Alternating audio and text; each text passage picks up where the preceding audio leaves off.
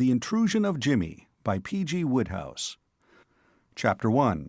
Jimmy Makes a Bet. The main smoking room of the Strollers Club had been filling for the last half hour, and was now nearly full.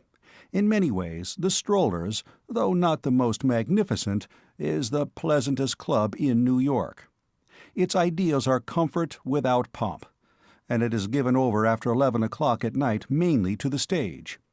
Everybody is young, clean-shaven, and full of conversation, and the conversation strikes a purely professional note.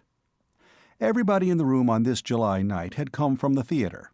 Most of those present had been acting, but a certain number had been to the opening performance of the latest Better Than Raffles play. There had been something of a boom that season in dramas whose heroes appealed to the public more pleasantly across the footlights than they might have done in real life. In the play that had opened tonight, Arthur Mifflin, an exemplary young man off the stage, had been warmly applauded for a series of actions which, performed anywhere except in the theater, would certainly have debarred him from remaining a member of the Strollers or any other club. In faultless evening dress, with a debonair smile on his face, he had broken open a safe, stolen bonds and jewelry to a large amount, and escaped without a blush of shame via the window. He had foiled a detective through 4 acts and held up a band of pursuers with a revolver. A large audience had intimated complete approval throughout. "It's a hit, all right," said somebody through the smoke. "These near-Raffles plays always are," grumbled Willett, who played bluff fathers in musical comedy. "A few years ago, they would have been scared to death of putting on a show with a crook as a hero. Now, it seems to me the public doesn't want anything else. Not that they know what they do want," he concluded mournfully. The Belle of Boulogne, in which Willett sustained the role of Cyrus K. Higgs, a Chicago millionaire, was slowly fading away on a diet of paper, and this possibly prejudiced him. Raikes, the character actor, changed the subject. If Willett once got started on the wrongs of the ill-fated Belle, general conversation would become impossible.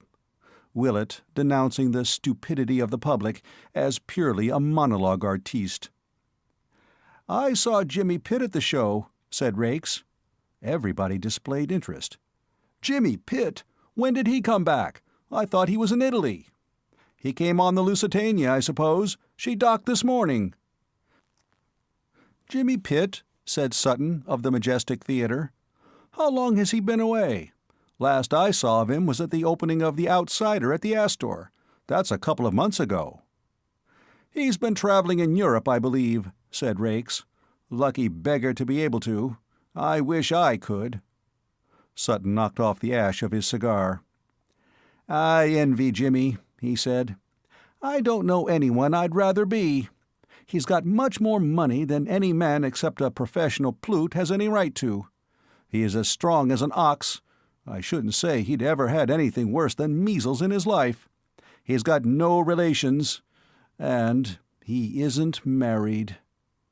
Sutton, who has been married 3 times, spoke with some feeling. "He's a good chap, Jimmy," said Raikes. "Yes," said Arthur Mifflin. "Yes, Jimmy is a good chap. I've known him for years. I was at college with him. He hasn't got my brilliance of intellect, but he has some wonderfully fine qualities. For one thing, I should say he had put more deadbeats on their legs again than half the men in New York put together." "Well," growled Willett, whom the misfortunes of the Belle had soured, "what's there in that? It's mighty easy to do the philanthropist act when you're next door to a millionaire." "Yes," said Mifflin warmly, "but it's not so easy when you're getting $30 a week on a newspaper. When Jimmy was a reporter on the news, there used to be a whole crowd of fellows just living on him. Not borrowing the occasional dollar, mind you, but living on him, sleeping on his sofa, and staying to breakfast. It made me mad. I used to ask him why he stood for it. He said there was nowhere else for them to go, and he thought he could see them through all right, which he did, though I don't see how he managed it on 30 a week." "If a man's fool enough to be an easy mark," began Willett. "Oh, cut it out," said Rakes. "We don't want anybody knocking Jimmy here." "All the same," said Sutton, "it seems to me that it was mighty lucky that he came into that money. You can't keep open house forever on 30 a week. By the way, Arthur, how was that? I heard it was his uncle." "It wasn't his uncle," said Mifflin. "It was by way of being a romance of sorts, I believe. Fellow who had been in love with Jimmy's mother years ago went west, made a pile, and left it to Mrs. Pitt or her children. She had been dead some time when that happened. Jimmy, of course, hadn't a notion of what was coming to him, when suddenly he got a solicitor's letter asking him to call. He rolled round and found that there was about $500,000 just waiting for him to spend it." Jimmy Pitt had now definitely ousted Love the Cracksman as a topic of conversation. Everybody present knew him. Most of them had known him in his newspaper days, and though every man there would have perished rather than admit it, they were grateful to Jimmy for being exactly the same to them now that he could sign a check for $500,000 as he had been on the old 30-a-week basis. Inherited wealth, of course, does not make a young man nobler or more admirable, but the young man does not always know this. "Jimmy's had a queer life," said Mifflin. "He's been pretty much everything in his time. Did you know he was on the stage before he took up newspaper work? Only on the road, I believe. He got tired of it and cut it out. That's always been his trouble. He wouldn't settle down to anything. He studied law at Yale, but he never kept it up. After he left the stage, he moved all over the States without a cent, picking up any odd job he could get. He was a waiter once for a couple of days, but they fired him for breaking plates. Then he got a job in a jeweler's shop. I believe he's a bit of an expert on jewels. At another time, he made $100 by staying 3 rounds against Kid Brady when the Kid was touring the country after he got the championship away from Jimmy Garwin. The Kid was offering $100 to anyone who could last 3 rounds with him. Jimmy did it on his head. He was the best amateur of his weight I ever saw. The Kid wanted him to take up scrapping seriously, but Jimmy wouldn't have stuck to anything long enough in those days. He is one of those gypsies of the world. He was never really happy unless he was on the move, and he doesn't seem to have altered since he came into his money." "Well, he can afford to keep on the move now," said Rakes. "I wish I—" "Did you ever hear about Jimmy and—" Mifflin was beginning, when the odyssey of Jimmy Pitt was interrupted by the opening of the door and the entrance of Ulysses in person.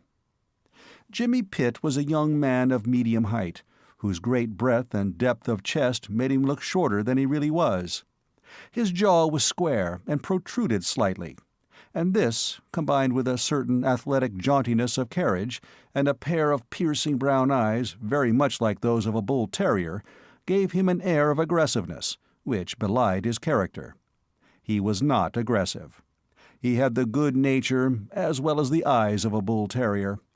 Also, he possessed, when stirred, all the bull-terrier's dogged determination.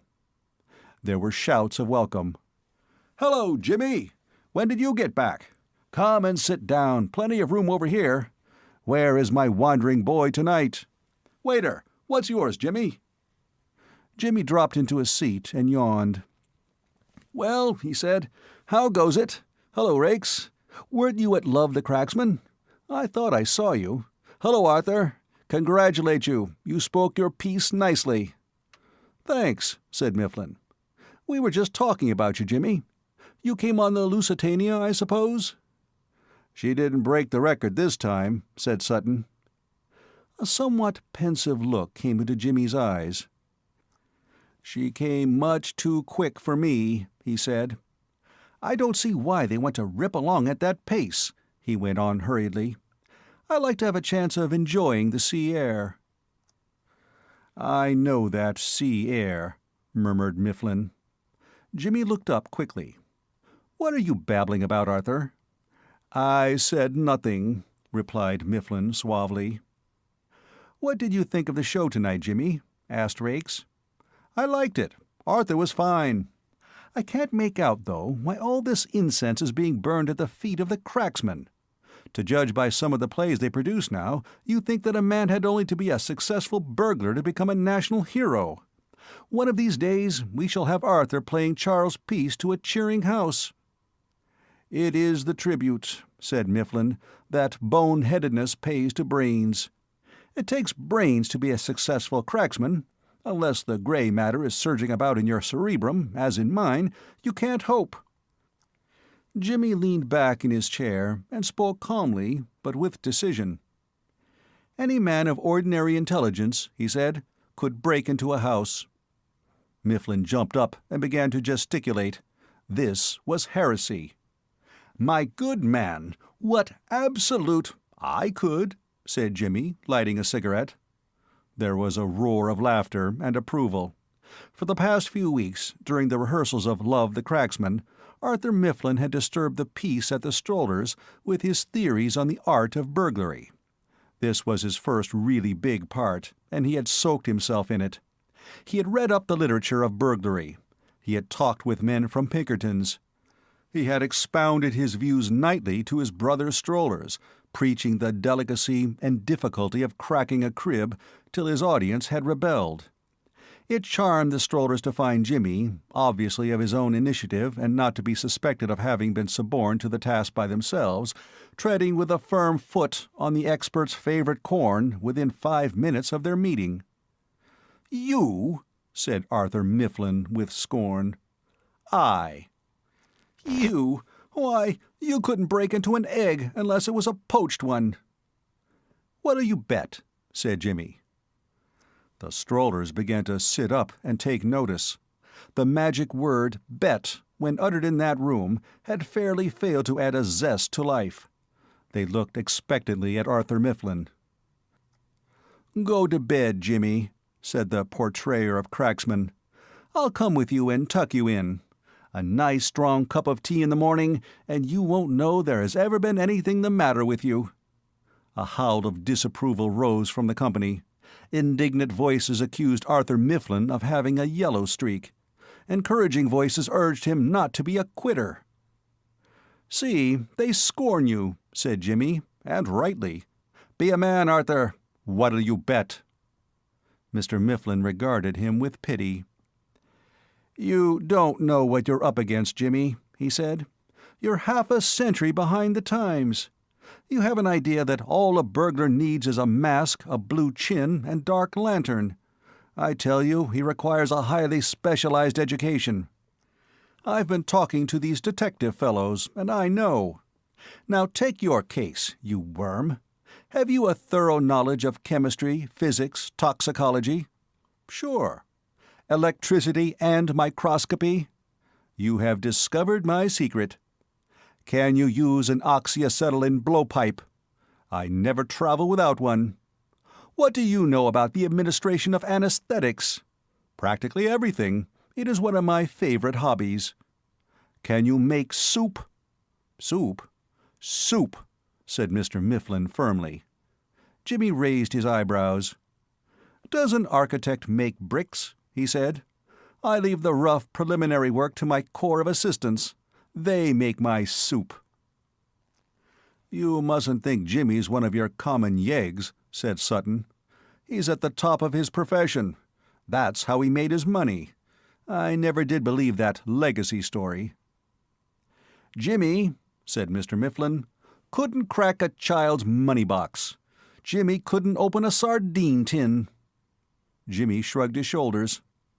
What'll you bet? He said again. Come on, Arthur. You're earning a very good salary. What'll you bet? Make it a dinner for all present, suggested Rakes, a canny person who believed in turning the wayside happenings of life, when possible, to his personal profit. The suggestion was well received. All right, said Mifflin. How many of us are there? 1, 2, 3, 4. Loser buys a dinner for 12. A good dinner, interpolated Rakes softly. A good dinner, said Jimmy. Very well. How long do you give me, Arthur? How long do you want? There ought to be a time limit, said Rakes. It seems to me that a flyer like Jimmy ought to be able to manage it at short notice. Why not tonight? Nice, fine night. If Jimmy doesn't crack a crib tonight, it's up to him. That suit you, Jimmy?" "Perfectly." Willett interposed. Willett had been endeavoring to drown his sorrows all the evening, and the fact was a little noticeable in his speech. "See here," he said, "how's Jimmy going to prove he's done it?" "Personally, I can take his word," said Mifflin. "That'd be hanged for a tale. What's to prevent him saying he's done it whether he has or not?" The strollers looked uncomfortable. Nevertheless, it was Jimmy's affair. "Why, you'd get your dinner in any case," said Jimmy. "A dinner from any host would smell as sweet." Willett persisted with muddled obstinacy. That's not point. It's principle of thing. Have this thing square and 'bove board, I say. That's what I say." "And very creditable to you being able to say it," said Jimmy cordially. "See if you can manage truly rural." "What I say is this. Jimmy's a faker. And what I say is, what's prevent him from saying he's done it when he hasn't done it?" "That'll be all right," said Jimmy. "I'm going to bury a brass tube with the stars and stripes in it under the carpet." Willett waved his hand. "That's quite factory," he said with dignity. "Nothing more to say." "Or a better idea," said Jimmy. "I'll carve a big J on the inside of the front door. Then anybody who likes can make inquiries next day. Well, I'm off home. Glad it's all settled. Anybody coming my way?" "Yes," said Arthur Mifflin. "We'll walk. First nights always make me as jumpy as a cat. If I don't walk my legs off, I shan't get to sleep tonight at all." "If you think I'm going to help you walk your legs off, my lad, you're mistaken. I propose to stroll gently home and go to bed." "Every little bit helps," said Mifflin. "Come along." "You want to keep an eye on Jimmy, Arthur," said Sutton. "He'll sandbag you and lift your watch as soon as look at you. I believe he's Arsène Lupin in disguise." Chapter 2. Pyramus and Thisbe. The two men turned up the street. They walked in silence. Arthur Mifflin was going over in his mind such outstanding events of the evening as he remembered: the nervousness, the relief of finding that he was gripping his audience, the growing conviction that he had made good, while Jimmy seemed to be thinking his own private thoughts. They had gone some distance before either spoke. "Who is she, Jimmy?" asked Mifflin. Jimmy came out of his thoughts with a start. "What's that?" "Who is she?" "I don't know what you mean." "Yes, you do. The sea air. Who is she?" "I don't know," said Jimmy simply. "You don't know? Well, what's her name?" "I don't know." "Doesn't the Lusitania still print a passenger list?" "She does."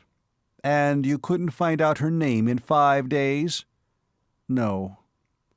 "And that's the man who thinks he can burgle a house," said Mifflin despairingly. They had arrived now at the building on the second floor of which was Jimmy's flat. "Coming in," said Jimmy. "Well, I was rather thinking of pushing on as far as the park. I tell you, I feel all on wires."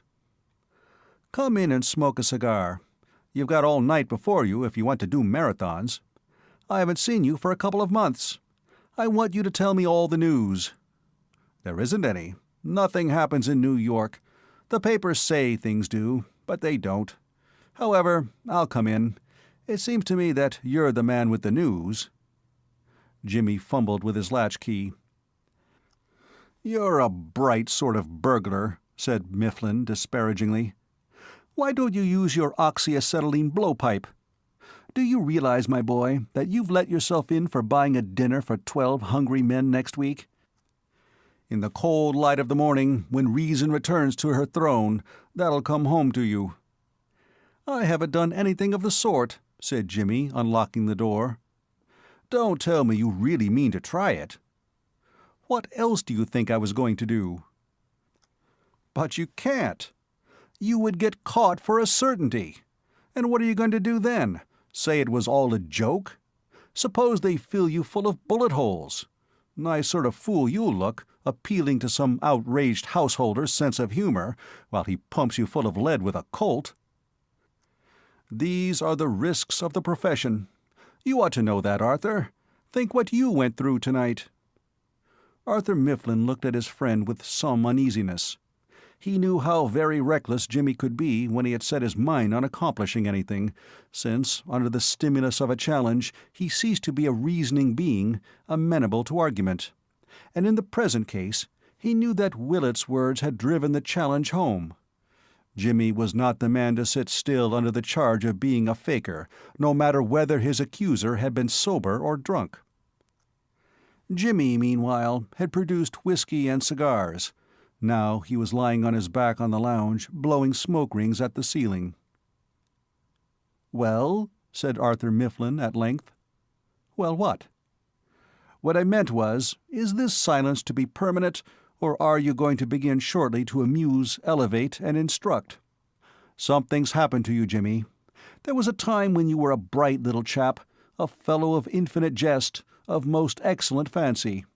Where be your jibes now, your gambols, your songs, your flashes of merriment that were wont to set the table in a roar when you were paying for the dinner?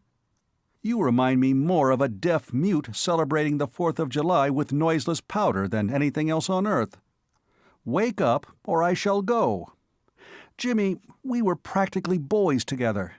Tell me about this girl, the girl you loved and were idiot enough to lose." Jimmy drew a deep breath. "Very well," said Mifflin complacently. "Sigh if you like. It's better than nothing." Jimmy sat up. "Yes, dozens of times," said Mifflin. "What do you mean?" "You were just going to ask me if I had ever been in love, weren't you?" "I wasn't, because I know you haven't. You have no soul. You don't know what love is." "Have it your own way," said Mifflin resignedly. Jimmy bumped back on the sofa. "I don't either," he said. "That's the trouble." Mifflin looked interested. "I know," he said. "You've got that strange, premonitory fluttering when the heart seems to thrill within you like some baby bird singing its first song, when— oh, cut it out! When you ask yourself timidly, 'Is it? Can it really be?' and answer shyly, 'No, yes, I believe it is.' I've been through it dozens of times. It is a recognized early symptom. Unless prompt measures are taken, it will develop into something acute. In these matters, stand on your Uncle Arthur. He knows." "You make me sick," Jimmy retorted. "You have our ear," said Mifflin kindly. "Tell me all." "There is nothing to tell." "Don't lie, James." "Well, practically nothing." "That's better." "It was like this." "Good." Jimmy wriggled himself into a more comfortable position and took a sip from his glass. "I didn't see her until the second day out." "I know that second day out. Well?" "We didn't really meet at all." "Just happened to be going to the same spot, eh?" "As a matter of fact, it was like this. Like a fool, I'd bought a second-class ticket." "What?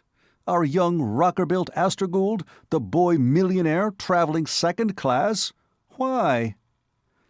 "I had an idea it would be better fun. Everybody's so much more cheery in the second cabin. You get to know people so much quicker.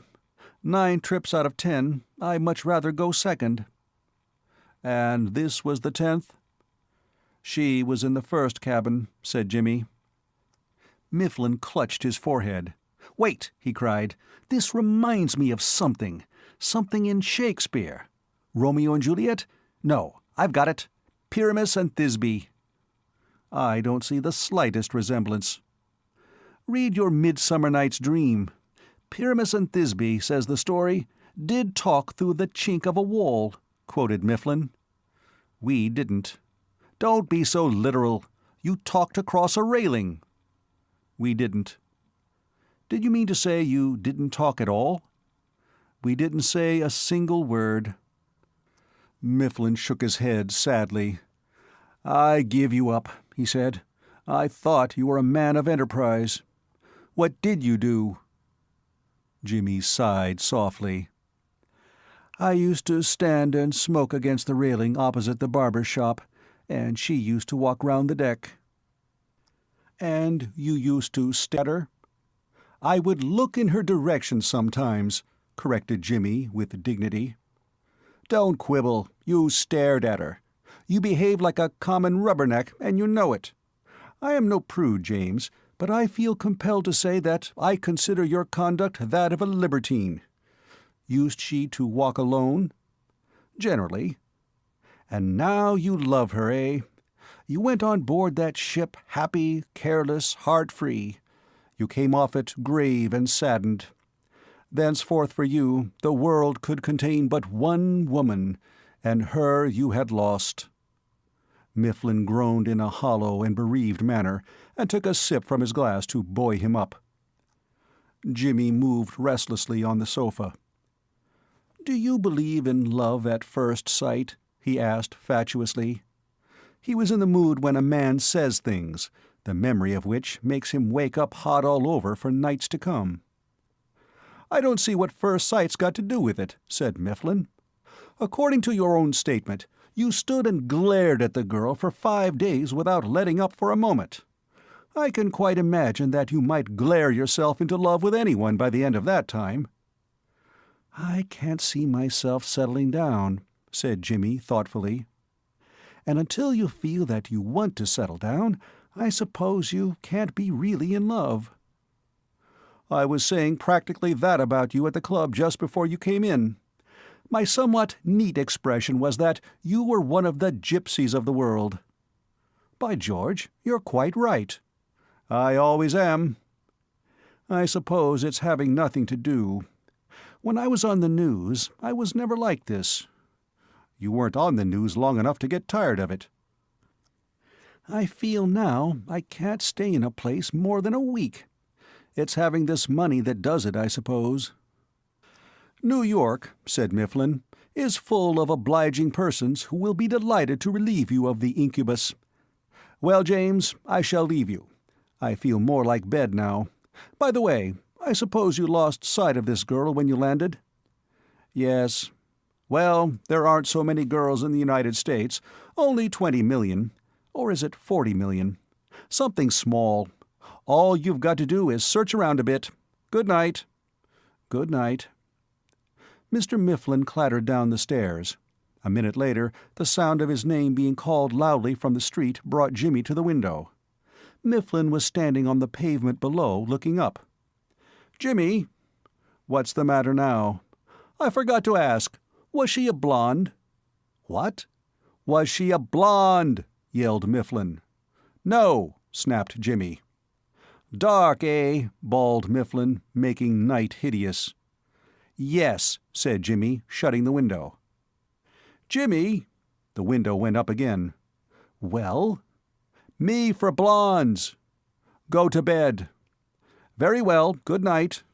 "Good night." Jimmy withdrew his head and sat down in the chair Mifflin had vacated. A moment later he rose and switched off the light. It was pleasanter to sit and think in the dark. His thoughts wandered off in many channels, but always came back to the girl on the Lusitania. It was absurd, of course. He didn't wonder that Arthur Mifflin had treated the thing as a joke. Good old Arthur. Glad he had made a success. But was it a joke? Who was it that said the point of a joke is like the point of a needle, so small that it is apt to disappear entirely when directed straight at oneself? If anybody else had told him such a limping romance, he would have laughed himself.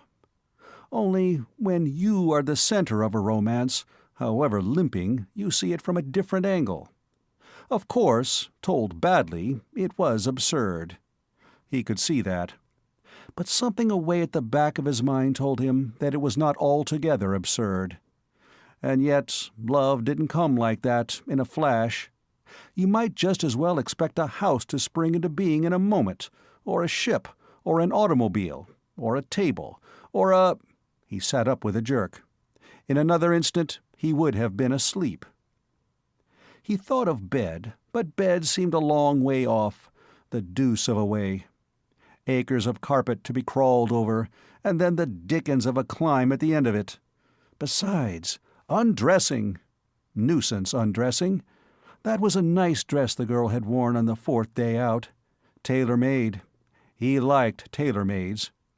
He liked all her dresses. He liked her. Had she liked him? So hard to tell if you don't get a chance of speaking. She was dark.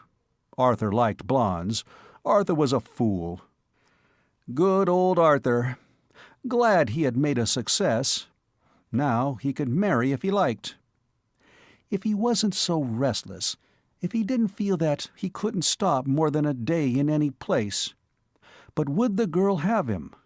If they had never spoken, it made it so hard to— At this point, Jimmy went to sleep.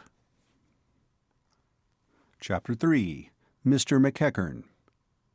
At about the time when Jimmy's meditations finally merged themselves in dreams, a certain Mr. John McEachern, captain of police, was seated in the parlor of his uptown villa, reading. He was a man built on a large scale. Everything about him was large: his hands, his feet, his shoulders, his chest, and particularly his jaw, which even in his moments of calm was aggressive, and which stood out when anything happened to ruffle him, like the ram of a battleship. In his patrolman days, which had been passed mainly on the East Side, this jaw of his had acquired a reputation from Park Row to 14th Street. No gang fight, however absorbing, could retain the undivided attention of the young blood of the Bowery when Mr. McEachern's jaw hove in sight, with the rest of his massive person in close attendance. He was a man who knew no fear, and had gone through disorderly mobs like an east wind. But there was another side to his character. In fact, that other side was so large that the rest of him, his readiness in combat and his zeal in breaking up public disturbances, might be said to have been only an offshoot. For his ambition was as large as his fist, and as aggressive as his jaw. He had entered the force with a single idea of becoming rich, and had set about achieving his object with a strenuous vigor that was as irresistible as his mighty locust stick. Some policemen are born grafters, some achieve graft, and some have graft thrust upon them. Mr. McEachern had begun by being the first, had risen to the second, and for some years now had been a prominent member of the small and hugely prosperous third class, the class that does not go out seeking graft, but sits at home and lets graft come to it. In his search for wealth, he had been content to abide his time. He did not want the trifling sum that every New York policeman acquires. His object was something bigger, and he was prepared to wait for it. He knew that small beginnings were an annoying but unavoidable preliminary to all great fortunes. Probably Captain Kidd had started in a small way. Certainly Mr. Rockefeller had. He was content to follow in the footsteps of the masters. A patrolman's opportunities of amassing wealth are not great. Mr. McEachern had made the best of a bad job. He had not disdained the dollars that came as single spies rather than in battalions. Until the time should arrive when he might angle for whales, he was prepared to catch sprats. Much may be done, even on a small scale, by perseverance. In those early days, Mr. McEachern's observant eye had not failed to notice certain peddlers who obstructed the traffic, diverse tradesmen who did the same by the sidewalk, and of restaurant keepers not a few with a distaste for closing at 1 o'clock in the morning. His researches in this field were not unprofitable. In a reasonably short space of time, he had put by the $3,000 that were the price of his promotion to detective sergeant. He did not like paying $3,000 for a promotion, but there must be sinking of capital if an investment is to prosper. Mr. McEachern came across and climbed one more step up the ladder. As detective sergeant, he found his horizon enlarged.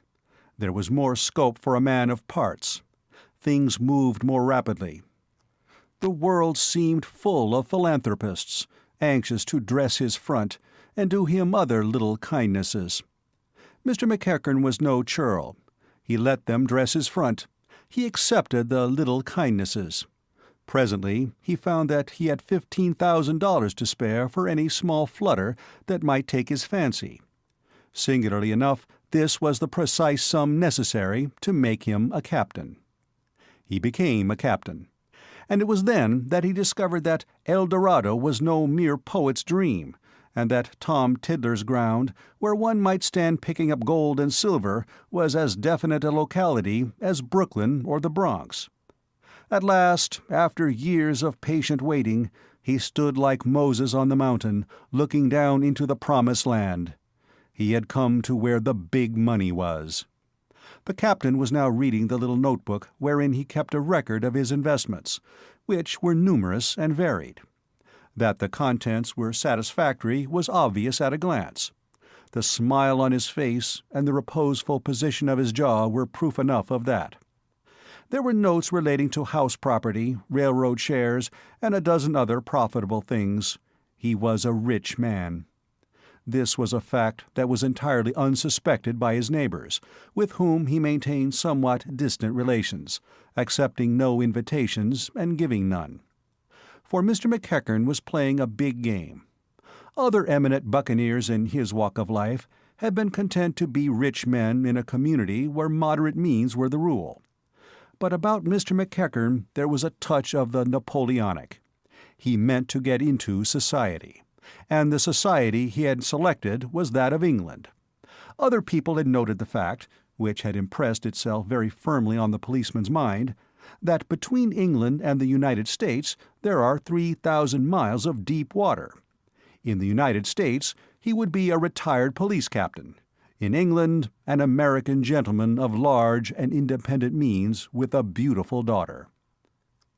That was the ruling impulse in his life, his daughter Molly. Though, if he had been a bachelor, he certainly would not have been satisfied to pursue a humble career aloof from graft. On the other hand, if it had not been for Molly, he would not have felt, as he gathered in his dishonest wealth, that he was conducting a sort of holy war. Ever since his wife had died, in his detective sergeant days, leaving him with a year-old daughter, his ambitions had been inseparably connected with Molly. All his thoughts were on the future. This New York life was only a preparation for the splendors to come. He spent not a dollar unnecessarily. When Molly was home from school, they lived together simply and quietly in the small house which Molly's taste made so comfortable. The neighbors, knowing his profession and seeing the modest scale on which he lived, told one another that here, at any rate, was a policeman whose hands were clean of graft. They did not know of the stream that poured week by week and year by year into his bank, to be diverted at intervals into the most profitable channels. Until the time should come for the great change, economy was his motto. The expenses of his home were kept within the bounds of his official salary. All extras went to swell his savings. He closed his book with a contented sigh and lighted another cigar. Cigars were his only personal luxury. He drank nothing, ate the simplest food, and made a suit of clothes last for quite an unusual length of time. But no passion for economy could make him deny himself smoke. He sat on, thinking. It was very late, but he did not feel ready for bed. A great moment had arrived in his affairs. For days, Wall Street had been undergoing one of its periodic fits of jumpiness. There had been rumors and counter-rumors, until finally, from the confusion, there had soared up like a rocket the one particular stock in which he was most largely interested. He had unloaded that morning, and the result had left him slightly dizzy. The main point to which his mind clung was that the time had come at last. He could make the great change now, at any moment that suited him. He was blowing clouds of smoke and gloating over this fact when the door opened, admitting a bull-terrier, a bulldog, and in the wake of the procession, a girl in a kimono and red slippers. End of Part 1. Part 2 of The Intrusion of Jimmy, by P.G. Wodehouse. Chapter 4. Molly. "Why, Molly," said the policeman, "what are you doing out of bed? I thought you were asleep." He placed a huge arm around her and drew her to his lap. As she sat there, his great bulk made her seem smaller than she really was. With her hair down and her little red slippers dangling half a yard from the floor, she seemed like a child. McEachern, looking at her, found it hard to realize that 19 years had passed since the moment when the doctor's raised eyebrows had reproved him for his monosyllabic reception of the news that the baby was a girl. "Do you know what time it is?" he said. 2 o'clock. "Much too late for you to be sitting here smoking," said Molly severely. "How many cigars do you smoke a day? Suppose you had married someone who wouldn't let you smoke." "Never stop your husband smoking, my dear. That's a bit of advice for you when you're married." "I'm never going to marry. I'm going to stop at home and darn your socks." "I wish you could," he said, drawing her closer to him. "But one of these days you're going to marry a prince.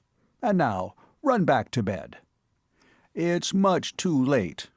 "It's no good, Father dear. I couldn't get to sleep. I've been trying hard for hours. I've counted sheep till I nearly screamed. It's Rasta's fault. He snores so." Mr. McEachern regarded the erring bulldog sternly. "Why do you have the brutes in your room?" "Why, to keep the boogaboos from getting me, of course. Aren't you afraid of the boogaboos getting you? But you're so big, you wouldn't mind. You just hit them. And they're not brutes, are you, darlings? You're angels, and you nearly burst yourselves with joy because Auntie had come back from England, didn't you? Father, did they miss me when I was gone? Did they pine away?" "They got like skeletons. We all did." "You?" "I should say so." "Then why did you send me away to England?" "I wanted you to see the country. Did you like it?" "I hated being away from you." "But you liked the country?" "I loved it." McEachern drew a breath of relief. The only possible obstacle to the great change did not exist. "How would you like to go back to England, Molly?" "To England? When I've just come home?" "If I went too." Molly twisted around so that she could see his face better. "There's something the matter with you, Father. You're trying to say something, and I want to know what it is. Tell me quick, or I'll make Rastus bite you." "It won't take long, dear. I've been lucky in some investments while you were away, and I'm going to leave the force, and take you over to England and find a prince for you to marry, if you think you would like it." "Father, it'll be perfectly splendid." "We'll start fair in England, Molly. I'll just be John McEachern from America, and if anybody wants to know anything about me, I'm a man who has made money on Wall Street, and that's no lie, and has come over to England to spend it." Molly gave his arm a squeeze. Her eyes were wet. "Father dear," she whispered, "I believe you've been doing it all for me. You've been slaving away for me ever since I was born, stinting yourself and saving money just so that I could have a good time later on." "No, no. It's true," she said. She turned on him with a tremulous laugh. "I don't believe you've had enough to eat for years. I believe you're all skin and bone. Never mind. Tomorrow I'll take you out and buy you the best dinner you've ever had, out of my own money. We'll go to Sherry's, and you shall start at the top of the menu and go straight down till you've had enough." "That will make up for everything. And now, don't you think you ought to be going to bed? You'll be losing all that color you got on the ship." "Soon, not just yet. I haven't seen you for such ages." She pointed at the bull terrier. "Look at Tommy, standing there and staring. He can't believe I've really come back. Father, there was a man on the Lusitania with eyes exactly like Tommy's, all brown and bright, and he used to stand and stare just like Tommy's doing." "If I had been there," said her father wrathfully, "I'd have knocked his head off." No, you wouldn't, because I'm sure he was really a very nice young man. He had a chin rather like yours, father. Besides, you couldn't have got at him to knock his head off, because he was traveling second class." "Second class? Then you didn't talk with him?" "We couldn't. You wouldn't expect him to shout at me across the railing. Only whenever I walked round the deck, he seemed to be there." "Staring." "He may not have been staring at me. Probably he was just looking the way the ship was going and thinking of some girl in New York. I don't think you can make much of a romance out of it, father." "I don't want to, my dear. Princes don't travel in the second cabin." "He may have been a prince in disguise." "More likely a drummer," grunted Mr. McEachern. "Drummers are often quite nice, aren't they?" "Princes are nicer." "Well, I'll go to bed and dream of the nicest one I can think of. Come along, dogs. Stop biting my slipper, Tommy. Why can't you behave like Rastus? Still, you don't snore, do you? Aren't you going to bed soon, father? I believe you've been sitting up late and getting into all sorts of bad habits while I've been away. I'm sure you have been smoking too much. When you finish that cigar, you're not even to think of another till tomorrow. Promise." "Not one?" "Not one. I'm not going to have my father getting like the people you read about in the magazine advertisements. You don't want to feel sudden shooting pains, do you?" "No, my dear." "And have to take some awful medicine?" "No." "Then promise." "Very well, my dear, I promise." As the door closed, the captain threw away the stump he was smoking and remained for a moment in thought. Then he drew another cigar from his case, lighted it, and resumed the study of the little notebook. It was past 3 o'clock when he went to his bedroom. Chapter 5. A Thief in the Night. How long the light had been darting about the room like a very much enlarged firefly, Jimmy did not know. It seemed to him like hours, for it had woven itself into an incoherent waking dream of his, and for a moment, as the mists of sleep passed away from his brain, he fancied that he was dreaming still. Then sleep left him, and he realized that the light, which was now moving slowly across the bookcase, was a real light. That the man behind it could not have been there long was plain, or he would have seen the chair and its occupant. He seemed to be taking the room step by step. As Jimmy sat up noiselessly and gripped the arm of the chair in readiness for a spring, the light passed from the bookcase to the table. Another foot or so to the left, and it would have fallen on Jimmy. From the position of the ray, Jimmy could see that the burglar was approaching on his side of the table. Though until that day he had not been in the room for 2 months, its geography was clearly stamped on his mind's eye. He knew almost to a foot where his visitor was standing. Consequently, when, rising swiftly from the chair, he made a football dive into the darkness, it was no speculative dive. It had a conscious aim, and was not restrained by any uncertainty as to whether the road to the burglar's knees was clear or not. His shoulder bumped into a human leg. His arms closed instantaneously on it and pulled. There was a yelp of dismay, and a crash. The lantern bounced away across the room and wrecked itself on the reef of the steam heater. Its owner collapsed in a heap on top of Jimmy. Jimmy, underneath at the fall, speedily put himself uppermost with a twist of his body. He had every advantage. The burglar was a small man, and had been taken very much by surprise, and any fight there might have been in him in normal circumstances had been shaken out of him by the fall. He lay still, not attempting to struggle. Jimmy half arose, and pulling his prisoner by inches to the door, felt up the wall till he found the electric light button. The yellow glow that flooded the room disclosed a short, stocky youth of obviously Bowery extraction. A shock of vivid red hair was the first thing about him that caught the eye. A poet would have described him as Titian. His proprietor's friends and acquaintances probably called it carrots. Looking up at Jimmy from under this wealth of crimson was a not unpleasing face. It was not handsome, certainly, but there were suggestions of a latent good humor. The nose had been broken at one period of its career, and one of the ears was undeniably of the cauliflower type. But these are little accidents which may happen to any high-spirited young gentleman. In costume, the visitor had evidently been guided rather by individual taste than by the dictates of fashion. His coat was of rusty black, his trousers of gray, picked out with stains of various colors. Beneath the coat was a faded red and white sweater. A hat of soft felt lay on the floor by the table. The cut of the coat was poor, and the fit of it spoiled by a bulge in one of the pockets. Diagnosing this bulge correctly, Jimmy inserted his hand and drew out a dingy revolver. "Well?" he said, rising. Like most people, he had often wondered what he should do if he were to meet a burglar, and he had always come to the conclusion that curiosity would be his chief emotion. His anticipations were proved perfectly correct.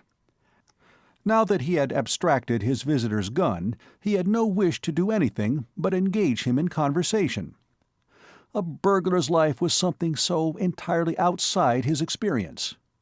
He wanted to learn the burglar's point of view. Incidentally, he reflected with amusement, as he recalled his wager, he might pick up a few useful hints. The boy on the floor sat up and rubbed the back of his head ruefully. "Gee," he muttered, "I thought some guy had thrown the building at me." "It was only little me," said Jimmy. "Sorry if I hurt you at all. You really want a mat for that sort of thing." The boy's hand went furtively to his pocket. Then his eye caught sight of the revolver, which Jimmy had placed on the table. With a sudden dash, he seized it. "Now then, boss," he said, between his teeth. Jimmy extended his hand and unclasped it. 6 shells lay in the palm. "Why worry?" he said. "Sit down and let us talk of life." "It's a fair cop, boss," said the man resignedly. "Away with the melancholy," said Jimmy. "I'm not going to call the police. You can beat it whenever you like." The man stared. "I mean it," said Jimmy. "What's the trouble? I've no grievance. I wish, though, if you haven't any important engagement, you would stop and talk a while first." A broad grin spread itself across the other's face. There was something singularly engaging about him when he grinned. "Gee, if yous ain't going to call the cops, I'll talk till the chickens roost again." "Talking, however," said Jimmy, "is dry work. Are you by any chance on the wagon?" "What's dat? Me? On your way, boss." "Then you'll find a pretty decent whiskey in that decanter. Help yourself. I think you'll like it." A musical gurgling, followed by a contented sigh, showed that the statement had been tested and proved correct. "Cigar?" asked Jimmy. "Me for dat," assented his visitor. "Take a handful." "I eats dem alive," said the marauder jovially, gathering in the spoils. Jimmy crossed his legs. "By the way," he said, "let there be no secrets between us. What's your name? Mine is Pitt. James Willoughby Pitt." "Mullins is my monica, boss. Spike, they calls me." "And you make a living at this sort of thing?" "Not so wise." "How did you get in here?" Spike Mullins grinned. "Gee, ain't the window open?" "If it hadn't been?" "I'd 'a' busted it." Jimmy eyed the fellow fixedly.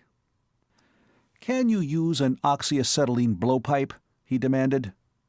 Spike was on the point of drinking. He lowered his glass and gaped. "What's dat?" he said. "An oxyacetylene blowpipe." "Search me," said Spike blankly. "Dat gets past me." Jimmy's manner grew more severe. "Can you make soup?" "Soup, boss?" "He doesn't know what soup is," said Jimmy despairingly. "My good man, I'm afraid you have missed your vocation. You have no business to be trying to burgle. You don't know the first thing about the game." Spike was regarding the speaker with disquiet over his glass. Till now, the red-haired one had been very well satisfied with his methods, but criticism was beginning to sap his nerve. He had heard tales of masters of his craft who had made use of fearsome implements, such as Jimmy had mentioned. Burglars who had an airy acquaintanceship, bordering on insolent familiarity, with the marvels of science. Men to whom the latest inventions were as familiar as his own Jemmy was to himself. Could this be one of that select band? His host began to take on a new aspect in his eyes. "Spike," said Jimmy. "Huh?" "Have you a thorough knowledge of chemistry, physics?" "On your way, boss." "Toxicology?" "Search me." "Electricity and microscopy?" 9-10, that's the finish. I'm down and out. Jimmy shook his head sadly. "Give up burglary," he said. "It's not in your line. Better try poultry farming." Spike twiddled his glass, abashed. "Now I," said Jimmy airily, "am thinking of breaking into a house tonight." "Gee!" exclaimed Spike, his suspicions confirmed at last. "I thought you was in the game, boss. Sure, you're the guy that's onto all the curves. I thought so all along." "I should like to hear," said Jimmy amusedly, as one who draws out an intelligent child, "how you would set about burgling one of those uptown villas. My own work has been on a somewhat larger scale, and on the other side of the Atlantic." "The other side?"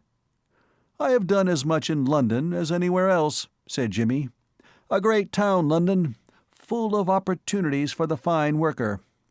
Did you hear of the cracking of the new Asiatic Bank in Lombard Street?" "No, boss," whispered Spike. "Was that you?" Jimmy laughed. "The police would like an answer to the same question," he said self-consciously.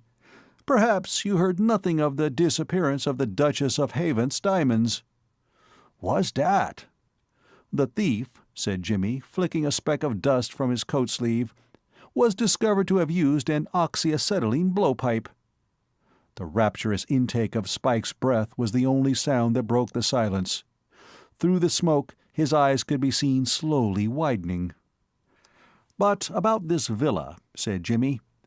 "I am always interested even in the humblest sides of the profession. Now tell me, supposing you were going to break into a villa, what time of night would you do it?" "I always thinks it's best either late like dis, or when the folks is in at supper," said Spike respectfully. Jimmy smiled a faint, patronizing smile and nodded. "Well, and what would you do?" "I'd rubber around some to see if isn't there a window open somewheres," said Spike diffidently. "And if there wasn't?" "I'd climb up the porch and into one of the bedrooms," said Spike, almost blushing. He felt like a boy reading his first attempts at original poetry to an established critic. What would this master cracksman, this polished wielder of the oxyacetylene blowpipe, this expert in toxicology, microscopy, and physics think of his callow outpourings? "How would you get into the bedroom?" Spike hung his head. "Bust a catch wit me Jemmy," he whispered shamefacedly. "Burst the catch with your Jemmy?" "It's the only way I ever learned," pleaded Spike. The expert was silent. He seemed to be thinking. The other watched his face humbly. "How would youse do it, boss?" he ventured timidly at last. "Eh?" "How would youse do it?" "Why, I'm not sure," said the master graciously. "Whether your way might not do in a case like that. It's crude, of course, but with a few changes it would do." "Gee, boss, is that right?" queried the astonished disciple. "It would do," said the master, frowning thoughtfully. "It would do quite well, quite well." Spike drew a deep breath of joy and astonishment. That his method should meet the approval from such a mind! "Gee," he whispered, as who would say, "I and Napoleon." Chapter 6. An Exhibition Performance. Cold reason may disapprove of wagers, but without a doubt there is something joyous and lovable in the type of mind that rushes at the least provocation into the making of them, something smacking of the spacious days of the Regency. Nowadays the spirit seems to have deserted England. When Mr. Asquith became Premier of Great Britain, no earnest forms were to be observed rolling peanuts along the Strand with a toothpick. When Mr. Asquith is dethroned, it is improbable that any Briton will allow his beard to remain unshaved until the Liberal party returns to office. It is in the United States that the wager has found a home. It is characteristic of some minds to dash into a wager with the fearlessness of a soldier in a forlorn hope, and once in, to regard it almost as a sacred trust. Some men never grow up out of the schoolboy spirit of daring. To this class Jimmy Pitt belonged. He was of the same type as the men in the comic opera who proposed to the lady because somebody bet him he wouldn't. There had never been a time when a challenge, a dare, had not acted as a spur to him. In his newspaper days, life had been one long series of challenges. They had been the essence of the business. A story had not been worth getting unless the getting were difficult. With the conclusion of his newspaper life came a certain flatness into the scheme of things. There were times, many times, when Jimmy was bored. He hungered for excitement, and life appeared to have so little to offer. The path of the rich man was so smooth, and it seemed to lead nowhere. This task of burgling a house was like an unexpected treat to a child. With an intensity of purpose that should have touched his sense of humor, but, as a matter of fact, did not appeal to him as ludicrous in any way, he addressed himself to the work. The truth was that Jimmy was one of those men who are charged to the brim with force. Somehow the force had to find an outlet. If he had undertaken to collect birds' eggs, he would have set about it with the same tense energy. Spike was sitting on the edge of his chair, dazed but happy, his head still buzzing from the unhoped-for praise. Jimmy looked at his watch. It was nearly 3 o'clock. A sudden idea struck him. The gods had provided gifts, why not take them? "Spike." "Huh?" "Would you care to come and crack a crib with me now?"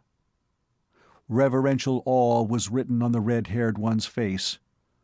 "Gee, boss." "Would you?" "Surest thing you know, boss." "Or rather," proceeded Jimmy, "would you care to crack a crib while I came along with you? Strictly speaking, I am here on a vacation, but a trifle like this isn't real work. It's this way," he explained. "I've taken a fancy to you, Spike, and I don't like to see you wasting your time on coarse work. You have the root of the matter in you, and with a little coaching I could put a polish on you. I wouldn't do this for everyone, but I hate to see a man bungling who might do better. I want to see you at work. Come right along, and we'll go uptown, and you shall start in. Don't get nervous, just work as you would if I were not there. I shall not expect too much. Rome was not built in a day. When we are through, I will criticize a few of your mistakes. How does that suit you?" "Gee, boss, great! And I know where there's a peach of a place, boss. Regular soft proposition. A friend of mine told me. It's—" "Very well, then. One moment, though." He went to the telephone. Before he had left New York on his travels, Arthur Mifflin had been living at a hotel near Washington Square. It was probable that he was still there. He called up the number. The night clerk was an old acquaintance of his. "Hello, Dixon," said Jimmy. "Is that you?" "I'm Pitt." "Pitt! Yes, I'm back. How did you guess? Yes, very pleasant. Has Mr. Mifflin come in yet? Gone to bed? Never mind, call him up, will you? Good." Presently the sleepy and outraged voice of Mr. Mifflin spoke at the other end of the line. "What's wrong? Who the devil's that?" "My dear Arthur, where you pick up such expressions I can't think.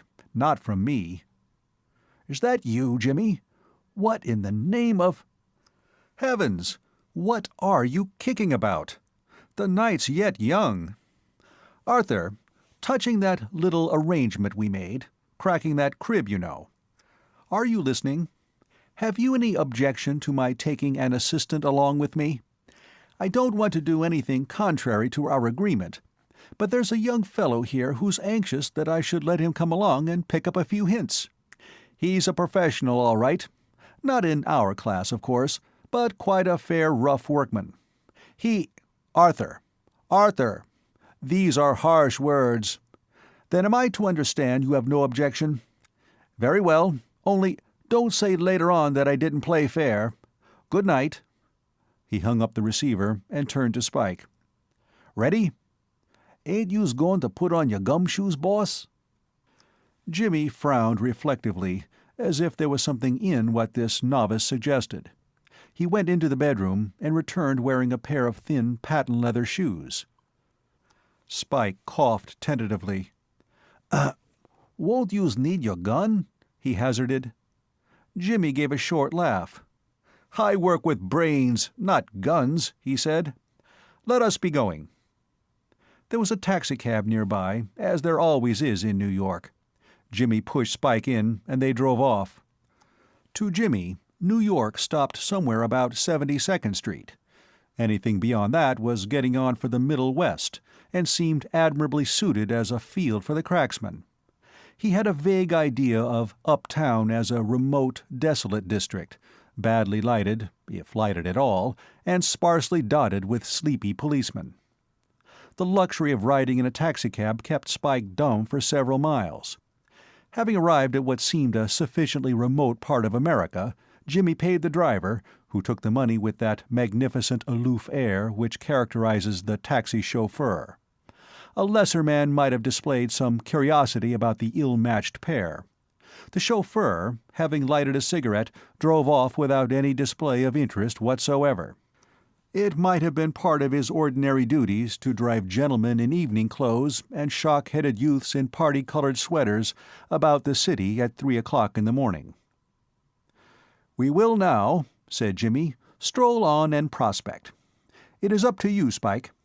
Didn't you say something about knowing a suitable house somewhere? Are we anywhere near it?" Spike looked at the number of the street.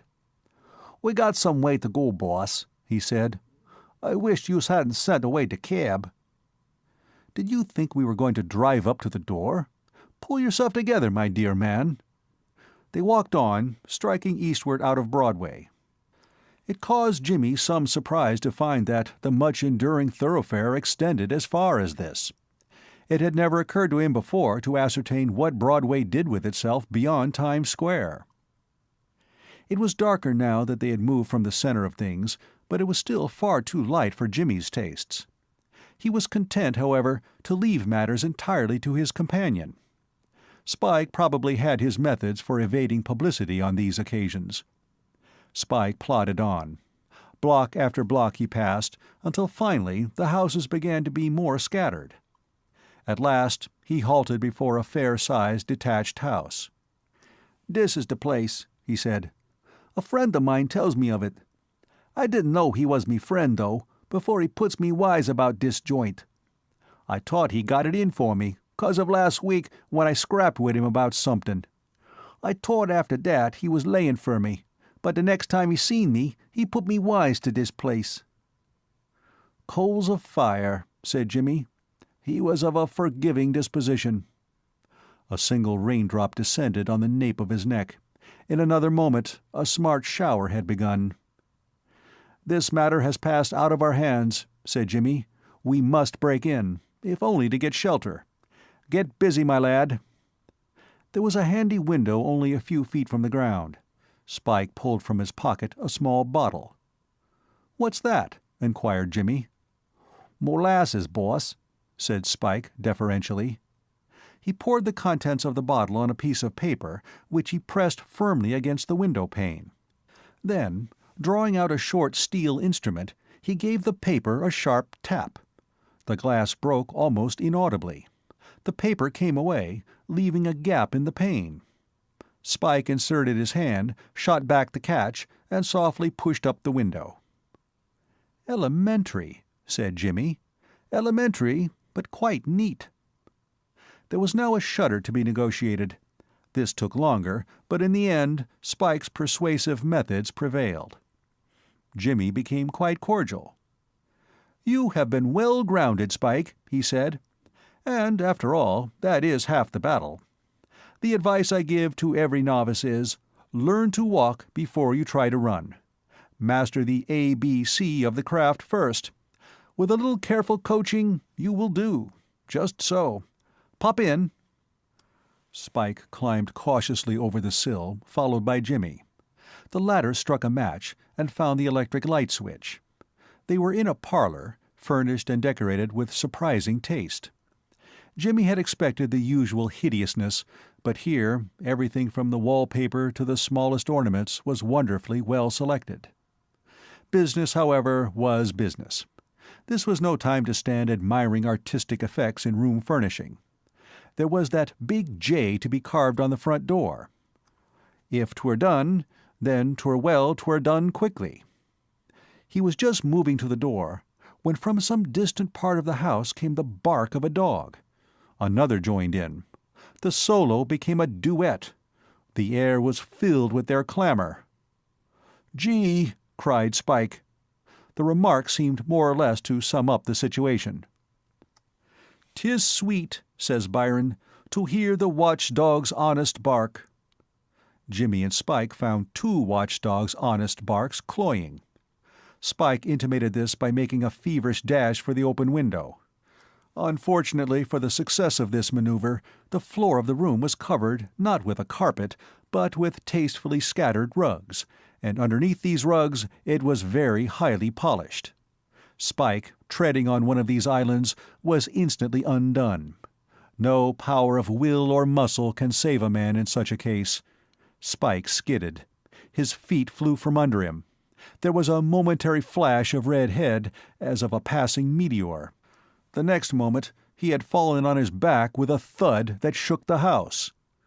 Even in the crisis, the thought flashed across Jimmy's mind that this was not Spike's lucky night. Upstairs, the efforts of the canine choir had begun to resemble the A che la morte duet in Il Trovatore. Particularly good work was being done by the baritone dog. Spike sat up, groaning. Equipped though he was by nature with a skull of the purest and most solid ivory, the fall had disconcerted him. His eyes, like those of Shakespeare's poet, rolling in a fine frenzy, did glance from heaven to earth, from earth to heaven. He passed his fingers tenderly through his vermilion hair. Heavy footsteps were descending the stairs. In the distance, the soprano dog had reached an A in alt and was holding it, while his fellow artiste executed runs in the lower register. "Get up!" hissed Jimmy. "There's somebody coming! Get up, you idiot, can't you?" It was characteristic of Jimmy that it never even occurred to him to desert the fallen one, and depart alone. Spike was his brother-in-arms. He would as soon have thought of deserting him as a sea captain would of abandoning the ship. Consequently, as Spike, despite all exhortations, continued to remain on the floor, rubbing his head and uttering "gee" at intervals in a melancholy voice, Jimmy resigned himself to fate and stood where he was, waiting for the door to open. It opened the next moment, as if a cyclone had been behind it. End of Part 2. Part 3 of The Intrusion of Jimmy by P.G. Wodehouse. Chapter 7. Getting Acquainted. A cyclone entering a room is apt to alter the position of things. This cyclone shifted a footstool, a small chair, a rug, and Spike. The chair, struck by a massive boot, whirled against the wall. The footstool rolled away. The rug crumpled up and slid. Spike, with a yell, leaped to his feet, slipped again, fell, and finally compromised on an all-fours position, in which attitude he remained, blinking. While these stirring acts were in progress, there was the sound of a door opening upstairs, followed by a scuttering of feet and an appalling increase in the canine contribution to the current noises. The duet had now taken on quite a Wagnerian effect. There raced into the room first a white bull terrier, he of the soprano voice, and, a bad second, his fellow artiste, the baritone, a massive bulldog, bearing a striking resemblance to the big man with the big lower jaw whose entrance had started the cyclone. And then, in theatrical parlance, the entire company held the picture. Upstage, with his hand still on the door, stood the man with the jaw. Downstage, Jimmy. Center, Spike and the bulldog, their noses a couple of inches apart, inspected each other with mutual disfavor. On the extreme OP side, the bull terrier, who had fallen foul of a wickerwork table, was crouching with extended tongue and rolling eyes, waiting for the next move. The householder looked at Jimmy. Jimmy looked at the householder. Spike and the bulldog looked at each other. The bull terrier distributed his gaze impartially around the company. "A typical scene of quiet American home life," murmured Jimmy. The householder glowered. "Hands up, you devils!" he roared, pointing a mammoth revolver. The two marauders humored his whim. "Let me explain," said Jimmy pacifically, shuffling warily around in order to face the bull terrier, who was now strolling in his direction with an ill-assumed carelessness. "Keep still, you blackguard!" Jimmy kept still. The bull terrier, with the same abstracted air, was beginning a casual inspection of his right trouser leg. Relations between Spike and the bulldog, meanwhile, had become more strained. The sudden flinging up of the former's arms had had the worst effects on the animal's nerves. Spike, the croucher on all fours, he might have tolerated. But Spike, the semaphore, inspired him with thoughts of battle. He was growling in a moody, reflective manner. His eye was full of purpose. It was probably this that caused Spike to look at the householder.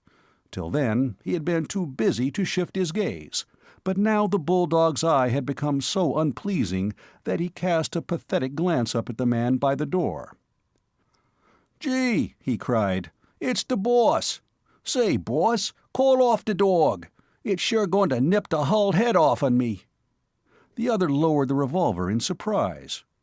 "So, it's you, you limb of Satan," he remarked. "I thought I had seen that damned red head of yours before. What are you doing in my house?" Spike uttered a howl, in which indignation and self-pity were nicely blended. "I'll lay for that Swede," he cried. "I'll soak it to him good. Boss, I've had a raw deal. On the level I has. They's a feller I know, a fat Swede, old Larson his moniker is, and this feller and me started a scrappin' last week, and I puts it all over him, so he had it in for me. But he comes up to me, like as if he's meanin' to be good, and he says he's got a soft proposition for me if I'll give him half. So I says, all right, where is it?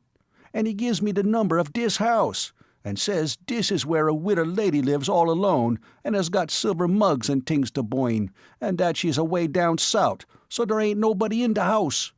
Gee, I'll soak it to that Swede. It was a raw deal, boss.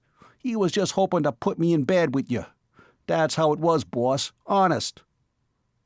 The big man listened to this sad story of Grecian gifts in silence. Not so the bulldog, which growled from start to finish. Spike eyed it uneasily. "Won't you call off the dog, boss?" he said. The other stooped and grasped the animal's collar, jerking him away. "The same treatment," suggested Jimmy with approval, "would also do a world of good to this playful and affectionate animal, unless he is a vegetarian, in which case, don't bother." The big man glowered at him. "Who are you?" he demanded. "My name," began Jimmy, "is—" "Say," said Spike, "he's a champion burglar, boss." The householder shut the door. "Eh?" he said. "He's a champion burglar from the other side. He sure is. From London. Gee, he's the guy. Tell him about the bank you opened, and the jewels you swiped from the Duchess, and that, what-you-call-it, blowpipe." It seemed to Jimmy that Spike was showing a certain want of tact. When you are discovered by a householder, with revolver, in his parlor at 3:30 in the morning, it is surely an injudicious move to lay stress on your proficiency as a burglar. The householder may be supposed to take that for granted. The side of your character that should be advertised in such a crisis is the non-burglarious. Allusion should be made to the fact that, as a child, you attended Sunday school regularly, and to what the minister said when you took the divinity prize. The idea should be conveyed to the householder's mind that, if let off with a caution, your innate goodness of heart will lead you to reform and to avoid such scenes in the future. With some astonishment, therefore, Jimmy found that these revelations, so far from prejudicing the man with the revolver against him, had apparently told in his favor.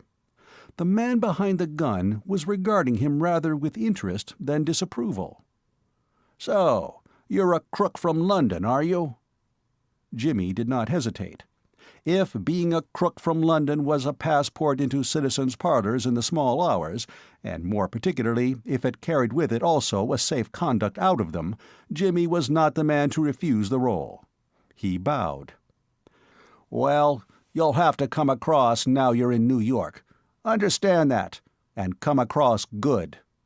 "Sure he will," said Spike, charmed that the tension had been relieved and matters placed upon a pleasant and businesslike footing. "He'll be good. He's next to the game, sure." "Sure," echoed Jimmy courteously. He did not understand, but things seemed to be taking a turn for the better, so why disturb the harmony? "Dis gent," said Spike respectfully, "is boss of the cops. Police captain," he corrected himself. A light broke upon Jimmy's darkness. He wondered he had not understood before. He had not been a newspaper man in New York for a year without finding out something of the inner workings of the police force. He saw now why the other's manner had changed. "Pleased to meet you," he said. "Must have a talk together one of these days." "We must," said the police captain significantly. He was rich, richer than he had ever hoped to be, but he was still on Tom Tiddler's ground and meant to make the most of it. "Of course, I don't know your methods on this side, but anything that's usual—" "I'll see you at my office. Spike Mullins will show you where it is." "Very well. You must forgive this preliminary informal call. We came in more to shelter from the rain than anything." "You did you?" Jimmy felt that it behooved him to stand on his dignity. The situation demanded it. "Why," he said with some hauteur, "in the ordinary course of business, I should hardly waste time over a small crib like—" "It's Banks for his," murmured Spike rapturously. "He eats them alive, and jewels from duchesses." "I admit a partiality for jewels and duchesses," said Jimmy. "And now, as it's a little late, perhaps we had better— Ready, Spike? Good night, then. Pleased to have met you." "I'll see you at my office." "I may possibly look in. I shall be doing very little work in New York, I fancy.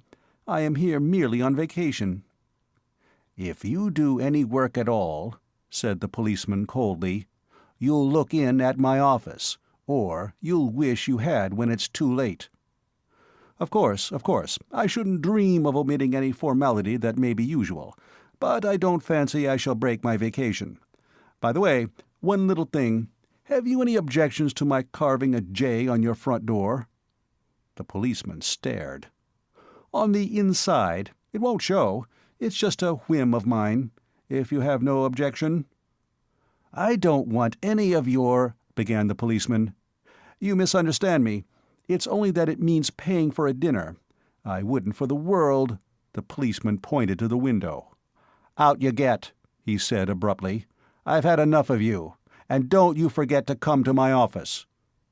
Spike, still deeply mistrustful of the bulldog Rastus, jumped at the invitation. He was through the window and out of sight in the friendly darkness almost before the policeman had finished speaking. Jimmy remained. "I shall be delighted," he had begun. Then he stopped. In the doorway was standing a girl whom he recognized. Her startled look told him that she, too, had recognized him. Not for the first time since he had set out from his flat that night in Spike's company, Jimmy was conscious of a sense of the unreality of things. It was all so exactly as it would have happened in a dream. He had gone to sleep thinking of this girl, and here she was. But a glance at the man with the revolver brought him back to earth. There was nothing of the dream world about the police captain. That gentleman, whose back was toward the door, had not observed the addition to the company. Molly had turned the handle quietly, and her slippered feet made no sound. It was the amazed expression on Jimmy's face that caused the captain to look toward the door. "Molly!" The girl smiled, though her face was white. Jimmy's evening clothes had reassured her. She did not understand how he came to be there, but evidently there was nothing wrong. She had interrupted a conversation, not a conflict. "I heard the noise and you going downstairs, and I sent the dogs down to help you, Father," she said. "And then, after a little, I came down to see if you were all right." Mr. McEachern was perplexed. Molly's arrival had put him in an awkward position. To denounce the visitor as a cracksman was now impossible, for he knew too much. The only real fear of the policeman's life was lest some word of his money-making methods might come to his daughter's ears. Quite a brilliant idea came to him. "A man broke in, my dear," he said. "This gentleman was passing and saw him." "Distinctly," said Jimmy. "An ugly-looking customer."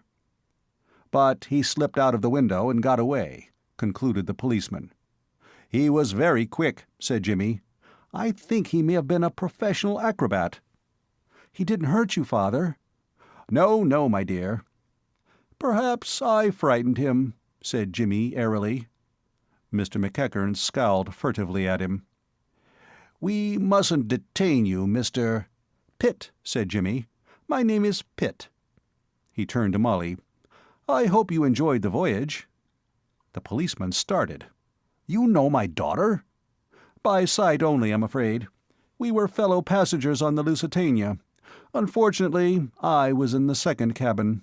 I used to see your daughter walking the deck sometimes." Molly smiled. "I remember seeing you sometimes." McEachern burst out. "Then you—" He stopped and looked at Molly.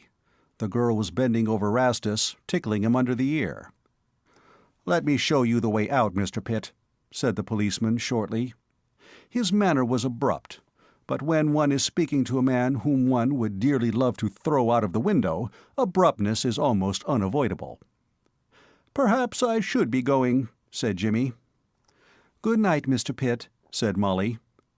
"I hope we shall meet again," said Jimmy.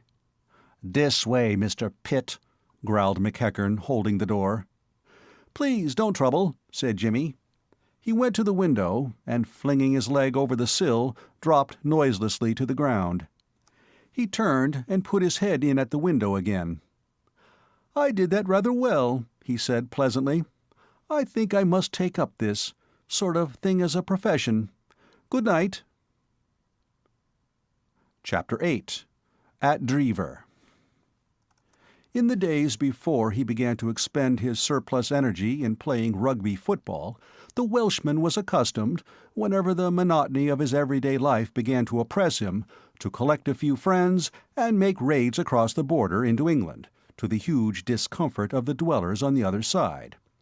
It was to cope with this habit that Drever Castle, in the county of Shropshire, came into existence. It had met a long-felt want. In time of trouble it became a haven of refuge. From all sides people poured into it, emerging cautiously when the marauders had disappeared. In the whole history of the castle there is but one instance recorded of a bandit attempting to take the place by storm, and the attack was an emphatic failure. On receipt of a ladleful of molten lead, aimed to a nicety by one John, the chaplain, evidently one of those sporting parsons, this warrior retired, done to a turn, to his mountain fastnesses, and was never heard of again. He would seem, however, to have passed the word around among his friends, for subsequent raiding parties studiously avoided the castle, and a peasant who had succeeded in crossing its threshold was for the future considered to be home and out of the game. Such was the Drever of old. In later days, the Welshman having calmed down considerably, it had lost its militant character. The old wall still stood, grey, menacing, and unchanged, but they were the only link with the past. The castle was now a very comfortable country house, nominally ruled over by Hildebrand Spencer Point de Burgh John Hanaside Combe Crumbie, 12th Earl of Drever, spenny to his relatives and intimates, a light-haired young gentleman of 24, but in reality the possession of his uncle and aunt, Sir Thomas and Lady Julia Blunt. Lord Drever's position was one of some embarrassment. At no point in their history had the Drevers been what might call a parsimonious family. If a chance presented itself of losing money in a particularly wild and futile manner, the Drever of the period had invariably sprung at it with the vim of an energetic bloodhound. The South Sea bubble absorbed £200,000 of good Drever money, and the remainder of the family fortune was squandered to the ultimate penny by the sportive gentleman who held the title in the days of the Regency, when Wattiers and the Cocoa Tree were in their prime, and fortunes had a habit of disappearing in a single evening. When Spenny became Earl of Drever, there was about $1.30 in the family coffers. This is the point at which Sir Thomas Blunt breaks into Drever history. Sir Thomas was a small, pink, fussy, obstinate man with a genius for trade and the ambition of an Alexander the Great, probably one of the finest and most complete specimens of the came over Waterloo Bridge with half a crown in my pocket and now look at me class of millionaires in existence. He had started almost literally with nothing. By carefully excluding from his mind every thought except that of making money, he had risen in the world with a gruesome persistence which nothing could check. At the age of 51, he was chairman of Blunt Stores, Limited, a member of Parliament, silent as a wax figure, but a great comfort to the party by virtue of liberal contributions to its funds, and a knight. This was good, but he aimed still higher, and meeting Spenny's aunt, Lady Julia Combe Crumbie, just at the moment when, financially, the Drevers were at their lowest ebb, he had effected a very satisfactory deal by marrying her, thereby becoming, as one might say, chairman of Drever Limited. Until Spenny should marry money, an act on which his chairman vehemently insisted, Sir Thomas held the purse, and except in minor matters ordered by his wife, of whom he stood in uneasy awe, had things entirely his own way. One afternoon, a little over a year after the events recorded in the preceding chapter, Sir Thomas was in his private room, looking out of the window, from which the view was very beautiful. The castle stood on a hill, the lower portion of which, between the house and the lake, had been cut into broad terraces. The lake itself and its island with the little boathouse in the center gave a glimpse of fairyland. But it was not altogether the beauty of the view that had drawn Sir Thomas to the window. He was looking at it chiefly because the position enabled him to avoid his wife's eye, and just at the moment he was rather anxious to avoid his wife's eye. A somewhat stormy board meeting was in progress, and Lady Julia, who constituted the board of directors, had been heckling the chairman. The point under discussion was one of etiquette, and in matters of etiquette Sir Thomas felt himself at a disadvantage.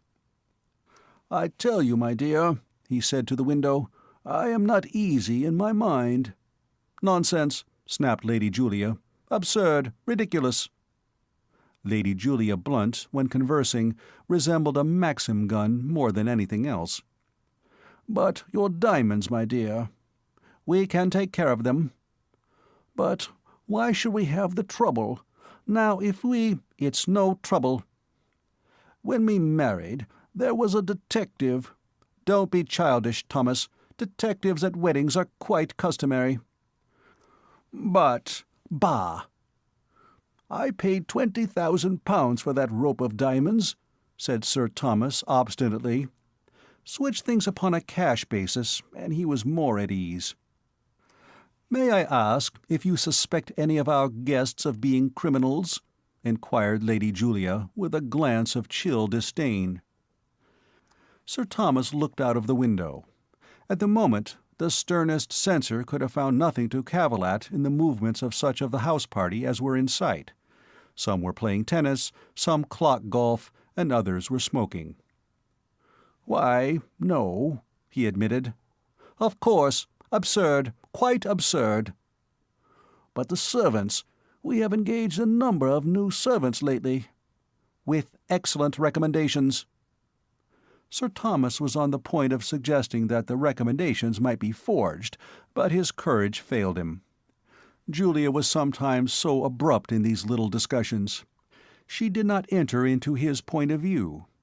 He was always a trifle inclined to treat the castle as a branch of Blunt's stores. As proprietor of the stores, he had made a point of suspecting everybody, and the results had been excellent. In Blunt's stores, you could hardly move in any direction without bumping into a gentlemanly detective, effectively disguised. For the life of him, Sir Thomas could not see why the same principle should not obtain at Drever. Guests at a country house do not, as a rule, steal their host's possessions, but then it is only an occasional customer at a store who goes in for shoplifting. It was the principle of the thing, he thought. Be prepared against every emergency. With Sir Thomas Blunt, suspiciousness was almost a mania. He was forced to admit that the chances were against any of his guests exhibiting larcenous tendencies, but as for the servants, he thoroughly mistrusted them all, except Saunders, the butler. It had seemed to him the merest prudence that a detective from a private inquiry agency should be installed at the castle while the house was full. Somewhat rashly, he had mentioned this to his wife, and Lady Julia's critique of the scheme had been terse and unflattering. "I suppose," said Lady Julia sarcastically, "you will jump to the conclusion that this man whom Spenny is bringing down with him today is a criminal of some sort." "Eh? Is Spenny bringing a friend?" There was not a great deal of enthusiasm in Sir Thomas's voice. His nephew was not a young man whom he respected very highly. Spenny regarded his uncle with nervous apprehension, as one who would deal with his shortcomings with vigor and severity. Sir Thomas, for his part, looked on Spenny as a youth who would get into mischief unless under his uncle's eye. "I had a telegram from him just now," Lady Julia explained. "Who is his friend?" "He doesn't say. He just says he's a man he met in London." "Hm." "And what does 'hm' mean?" demanded Lady Julia. "A man can pick up strange people in London," said Sir Thomas judicially. "Nonsense." "Just as you say, my dear." Lady Julia rose. "As for what you suggest about the detective, it is, of course, absolutely absurd." "Quite so, my dear." "You mustn't think of it." "Just as you say, my dear." Lady Julia left the room.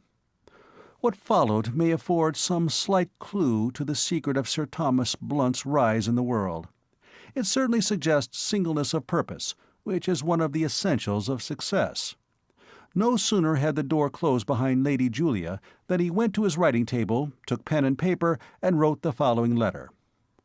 "To the Manager, Rags Detective Agency, Holborn Bars, London, E.C. Sir, with reference to my last of the 28th ult., I should be glad if you would send down immediately one of your best men. Am making arrangements to receive him. Kindly instruct him to present himself at Drever Castle as applicant for position of valet to myself. I will see and engage him on his arrival, and further instruct him in his duties. Yours faithfully, Thomas Blunt. P.S. I shall expect him tomorrow evening. There is a good train leaving Paddington at 2:15.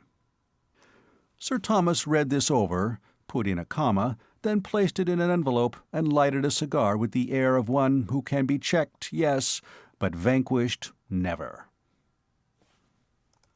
Chapter 9. Friends, New and Old. On the night of the day on which Sir Thomas Blunt wrote and dispatched his letter to Rags Detective Agency, Jimmy Pitt chanced to stop at the Savoy. If you have the money and the clothes, and do not object to being turned out into the night just as you are beginning to enjoy yourself, there are few things pleasanter than supper at the Savoy Hotel, London. But as Jimmy sat there, eyeing the multitude through the smoke of his cigarette, he felt, despite all the brightness and glitter, that this was a flat world, that he was very much alone in it. A little over a year had passed since the merry evening at Police Captain McEachern's. During that time he had covered a good deal of new ground. His restlessness had asserted itself. Somebody had mentioned Morocco in his hearing, and a fortnight later he was in Fez. Of the principals in that night's drama he had seen nothing more. It was only when, after walking home on air, rejoicing over the strange chance that had led to his finding and having speech with the lady of the Lusitania, he had reached 59th Street, that he realized how he had also lost her. It suddenly came home to him that not only had he not known her address, but he was ignorant of her name. Spike had called the man with the revolver "boss" throughout, only that and nothing more. Except that he was a police captain, Jimmy knew as little about the man as he had before their meeting. And Spike, who held the key to the mystery, had vanished. His acquaintances of that night had passed out of his life like figures in a waking dream. As far as the big man with the pistol was concerned, this did not distress him. He had known that massive person only for about a quarter of an hour, but to his thinking that was ample. Spike he would have liked to meet again, but he bore the separation with much fortitude. There remained the girl of the ship, and she had haunted him with unfailing persistence during every one of the 384 days that had passed since their meeting. It was the thought of her that had made New York seem cramped. For weeks Jimmy had patrolled the likely streets, the Park and Riverside Drive, in the hope of meeting her. He had gone to the theaters and restaurants, but with no success. Sometimes he had wandered through the Bowery on the chance of meeting Spike. He had seen redheads in profusion, but never again that of his young disciple in the art of burglary. In the end, he had wearied of the other friends of the strollers, had gone out again on his wanderings. He was greatly missed, especially by that large section of his circle which was in perpetual state of wanting a little to see it through till Saturday. For years Jimmy had been to these unfortunates a human bank on which they could draw at will. It offended them that one of those rare natures which are always good for $2 at any hour of the day should be allowed to waste itself on places like Morocco and Spain. Especially Morocco, where by all accounts there were brigands with almost a New York sense of touch. They argued earnestly with Jimmy. They spoke of Raisuli and Cade McLean. But Jimmy was not to be stopped. The gadfly was vexing him, and he had to move. For a year he had wandered, realizing every day the truth of Horace's philosophy for those who travel, that a man cannot change his feelings with his climate, until finally he had found himself, as every wanderer does, at Charing Cross. At this point he had tried to rally. Such running away, he told himself, was futile. He would stand still and fight the fever in him. He had been fighting it now for a matter of 2 weeks, and already he was contemplating retreat. A man at luncheon had been talking about Japan. Watching the crowd, Jimmy had found his attention attracted chiefly by a party of 3 a few tables away. The party consisted of a girl, rather pretty, a lady of middle age and stately demeanor, plainly her mother, and a light-haired, weedy young man in the 20s. It had been the almost incessant prattle of this youth, and the peculiarly high-pitched, gurgling laugh which shot from him at short intervals that had drawn Jimmy's notice upon them. And it was the curious cessation of both prattle and laugh that now made him look again in their direction. The young man faced Jimmy, and Jimmy, looking at him, could see that all was not well with him. He was pale. He talked at random. A slight perspiration was noticeable on his forehead. Jimmy caught his eye. There was a hunted look in it. Given the time and the place, there were only 2 things that could have caused this look. Either the light-haired man had seen a ghost, or he had suddenly realized that he had not enough money to pay the check. Jimmy's heart went out to the sufferer. He took a card from his case, scribbled the words, "Can I help?" on it, and gave it to a waiter to take to the young man, who was now in a state bordering on collapse. The next moment the light-haired one was at his table, talking in a feverish whisper. "I say," he said, "it's frightfully good of you, old chap. It's frightfully awkward. I've come out with too little money. I hardly like to— You've never seen me before." "Don't rub in my misfortunes," pleaded Jimmy. "It wasn't my fault." He placed a £5 note on the table.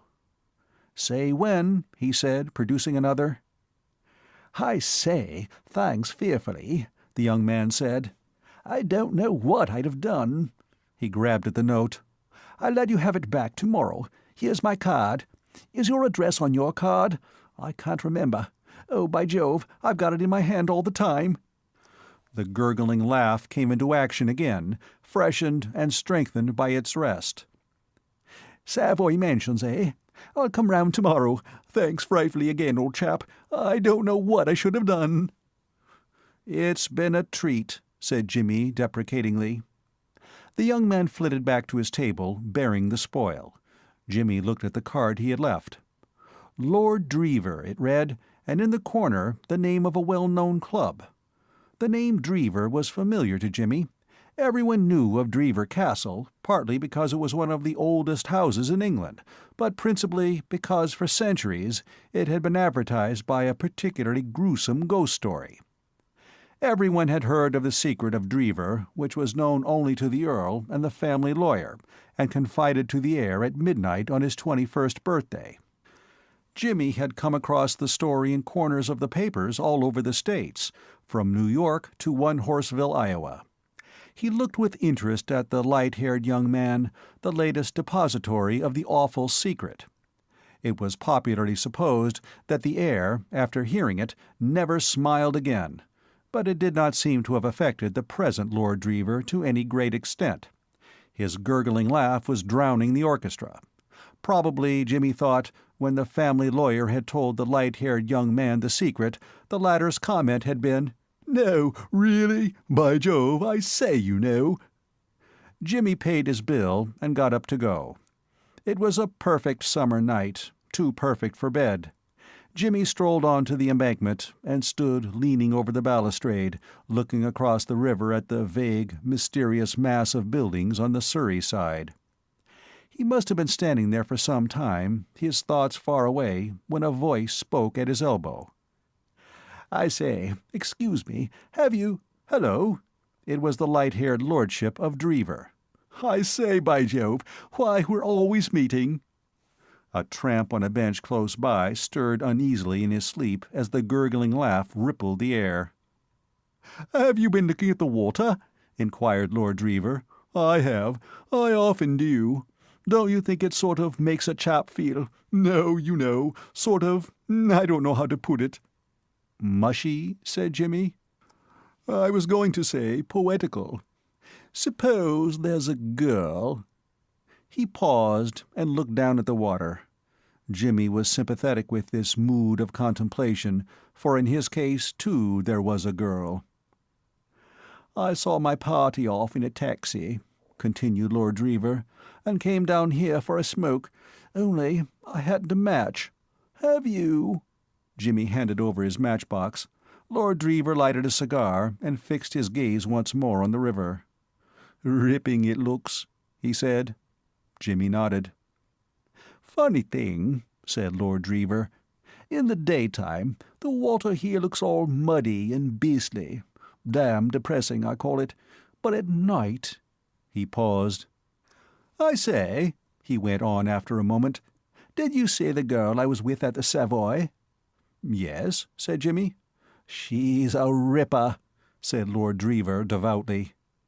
On the Thames Embankment, in the small hours of a summer morning, there is no such thing as a stranger. The man you talk with is a friend, and if he will listen, as the etiquette of the place he must, you may pour out your heart to him without restraint. It is expected of you. "I'm fearfully in love with her," said his lordship. "She looked a charming girl," said Jimmy. They examined the water in silence. From somewhere out in the night came the sound of oars, as the police boat moved on its patrol. "Does she make you want to go to Japan?" asked Jimmy suddenly. "Eh?" said Lord Drever, startled.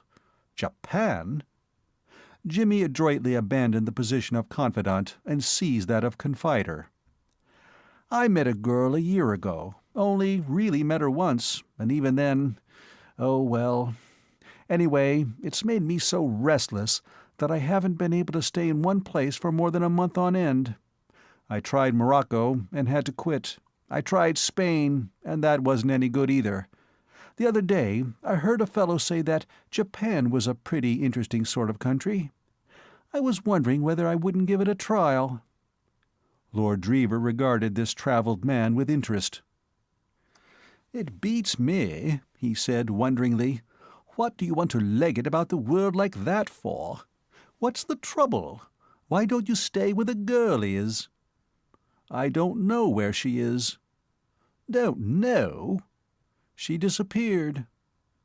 "Where did you see her last?" asked his lordship, as if Molly were a mislaid penknife. "New York." "But how do you mean, disappeared? Don't you know her address?" "I don't even know her name." "But dash it all, I say, I mean, have you ever spoken to her?" "Only once. It was rather a complicated story. At any rate, she's gone." Lord Drever said that it was a rum business. Jimmy conceded the point. "It seems to me," said his lordship, "we're both in the cart." "What's your trouble?" Lord Drever hesitated. "Oh, well, it's only that I want to marry one girl, and my uncle's dead set on my marrying another." "Are you afraid of hurting your uncle's feelings?" "It's not so much as hurting his feelings. Oh, well, it's too long to tell now. I think I'll be getting home. I'm staying at our place in Eaton Square." "How are you going? If you'll walk, I'll come some of the way with you." "Right you are. Let's be pushing along, shall we?" They turned up into the Strand and through Trafalgar Square into Piccadilly. Piccadilly has a restful aspect in the small hours. Some men were cleaning the road with water from a long hose. The swishing of the torrent on the parched wood was musical. Just beyond the gate of Hyde Park, to the right of the road, stands a cabman's shelter. Conversation and emotion had made Lord Drever thirsty. He suggested coffee as a suitable conclusion to the night's revels. "I often go in here when I'm up in town," he said. "The cabbies don't mind. They're sportsmen." The shelter was nearly full when they opened the door. It was very warm inside. A cabman gets so much fresh air in the exercise of his professional duties that he is apt to avoid it in private life. The air was heavy with conflicting scents. Fried onions seemed to be having the best of the struggle for the moment, though plug tobacco competed gallantly. A keenly analytical nose might also have detected the presence of steak and coffee. A dispute seemed to be in progress as they entered. "You don't wish you was in Russia?" said a voice. "Yes, I do wish I was in Russia," retorted a shriveled mummy of a cabman who was blowing patiently at a saucerful of coffee. "Why do you wish you was in Russia?" asked the interlocutor, introducing a Massa Bones and Massa Johnson touch into the dialogue. "Because you can wade over your knees in blood there," said the mummy. "In what?" "In blood, ruddy blood. That's why I wish I was in Russia." "Cheery cove, that," said Lord Drever. "I say, can you give us some coffee?" "I might try Russia instead of Japan," said Jimmy meditatively. The lethal liquid was brought. Conversation began again. Other experts gave their views on the internal affairs of Russia. Jimmy would have enjoyed it more if he had been less sleepy. His back was wedged comfortably against the wall of the shelter, and the heat of the room stole into his brain. The voices of the disputants grew fainter and fainter. He had almost dozed off when a new voice cut through the murmur and woke him. It was a voice he knew, and the accent was a familiar accent. "Gents, excuse me." He looked up. The mists of sleep shredded away. A ragged youth with a crop of fiery red hair was standing in the doorway, regarding the occupants of the shelter with a grin, half whimsical, half defiant. Jimmy recognized him. It was Spike Mullins. "Excuse me," said Spike Mullins. "Is there any gent in this bunch of professional buttes wants to give a poor orphan that suffers from a painful thirst something to drink? Gents is courteously requested not to speak all in a crowd." "Shut that blanky door," said the mummy cabman sourly. "And op it," added his late opponent. "We don't want none of your sort here." "Then you ain't my long-lost brothers after all," said the newcomer regretfully. "I thought yous didn't look handsome enough for that. Good night to yous, gents." "Shut that door, can't you, when I'm tellin' you?" said the mummy with increased asperity. Spike was reluctantly withdrawing when Jimmy rose. "One moment," he said. Never in his life had Jimmy failed to stand by a friend in need. Spike was not, perhaps, exactly a friend, but even an acquaintance could rely on Jimmy when down in the world. And Spike was manifestly in that condition. A look of surprise came into the Bowery boy's face, followed by one of stolid woodenness. He took the sovereign that Jimmy held out to him with a muttered word of thanks and shuffled out of the room. "Can't see what you wanted to give him anything for," said Lord Drever. "Chap'll only spend it getting soused." "Oh, he reminded me of a man I used to know." "Did he? Barnum's what is it, I should think," said his lordship. "Shall we be moving?" End of Part 3. Part 4 of The Intrusion of Jimmy by P.G. Wodehouse. A black figure detached itself from the blacker shadows and shuffled stealthily to where Jimmy stood on the doorstep. "That you, Spike?" asked Jimmy. "That's right, boss." "Come on in." He led the way up to his rooms, switched on the electric light, and shut the door. Spike stood blinking at the sudden glare. He twirled his battered hat in his hands. His red hair shone fiercely. Jimmy inspected him out of the corner of his eye and came to the conclusion that the Mullins finances must be at a low ebb. Spike's costume differed in several important details from that of the ordinary well-groomed man about town. There was nothing of the flaneur about the Bowery boy. His hat was of the soft black felt fashionable on the east side of New York. It was in poor condition, and looked as if it had been up too late the night before.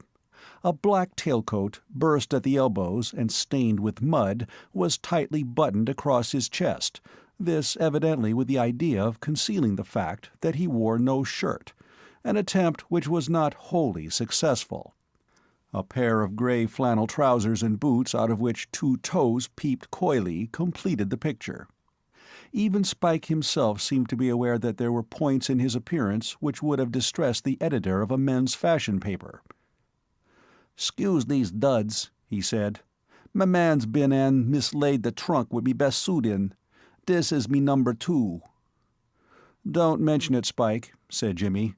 "You look a perfect matinee idol. Have a drink?" Spike's eyes gleamed as he reached for the decanter. He took a seat. "Cigar, Spike?" "Sure. Thanks, boss." Jimmy lighted his pipe. Spike, after a few genteel sips, threw off his restraint and finished the rest of his glass at a gulp. "Try another," suggested Jimmy. Spike's grin showed that the idea had been well received.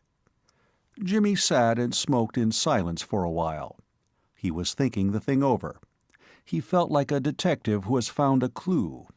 At last he would be able to discover the name of the Lusitania girl. The discovery would not take him very far, certainly, but it would be something. Possibly Spike might even be able to fix the position of the house they had broken into that night. Spike was looking at Jimmy over his glass in silent admiration. This flat, which Jimmy had rented for a year, in the hope that the possession of a fixed abode might help to tie him down to one spot, was handsomely, even luxuriously furnished.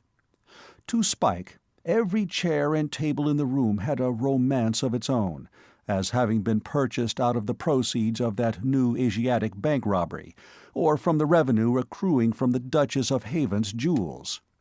He was dumb with reverence for one who could make burglary pay to this extent. In his own case, the profession had rarely provided anything more than bread and butter, and an occasional trip to Coney Island. Jimmy caught his eye and spoke. "Well, Spike," he said, "curious that we should meet like this." "The limit," agreed Spike.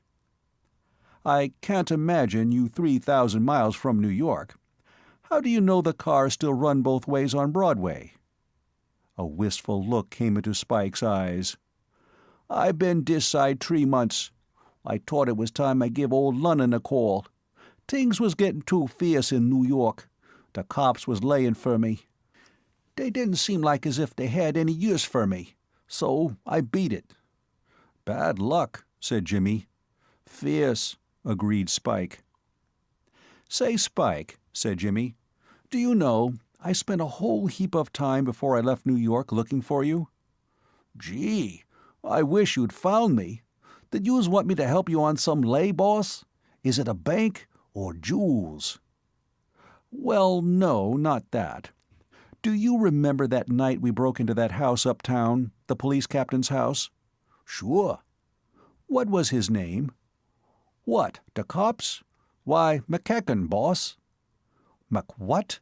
How do you spell it?" "Search me," said Spike simply. "Say it again. Fill your lungs, and enunciate slowly and clearly. Be bell-like. Now." "McKecken." "Ah, and where was the house? Can you remember that?" Spike's forehead wrinkled. "It's gone," he said at last. "It was somewheres up some street up to town." "That's a lot of help," said Jimmy. "Try again." "It'll come back sometime, boss, sure." "Then I'm going to keep an eye on you till it does. Just for the moment, you're the most important man in the world to me. Where are you living?" "Me? Why, in the park. That's right. One of them swell detached benches with a southern exposure." "Well, unless you prefer it, you needn't sleep in the park any more. You can pitch your moving tent with me." "What? Here, boss?" "Unless we move." "Me for this," said Spike, rolling luxuriously in his chair. "You'll want some clothes," said Jimmy. "We'll get those tomorrow. You're the sort of figure they can fit off the peg. You're not too tall, which is a good thing." "Bad thing for me, boss. If I'd been taller, I'd have stood for being a cop and been buying a brownstone house on Fifth Avenue by this. It's the cops makes the big money in little old Manhattan, that's who it is." "The man who knows," said Jimmy. "Tell me more, Spike. I suppose a good many of the New York force do get rich by graft?" "Sure. Look at old man McKecken." "I wish I could. Tell me about him, Spike. You seem to know him pretty well." "Me? Sure. There wasn't a worse old grafter than him in the bunch. He was out for the dough all the time. But say, did yous ever see his girl?" "What's that?" said Jimmy sharply. "I seen her once." Spike became almost lyrical in his enthusiasm. "Gee, she was a boyd, a peach for fair. I'd have left me happy home for her. Molly was her moniker. She's—" Jimmy was glaring at him. "Cut it out," he cried. "What's that, boss?" said Spike. "Cut it out," said Jimmy savagely. Spike looked at him amazed. "Sure," he said, puzzled, but realizing that his words had not pleased the great man. Jimmy chewed the stem of his pipe irritably, while Spike, full of excellent intentions, sat on the edge of his chair, drawing sorrowfully at his cigar, and wondering what he had done to give offense. "Boss?" said Spike. "Well?" "Boss, what's doing here? Put me next to the game. Is it the old lay? Banks and jewels from duchesses? You'll be able to let me sit in at the game, won't you?" Jimmy laughed. "I'd quite forgotten I hadn't told you about myself, Spike. I've retired." The horrid truth sank slowly into the other's mind. "Say, what's that, boss? You're cutting it out?" "That's it, absolutely." Ain't you swiping no more jewels?" "Not me." "Nor using the what's-its-name blowpipe?" "I have sold my oxyacetylene blowpipe, given away my anesthetics, and am going to turn over a new leaf and settle down as a respectable citizen." Spike gasped. His world had fallen about his ears. His excursion with Jimmy, the master cracksman, in New York, had been the highest and proudest memory of his life, and now that they had met again in London, he had looked forward to a long and prosperous partnership in crime. He was content that his own share in the partnership should be humble. It was enough for him to be connected, however humbly, with such a master. He had looked upon the richness of London, and he had said, with Blucher, "What a city to loot!" And here was his idol, shattering the visions with a word. "Have another drink, Spike," said the lost leader sympathetically. "It's a shock to you, I guess." "I taught, boss." I know. These are life's tragedies. I'm very sorry for you, but it can't be helped. I've made my pile, so why continue?" Spike sat silent, with a long face. Jimmy slapped him on the shoulder. "Cheer up," he said. "How do you know that living honestly may not be splendid fun? Numbers of people do it, you know, and enjoy themselves tremendously. You must give it a trial, Spike." "Me, boss? What, me too?" "Sure. You're my link with— I don't want to have you remembering that address in the second month of a 10-year stretch at Dartmoor Prison. I'm going to look after you, Spike, my son, like a lynx. We'll go out together and see life. Brace up, Spike. Be cheerful. Grin." After a moment's reflection, the other grinned, albeit faintly. "That's right," said Jimmy. "We'll go into society, Spike, hand in hand. You'll be a terrific success in society. All you have to do is to look cheerful, brush your hair, and keep your hands off the spoons. For in the best circles, they invariably count them after the departure of the last guest." "Sure," said Spike, as one who thoroughly understood this sensible precaution. "And now," said Jimmy, "we'll be turning in. Can you manage sleeping on the sofa one night? Some fellows would give their bed up to you. Not me, however. I'll have a bed made up for you tomorrow." "Me?" said Spike. "Gee, I've been sleeping in the park all last week. This is to the good, boss." Chapter 11. At the Turn of the Road. Next morning, when Jimmy, having sent Spike off to the tailor's, with instructions to get a haircut en route, was dealing with a combination of breakfast and luncheon at his flat, Lord Drever called. "Thought I should find you in," observed his lordship. "Well, laddie, how goes it? Having breakfast? Eggs and bacon? Great Scott, I couldn't touch a thing." The statement was borne out by his looks. The son of 100 earls was pale, and his eyes were markedly fish-like. "A fellow I've got stopping with me, taking him down to Drever with me today. Man I met at the club. Fellow named Hargate. Don't know if you know him? No? Well, he was still up when I got back last night, and we stayed up playing billiards. He's rotten at billiards, something frightful. I'd give him 20, till 5 this morning. I feel fearfully cheap. Wouldn't have got up at all, only I'm due to catch the 2:15 down to Drever. It's the only good train." He dropped into a chair. "Sorry you don't feel up to breakfast," said Jimmy, helping himself to marmalade. "I am generally to be found among those lining up when the gong goes. I've breakfasted on a glass of water and a bag of birdseed in my time. That sort of thing makes you ready to take whatever you can get. Seen the paper?" "Thanks." Jimmy finished his breakfast and lighted a pipe. Lord Drever laid down the paper. "I say," he said, "what I came round about was this. What have you got on just now?" Jimmy had imagined that his friend had dropped in to return the £5 note he had borrowed, but his lordship maintained a complete reserve on the subject. Jimmy was to discover later that this weakness of memory, where financial obligations were concerned, was a leading trait in Lord Drever's character. "Today, you mean?" said Jimmy. "Well, in the near future. What I mean is, why not put off that Japan trip you spoke about and come down to Driva with me?" Jimmy reflected.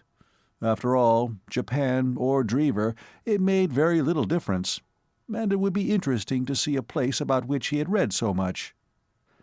"That's very good of you," he said. "You're sure it will be all right? It won't be upsetting your arrangements?" "Not a bit. The more the merrier. Can you catch the 2:15? It's fearfully short notice." "Heavens, yes. I can pack in 10 minutes. Thanks very much." "Good business. There'll be shooting and all that sort of rot. Oh, and by the way, are you any good at acting? I mean, there are going to be private theatricals of sorts. A man called Charteris insisted on getting them up. Always getting up theatricals. Rot, I call it. But you can't stop him. Do you do anything in that line?" "Put me down for what you like, from Emperor of Morocco to Confused Noise Without. I was on the stage once. I'm particularly good at shifting scenery." "Good for you. Well, so long. 2:15 from Paddington, remember. I'll meet you there. I've got to go and see a fellow now." "I'll look out for you." A sudden thought occurred to Jimmy. Spike! He had forgotten Spike for the moment. It was vital that the Bowery boy should not be lost sight of again. He was the one link with the little house somewhere beyond 150th Street. He could not leave the Bowery boy at the flat. A vision rose in his mind of Spike alone in London, with Savoy Mansions as a base for his operations. No, Spike must be transplanted to the country. But Jimmy could not seem to see Spike in the country. His boredom would probably be pathetic. But it was the only way. Lord Driva facilitated matters. "By the way, Pitt," he said, "you've got a man of sorts, of course? One of those frightful fellows who forgot to pack your collars? Bring him along, of course." "Thanks," said Jimmy. "I will."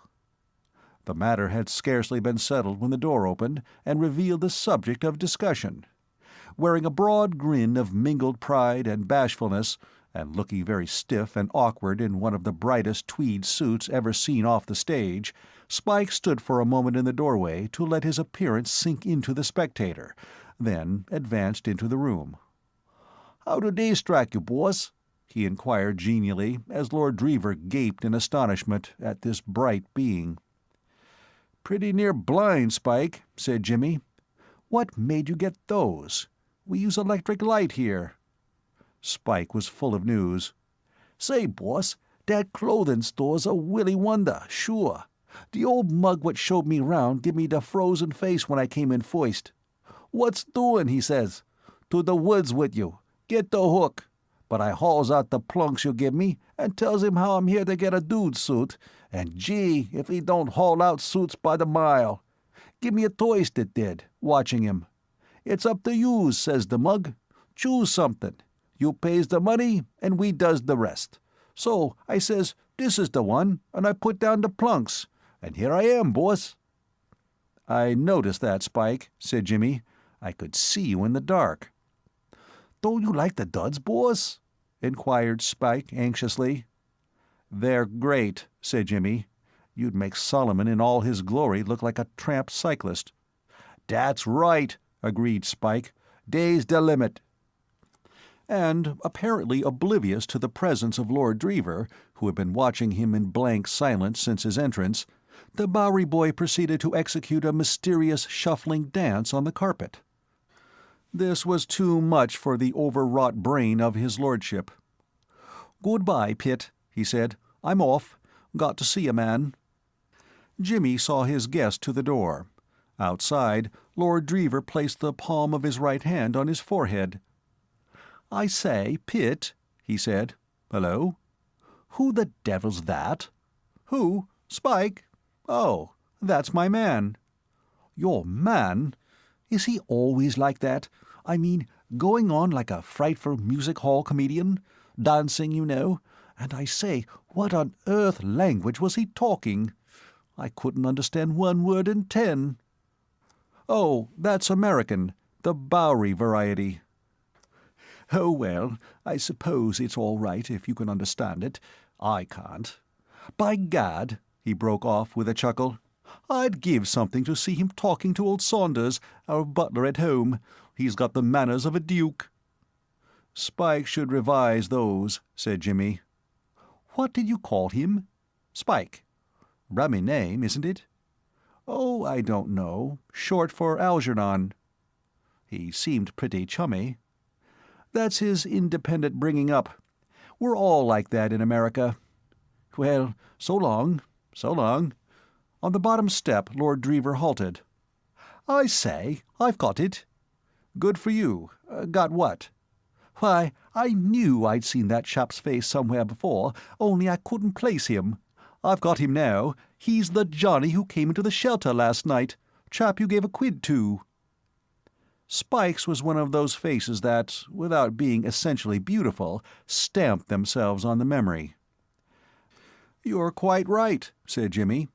"I was wondering if you would recognize him. The fact is, he's a man I once employed over in New York, and when I came across him over here, he was so evidently wanting a bit of help that I took him on again. As a matter of fact, I needed somebody to look after my things, and Spike can do it as well as anybody else." "I see. Not bad my spotting him, was it? Well, I must be off. Goodbye. 2:15 at Paddington. Meet you there. Take a ticket for Drever if you're there before me." 8. Goodbye." Jimmy returned to the dining room. Spike, who was examining as much as he could of himself in the glass, turned round with his wonted grin. "Say, who's the gazebo, boss? Ain't he the mug yous was with last night?" "That's the man.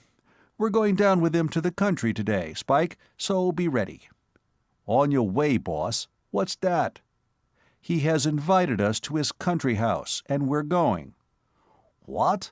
Both of us?" "Yes. I told him you were my servant. I hope you aren't offended." "Nit. What's there to be raw about, boss?" "That's all right. Well, we'd better be packing. We have to be at the station at 2. "Sure." "And Spike." "Yes, boss?" "Did you get any other clothes besides what you've got on?" "Nit. What do I want with more than one dude suit?" "I approve of your rugged simplicity," said Jimmy, "but what you're wearing is a town suit. Excellent for the park or the Marchioness's Thursday crush, but essentially metropolitan. You must get something else for the country, something dark and quiet. I'll come and help you choose it now." "Why, won't this do in the country?" "Not on your life, Spike. It would unsettle the rustic mind. They're fearfully particular about that sort of thing in England." "Days to the bad," said the baffled disciple of Beau Brummel, with deep discontent. "And there's just one more thing, Spike. I know you'll excuse my mentioning it. When we're at Drever Castle, you will find yourself within reach of a good deal of silver and other things. Would it be too much to ask you to forget your professional instincts? I mentioned this before in a general sort of way, but this is a particular case." "Ain't I to get busy at all, then?" queried Spike. "Not so much as a salt spoon," said Jimmy firmly. "Now, we'll whistle a cab and go choose you some more clothes." Accompanied by Spike, who came within an ace of looking almost respectable in new blue serge, small gents off the peg, Jimmy arrived at Paddington Station with a quarter of an hour to spare. Lord Drever appeared 10 minutes later, accompanied by a man of about Jimmy's age. He was tall and thin, with cold eyes and tight, thin lips. His clothes fitted him in the way clothes do fit one man in 1,000. They were the best part of him. His general appearance gave one the idea that his meals did him little good, and his meditations rather less. He had practically no conversation. This was Lord Drever's friend, Hargate. Lord Drever made the introductions, but even as they shook hands, Jimmy had an impression that he had seen the man before. Yet where, or in what circumstances, he could not remember. Hargate appeared to have no recollection of him, so he did not mention the matter. A man who has led a wandering life often sees faces that come back to him later on, absolutely detached from their context. He might merely have passed Lord Drever's friend on the street, but Jimmy had an idea that the other had figured in some episode which, at the moment, had had an importance. What that episode was had escaped him. He dismissed the thing from his mind. It was not worth harrying his memory about. Judicious tipping secured the three a compartment to themselves. Hargate, having read the evening paper, went to sleep in the far corner.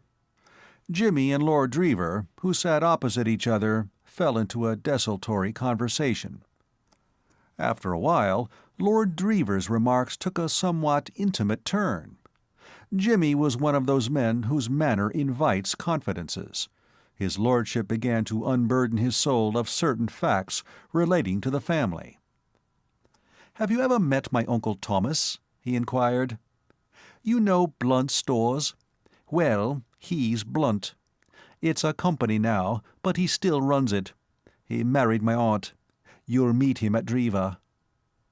Jimmy said he would be delighted. "I bet you won't," said the last of the Drevers with candour. "He's a frightful man, the limit, always fussing round like a hen. Gives me a fearful time, I can tell you. Look here, I don't mind telling you, we're pals. He's dead set on my marrying a rich girl." "Well, that sounds all right. There are worse hobbies. Any particular rich girl?" "There's always one. He sicks me on to one after another. Quite nice girls, you know, some of them. Only I want to marry somebody else. That girl you saw me with at the Savoy." "Why don't you tell your uncle?" "He'd have a fit.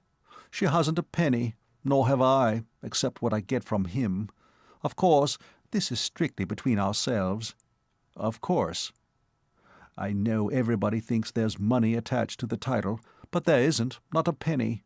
When my Aunt Julia married Sir Thomas, the whole frightful show was pretty well in pawn. So you see how it is." "Ever think of work?" asked Jimmy. "Work," said Lord Drever reflectively. "Well, you know, I shouldn't mind work, only I'm dashed if I can see what I could do. I shouldn't know how. Nowadays you want a fearful specialized education and so on. Tell you what, though, I shouldn't mind the diplomatic service. One of these days I shall have a dash at asking my uncle to put up the money. I believe I shouldn't be half bad at that. I'm rather a quick sort of chap at times, you know. Lots of fellows have said so." He cleared his throat modestly and proceeded. "It isn't only my Uncle Thomas," he said. "There's Aunt Julia, too. She's about as much the limit as he is. I remember, when I was a kid, she was always sitting on me." "She does still. Wait till you see her. Sort of woman who makes you feel that your hands are the colour of tomatoes and the size of legs of mutton, if you know what I mean. And talks as if she were biting at you. Frightful." Having unburdened himself of these criticisms, Lord Drever yawned, leaned back, and was presently asleep. It was about an hour later that the train, which had been taking itself less seriously for some time, stopping at stations of quite minor importance and generally showing a tendency to dawdle, halted again. A board with the legend "Drever" in large letters showed that they had reached their destination. The station-master informed Lord Drever that her ladyship had come to meet the train in the motor-car, and was now waiting in the road outside. Lord Drever's jaw fell. "Oh, Lord," he said, "she's probably motored in to get the afternoon letters. That means she's come in the runabout, and there's only room for 2 of us in that. I forgot to telegraph that you were coming, Pitt. I only wired about Hargate. Dash it, I shall have to walk." His fears proved correct. The car at the station door was small. It was obviously designed to seat 4 only. Lord Drever introduced Hargate and Jimmy to the statuesque lady in the tonneau, and then there was an awkward silence. At this point Spike came up, chuckling amiably, with a magazine in his hand. "Gee," said Spike, Say, boss, the mug what wrote this piece must have been livin' out in the woods. Say, there's a gazebo what wants to swipe the heroine's jewels what's locked in a drawer. So this mug, what do you think he does?" Spike laughed shortly, in professional scorn. "Why—" "Is this gentleman a friend of yours, Spenny?" inquired Lady Julia politely, eyeing the red-haired speaker coldly. "It's—" Spenny looked appealingly at Jimmy. "It's my man," said Jimmy. "Spike," he added in an undertone, "to the woods. Chase yourself. Fade away." "Sure," said the abashed Spike. "That's right. It ain't up to me to come buttin' in. Sorry, boss. Sorry, gents. Sorry, Lloydie. Me for the tall grass." "There's a luggage cart of sorts," said Lord Drever, pointing. "Sure," said Spike affably. He trotted away. "Jump in, Pitt," said Lord Drever. "I'm going to walk." "No, I'll walk," said Jimmy. "I'd rather. I want a bit of exercise. Which way do I go?" "Frightfully good of you, old chap," said Lord Drever. "Sure you don't mind? I do bar walking. Right-o, you keep straight on." He sat down in the tonneau by his aunt's side. The last Jimmy saw was a hasty vision of him engaged in earnest conversation with Lady Julia. He did not seem to be enjoying himself.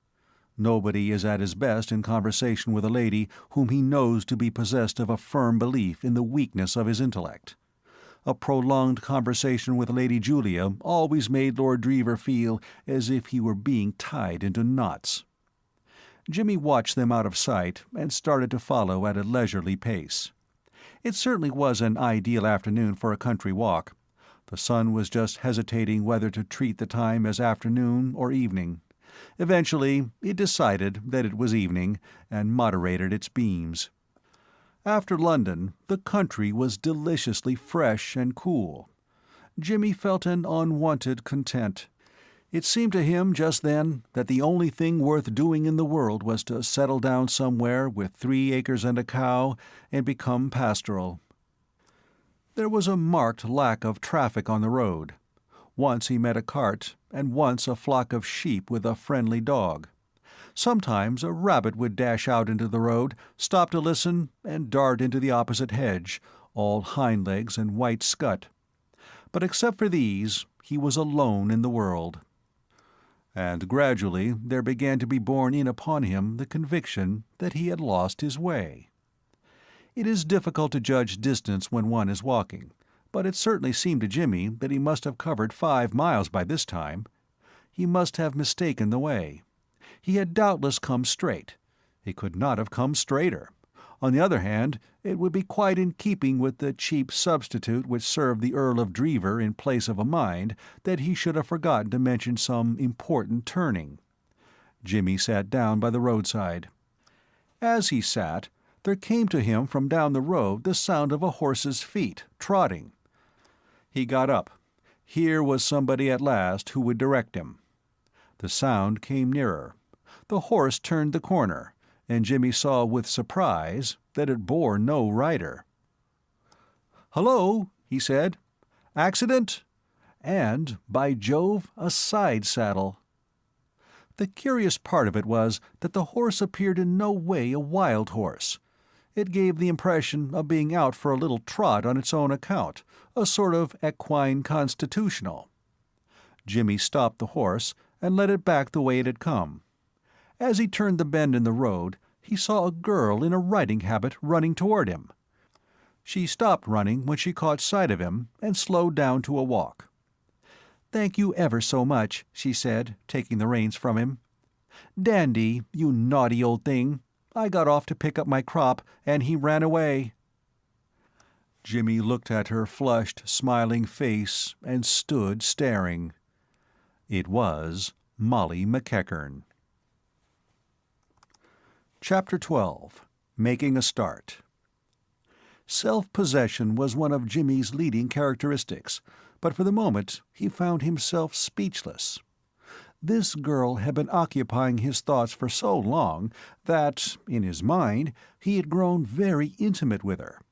It was something of a shock to come suddenly out of his dreams and face the fact that she was in reality practically a stranger. He felt as one might with a friend whose memory has been wiped out. It went against the grain to have to begin again from the beginning after all the time they had been together. A curious constraint fell upon him. "Why, how do you do, Mr. Pitt?" she said, holding out her hand. Jimmy began to feel better. It was something that she remembered his name. "It's like meeting somebody out of a dream," said Molly. "I have sometimes wondered if you were real. Everything that happened that night was so like a dream." Jimmy found his tongue. "You haven't altered," he said. "You look just the same." "Well," she laughed, "after all, it's not so long ago, is it?" He was conscious of a dull hurt. To him it had seemed years. But he was nothing to her, just an acquaintance, one of 100. But what more, he asked himself, could he have expected? And with the thought came consolation. The painful sense of having lost ground left him. He saw that he had been allowing things to get out of proportion. He had not lost ground, he had gained it. He had met her again, and she remembered him. What more had he any right to ask? "I've crammed a good deal into the time," he explained. "I've been travelling about a bit since we met." "Do you live in Shropshire?" asked Molly. "No, I'm on a visit. At least, I'm supposed to be, but I've lost the way to the place, and I'm beginning to doubt if I shall ever get there. I was told to go straight on. I've gone straight on, and here I am, lost in the snow. Do you happen to know whereabouts Drever Castle is?" She laughed. "Why," she said, "I'm staying at Drever Castle myself." "What?" "So the first person you meet turns out to be an experienced guide. You're lucky, Mr. Pitt." "You're right," said Jimmy slowly. "I am." "Did you come down with Lord Drever? He passed me in the car just as I was starting out. He was with another man and Lady Julia Blunt. Surely he didn't make you walk?" "I offered to walk. Somebody had to. Apparently he had forgotten to let them know he was bringing me." "And then he misdirected you? He's very casual, I'm afraid." "Inclined that way, perhaps." "Have you known Lord Drever long?" "Since 12:15 last night." "Last night?" "We met at the Savoy, and later on the Embankment. We looked at the river together and told each other painful stories of our lives, and this morning he called and invited me down here." Molly looked at him with frank amusement. "You must be a very restless sort of person," she said. "You seem to do a great deal of moving about." "I do," said Jimmy. "I can't keep still. I've got the go fever, like that man in Kipling's book." "But he was in love." "Yes," said Jimmy, "he was. That's the bacillus, you know." She shot a quick glance at him. He became suddenly interesting to her. She was at the age of dreams and speculations. From being merely an ordinary young man with rather more ease of manner than the majority of the young men she had met, he developed in an instant into something worthy of closer attention. He took on a certain mystery and romance. She wondered what sort of girl it was that he loved. Examining him in the light of this new discovery, she found him attractive. Something seemed to have happened to put her in sympathy with him. She noticed for the first time a latent forcefulness behind the pleasantness of his manner. His self-possession was the self-possession of the man who has been tried and has found himself. At the bottom of her consciousness, too, there was a faint stirring of some emotion, which she could not analyze, but unlike pain.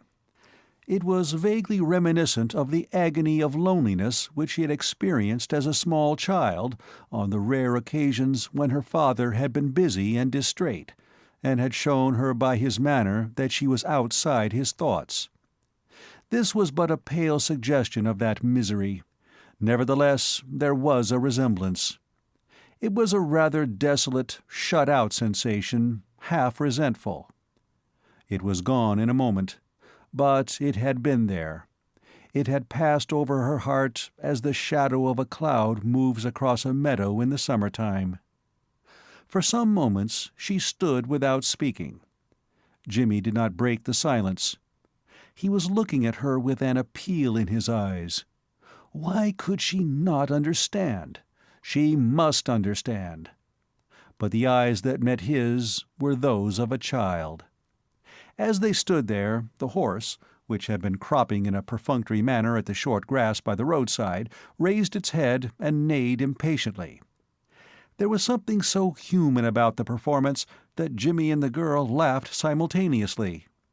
The utter materialism of the neigh broke the spell. It was a noisy demand for food. "Poor Dandy," said Molly. "He knows he's near home, and he knows it's his dinner time." "Are we near the castle, then?" "It's a long way round by the road, but we can cut across the fields. Aren't these English fields and hedges just perfect? I love them. Of course, I loved America, but—" "Have you left New York long?" asked Jimmy. "We came over here about a month after you were at our house." "You didn't spend much time there, then?" "Father had just made a good deal of money in Wall Street. He must have been making it when I was on the Lusitania. He wanted to leave New York, so we didn't wait. We were in London all the winter. Then we went over to Paris. It was there we met Sir Thomas Blunt and Lady Julia. Have you met them? They are Lord Drever's uncle and aunt." "I've met Lady Julia. Did you like her?" Jimmy hesitated. "Well, you see—" "I know. She's your hostess, but you haven't started your visit yet. So you've just got time to say what you really think of her before you have to pretend she's perfect." "Well, I detest her," said Molly crisply. "I think she's hard and hateful." "Well, I can't say she struck me as a sort of female Cheeryble brother. Lord Drever introduced me to her at the station. She seemed to bear it pluckily, but with some difficulty." "She's hateful," repeated Molly. "So is he, Sir Thomas, I mean. He's one of those fussy, bullying little men. They both bully poor Lord Drever till I wonder he doesn't rebel. They treat him like a schoolboy. It makes me wild. It's such a shame. He's so nice and good-natured. I am so sorry for him." Jimmy listened to this outburst with mixed feelings. It was sweet of her to be so sympathetic, but was it merely sympathy? There had been a ring in her voice and a flush on her cheek that had suggested to Jimmy's sensitive mind a personal interest in the downtrodden peer. Reason told him that it was foolish to be jealous of Lord Drever, a good fellow, of course, but not to be taken seriously. The primitive man in him, on the other hand, made him hate all Molly's male friends with an unreasoning hatred. Not that he hated Lord Drever. He liked him, but he doubted if he could go on liking him for long if Molly were to continue in this sympathetic strain. His affection for the absent one was not put to the test. Molly's next remark had to do with Sir Thomas. "The worst of it is," she said, "Father and Sir Thomas are such friends. In Paris they were always together. Father did him a very good turn." "How was that?" "It was one afternoon just after we arrived. A man got into Lady Julia's room while we were all out except Father. Father saw him go into the room and suspected something was wrong, and went in after him. The man was trying to steal Lady Julia's jewels. He had opened the box where they were kept, and was actually holding her rope of diamonds in his hand when Father found him. It's the most magnificent thing I ever saw. Sir Thomas told Father he gave $100,000 for it."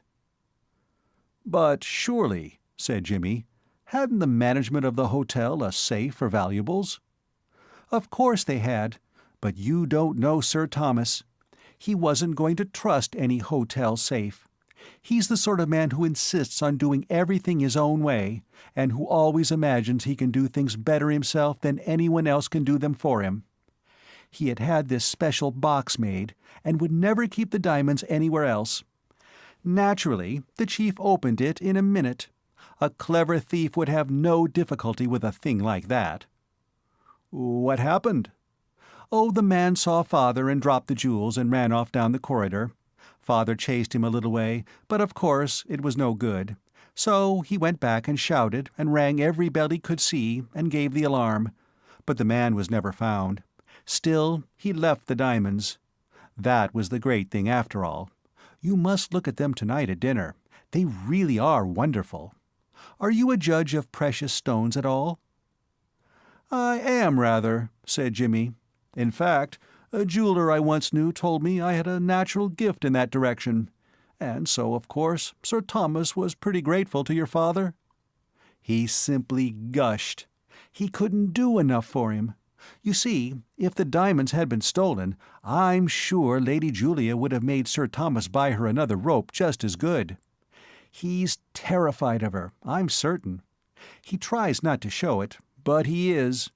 And besides having to pay another $100,000, he would have never heard the last of it. It would have ruined his reputation for being infallible and doing everything better than anybody else. But didn't the mere fact that the thief got the jewels and was only stopped by a fluke from getting away with them do that? Molly bubbled with laughter. She never knew. Sir Thomas got back to the hotel an hour before she did. I've never seen such a busy hour. He had the manager up, harangued him, and swore him to secrecy, which the poor manager was only too glad to agree to, because it wouldn't have done the hotel any good to have it known. And the manager harangued the servants, and the servants harangued one another, and everybody talked at the same time. And Father and I promised not to tell a soul. So Lady Julia doesn't know a word about it to this day. And I don't see why she ever should, though one of these days I've a good mind to tell Lord Drever. Think what a hold he would have over them. They'd never be able to bully him again." "I shouldn't," said Jimmy, trying to keep a touch of coldness out of his voice. This championship of Lord Drever, however sweet and admirable, was a little distressing. She looked up quickly. "You don't think I really meant to, do you?" "No, no," said Jimmy hastily. "Of course not." "Well, I should think so," said Molly indignantly. "After I promised not to tell a soul about it." Jimmy chuckled. "It's nothing," he said in answer to her look of inquiry. "You laughed at something." "Well," said Jimmy apologetically, it's nothing really. Only what I mean is, you have just told one soul a good deal about it, haven't you?" Molly turned pink. Then she smiled. "I don't know how I came to do it," she declared. "It just rushed out of its own accord. I suppose it is because I know I can trust you." Jimmy flushed with pleasure. He turned to her and half halted, but she continued to walk on. "You can," he said. "But how do you know you can?" She seemed surprised. "Why," she said. She stopped for a moment, then went on hurriedly, with a touch of embarrassment. "Why, how absurd! Of course I know. Can't you read faces? I can. Look," she said, pointing. "Now you can see the castle. How do you like it?" They reached a point where the field sloped sharply downward. A few hundred yards away, backed by woods, stood the grey mass of stone which had proved such a killjoy of old to the Welsh sportsmen during the pheasant season. Even now it had a certain air of defiance. The setting sun lighted the waters of the lake. No figures were to be seen moving in the grounds. The place resembled a palace of sleep. "Well," said Molly. "It's wonderful. Isn't it? I'm so glad it strikes you like that. I always feel as if I had invented everything round here. It hurts if people don't appreciate it." They went down the hill. "By the way," said Jimmy, "are you acting in these theatricals they are getting up?" "Yes. Are you the other man they were going to get? That's why Lord Drever went up to London, to see if he couldn't find somebody. The man who was going to play one of the parts had to go back to London on business." "Poor brute," said Jimmy. It seemed to him at this moment that there was only one place in the world where a man might be even reasonably happy. "What sort of part is it? Lord Drever said I should be wanted to act. What do I do?" "If you are Lord Herbert, which is the part they wanted a man for, you talk to me most of the time." Jimmy decided that the piece had been well cast. The dressing gong sounded just as they entered the hall. From a door on the left there emerged two men, a big man and a little one, in friendly conversation. The big man's back struck Jimmy as familiar. "Oh, Father," Molly called, and Jimmy knew where he had seen the back before. The two men stopped. "Sir Thomas," said Molly, "this is Mr. Pitt." The little man gave Jimmy a rapid glance, possibly with the object of detecting his more immediately obvious criminal points. Then, as if satisfied as to his honesty, became genial.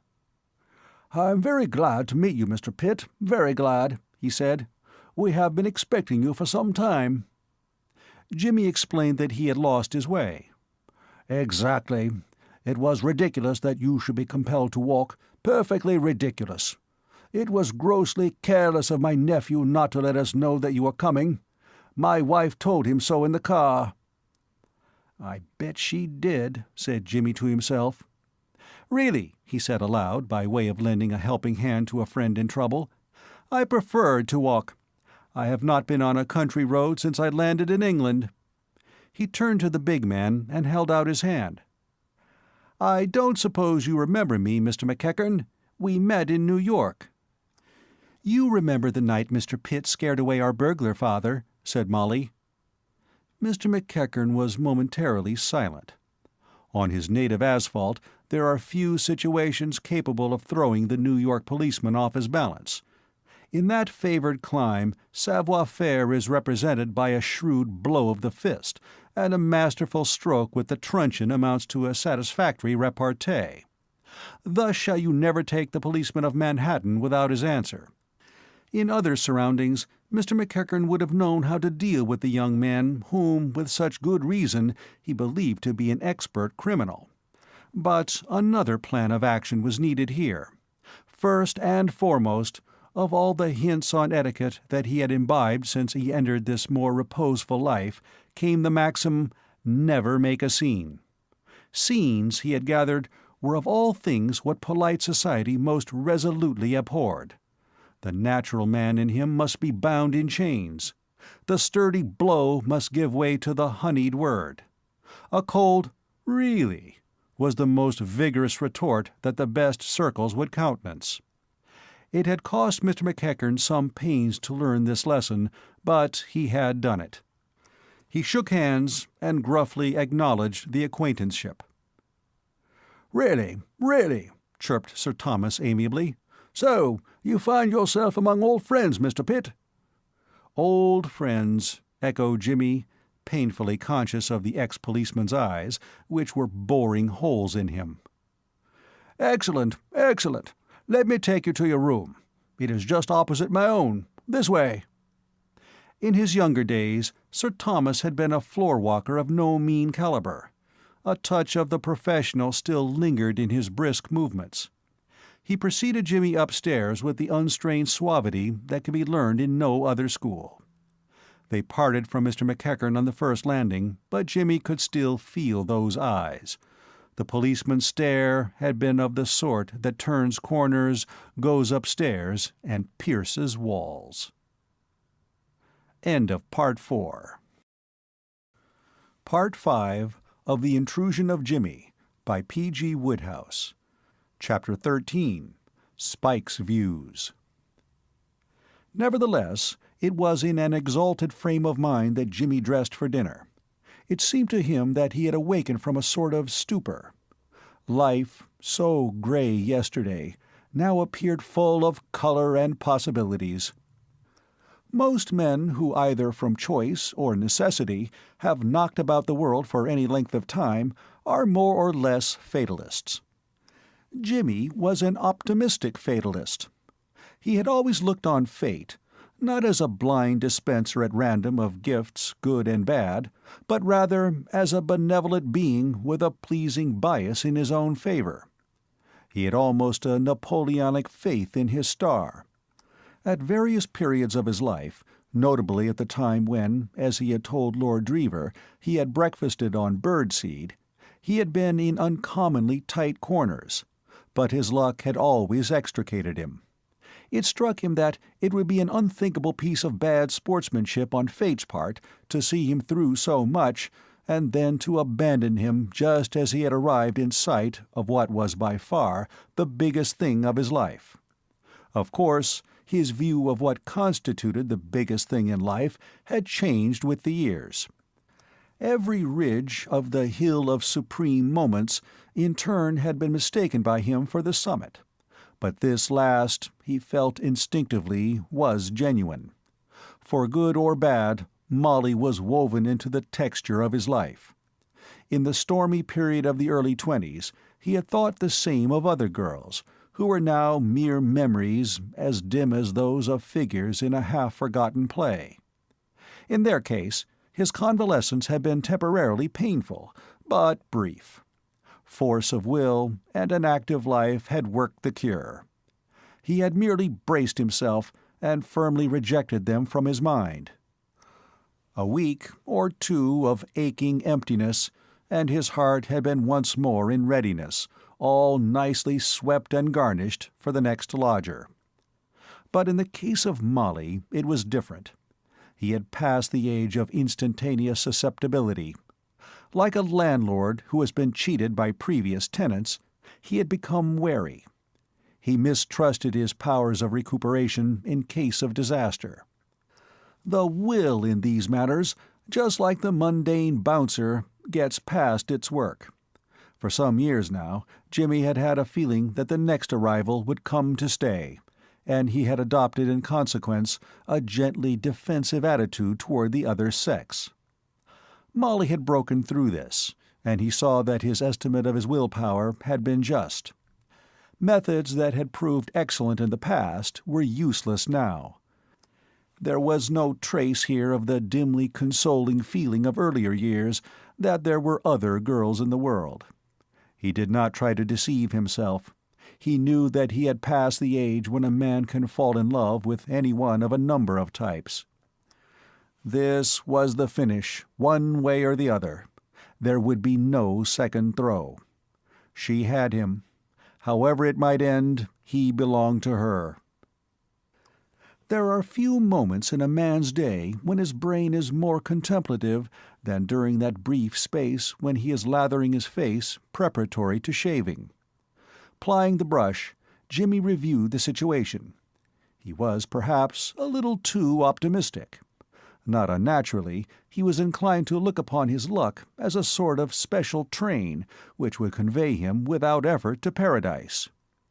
Fate had behaved so exceedingly handsomely up till now. By a series of the most workmanlike miracles, it had brought him to the point of being Molly's fellow guest at a country house. This, as Reason coldly pointed out a few moments later, was merely the beginning, but to Jimmy, thoughtfully lathering, it seemed the end. It was only when he had finished shaving and was tying his cravat that he began to perceive obstacles in his way, and sufficiently big obstacles at that. In the first place, Molly did not love him, and he was bound to admit there was no earthly reason why she ever should. A man in love is seldom vain about his personal attractions. Also, her father firmly believed him to be a master burglar. "Otherwise," said Jimmy, scowling at his reflection in the glass, "everything's splendid." He brushed his hair sadly. There was a furtive rap at the door. "Hello," said Jimmy. "Yes?" The door opened slowly. A grin, surmounted by a mop of red hair, appeared round the edge of it. "Hello, Spike. Come in. What's the matter?" The rest of Mr. Mullins entered the room. "Gee, boss, I wasn't sure this was your room. Say, who do you think I nearly bumped me cocoa against out in the corridor downstairs? Why, old man McEachern, the cop. That's right." "Yes?" "Sure. Say, what's he doing on this beat? I pretty near went down and out when I seen him. That's right. Me breath ain't got back home yet." "Did he recognize you?" "Did he? He starts like an actor on top of the stage when he sees he's up against a plot to ruin him, and he gives me the fierce eye." "Well?" "I was wondering, was I on Third Avenue, or was I standing on me cocoa, or what was I doing anyhow? Then I slips off and chases myself up here.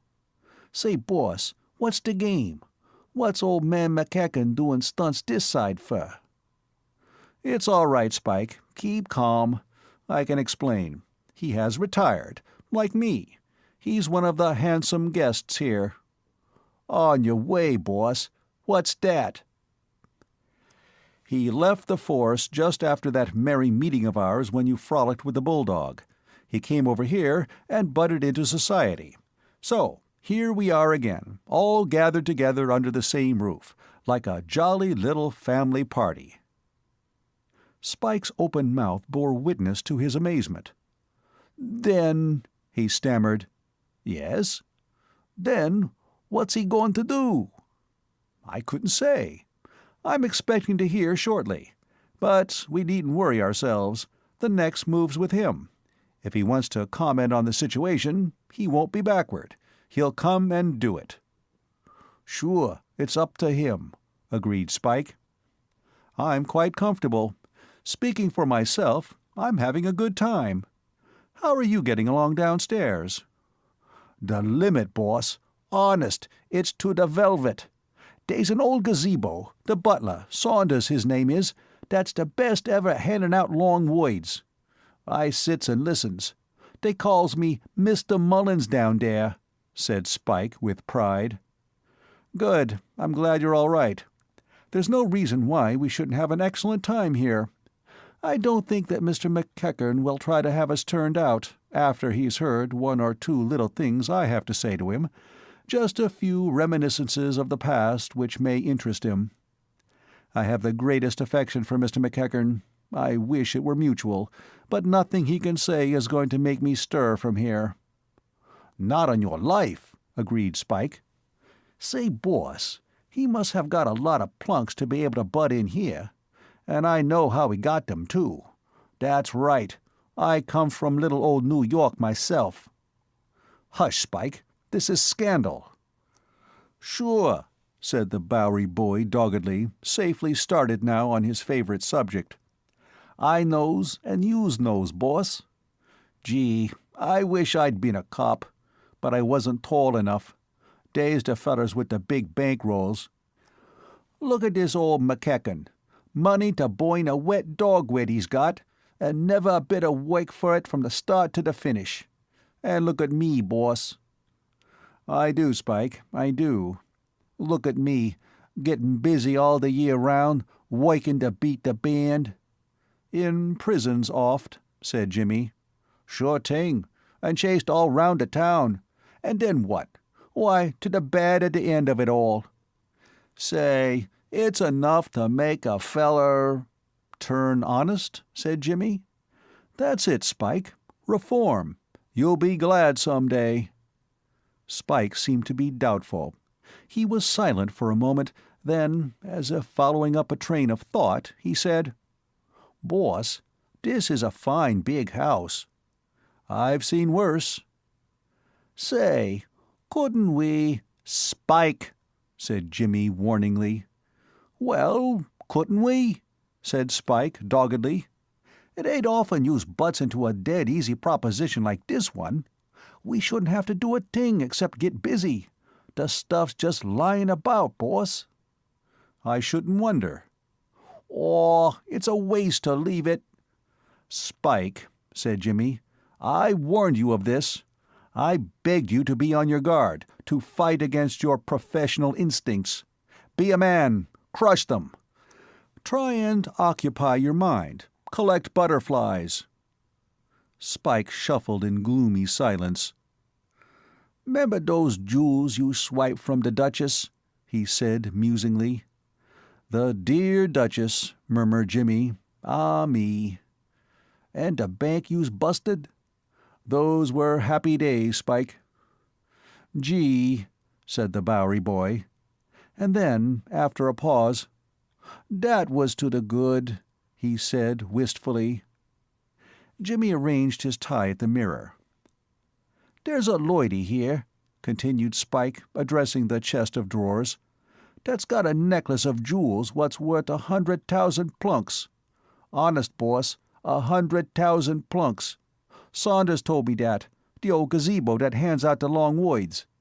I says to him, 'Gee,' and he says, 'Surest ting youse know, 100,000 plunks.'"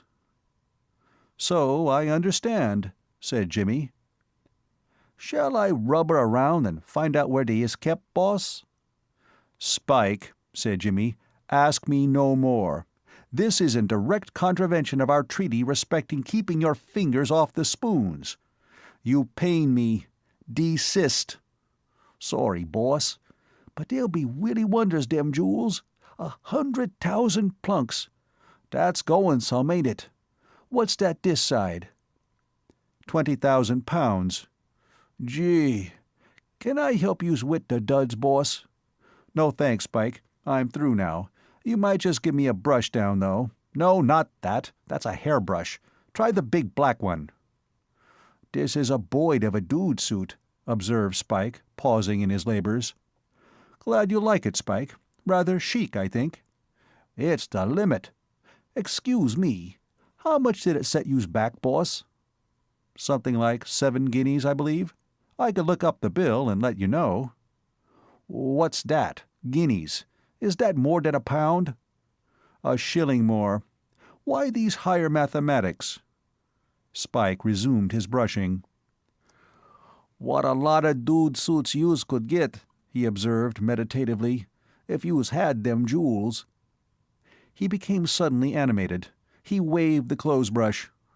"Oh, you boss," he cried. "What's eatin' youse? Oh, it's a shame not to. Come along, you boss. Say, what's doin'? Why ain't you sittin' in at the game? Oh, you boss." Whatever reply Jimmy might have made to this impassioned appeal was checked by a sudden bang on the door.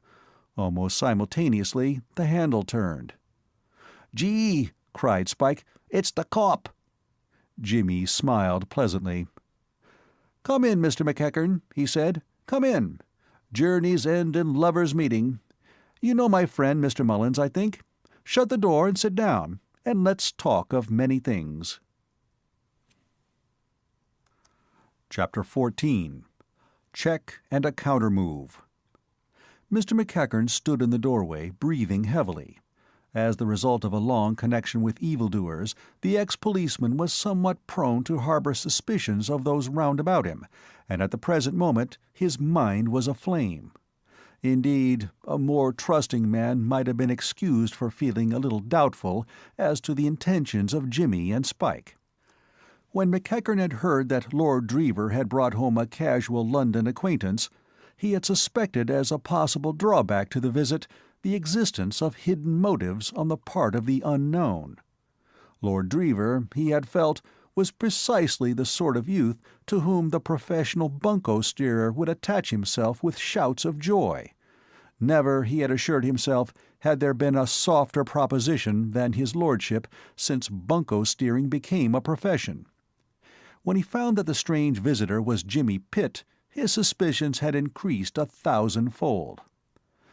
And when, going to his room to get ready for dinner, he had nearly run into Spike Mullins in the corridor, his frame of mind had been that of a man to whom a sudden ray of light reveals the fact that he is on the brink of a black precipice. Jimmy and Spike had burgled his house together in New York, and here they were, together again at Drever Castle.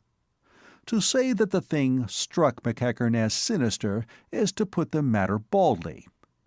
There was once a gentleman who remarked that he smelt a rat, and saw it floating in the air. Ex-Constable McEachern smelt a regiment of rats, and the air seemed to him positively congested with them. His first impulse had been to rush to Jimmy's room there and then, but he had learned society's lessons well. Though the heavens might fall, he must not be late for dinner. So he went and dressed, and an obstinate tie put the finishing touches to his wrath. Jimmy regarded him coolly, without moving from the chair in which he had seated himself. Spike, on the other hand, seemed embarrassed. He stood first on one leg and then on the other, as if he were testing the respective merits of each, and would make a definite choice later on. "You scoundrels!" growled McEachern. Spike, who had been standing for a few moments on his right leg, and seemed at last to have come to a decision, hastily changed to the left, and grinned feebly. "Say, youse won't want me any more, boss," he whispered. "No, you can go, Spike." "You stay where you are, you red-headed devil," said McEachern tartly. "Run along, Spike," said Jimmy. The Bowery boy looked doubtfully at the huge form of the ex-policeman which blocked access to the door. "Would you mind letting my man pass?" said Jimmy. "You stay," began McEachern. Jimmy got up and walked round to the door, which he opened. Spike shot out. He was not lacking in courage, but he disliked embarrassing interviews, and it struck him that Jimmy was the man to handle a situation of this kind. He felt that he himself would only be in the way. "Now we can talk comfortably," said Jimmy, going back to his chair. McEachern's deep-set eyes gleamed, and his forehead grew red, but he mastered his feelings. "And now," said he, then paused. "Yes?" asked Jimmy. "What are you doing here?" "Nothing at the moment." "You know what I mean. Why are you here, you and that red-headed devil Spike Mullins?" He jerked his head in the direction of the door. "I am here because I was very kindly invited to come by Lord Drever." "I know you." "You have that privilege. Seeing that we only met once, it's very good of you to remember me." "What's your game? What do you mean to do?" "To do? Well, I shall potter about the garden, you know, and shoot a bit perhaps, and look at the horses, and think of life, and feed the chickens— I suppose there are chickens somewhere about— and possibly go for an occasional row on the lake. Nothing more. Oh yes, I believe they want me to act in some theatricals." "You'll miss those theatricals. You'll leave here tomorrow." "Tomorrow? But I've only just arrived, dear heart." "I don't care about that. Out you go, tomorrow. I'll give you till tomorrow." "I congratulate you," said Jimmy. "One of the oldest houses in England." "What do you mean?" "I gathered from what you said that you had bought the castle. Isn't that so? If it still belongs to Lord Drever, don't you think you ought to consult him before revising his list of guests?" McEachern looked steadily at him. His manner became quieter. "Oh, you take that tone, do you?" "I don't know what you mean by that tone. What tone would you take if a comparative stranger ordered you to leave another man's house?" McEachern's massive jaw protruded truculently, in the manner that had scared good behavior into brawling East Siders. "I know your sort," he said. "I'll call your bluff. And you won't get till tomorrow either. It'll be now." "Why should we wait for the morrow? You are queen of my heart tonight," murmured Jimmy encouragingly. "I'll expose you before them all. I'll tell them everything." Jimmy shook his head. "Too melodramatic," he said. "I call on heaven to judge between this man and me kind of thing. I shouldn't. What do you propose to tell, anyway?" "Will you deny that you were a crook in New York?" "I will. I was nothing of the kind." "What?" "If you'll listen, I can explain." "Explain?" The other's voice rose again. "You talk about explaining, you scum! when I caught you in my own parlor at 3 a.m, you—" The smile faded from Jimmy's face. "Half a minute," he said. It might be that the ideal course would be to let the storm expend itself, and then to explain quietly the whole matter of Arthur Mifflin and the bet that had led to his one excursion into burglary, but he doubted it. Things, including his temper, had got beyond the stage of quiet explanations. McEachern would most certainly disbelieve his story. What would happen after that he did not know. A scene, probably. A melodramatic denunciation at the worst, before the other guests. At the best, before Sir Thomas alone. He saw nothing but chaos beyond that. His story was thin to a degree, unless backed by witnesses, and his witnesses were 3,000 miles away. Worse, he had not been alone in the policeman's parlor. A man who is burgling a house for a bet does not usually do it in the company of a professional burglar, well known to the police. No, quiet explanations must be postponed. They could do no good, and would probably lead to his spending the night and the next few nights at the local police station. And even if he were spared that fate, it was certain that he would have to leave the castle and Molly. He jumped up. The thought had stung him. "One moment," he said. McEachern stopped. "Well?" "You're going to tell them that?" asked Jimmy. "I am." Jimmy walked up to him. "Are you also going to tell them why you didn't have me arrested that night?" he said. McEachern started. Jimmy planted himself in front of him and glared up into his face. It would have been hard to say which of the two was the angrier. The policeman was flushed, and the veins stood out on his forehead. Jimmy was in a white heat of rage. He had turned very pale, and his muscles were quivering. Jimmy, in this mood, had once cleared a Los Angeles barroom with the leg of a chair in the space of 2¼ minutes by the clock. "Are you?" he demanded. "Are you?"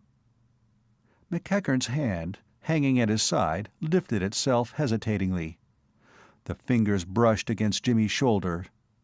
Jimmy's lip twitched. "Yes," he said, "do it. Do it and see what happens. By God, if you put a hand on me, I'll finish you. Do you think you can bully me? Do you think I care for your size?" McEachern dropped his hand. For the first time in his life, he had met a man who, instinct told him, was his match and more. He stepped back a pace. Jimmy put his hands in his pockets and turned away. He walked to the mantelpiece and leaned his back against it. "You haven't answered my question," he said. "Perhaps you can't?" McEachern was wiping his forehead and breathing quickly. "If you like," said Jimmy, "we'll go down to the drawing-room now, and you shall tell your story, and I'll tell mine. I wonder which they will think the more interesting. Damn you," he went on, his anger rising once more. "What do you mean by it? You come into my room and bluster, and talk about exposing crooks. What do you call yourself, I wonder? Do you realize what you are? Why, poor Spike's an angel compared with you. He did take chances. He wasn't in a position of trust. You—" He stopped. "Hadn't you better get out of here, don't you think?" he said curtly. Without a word, McEachern walked to the door and went out. Jimmy dropped into a chair with a deep breath. He took up his cigarette case, but before he could light a match, the gong sounded from the distance. He rose and laughed rather shakily. He felt limp. "As an effort at conciliating Papa," he said, "I'm afraid that wasn't much of a success." It was not often that McEachern was visited by ideas. He ran rather to muscle than to brain. But he had one that evening during dinner. His interview with Jimmy had left him furious, but baffled. He knew that his hands were tied. Frontal attack was useless. To drive Jimmy from the castle would be out of the question. All that could be done was to watch him while he was there, for he had never been more convinced of anything in his life than that Jimmy had wormed his way into the house party with felonious intent. The appearance of Lady Julia at dinner, wearing the famous rope of diamonds, supplied an obvious motive. The necklace had an international reputation. Probably there was not a prominent thief in England, or on the Continent, who had not marked it down as a possible prey. It had already been tried for once. It was big game, just the sort of lure that would draw the type of criminal McEachern imagined Jimmy to be. From his seat at the far end of the table, Jimmy looked at the jewels as they gleamed on their wearer's neck. They were almost too ostentatious for what was, after all, an informal dinner. It was not a rope of diamonds, it was a collar. There was something oriental and barbaric in the overwhelming display of jewelry.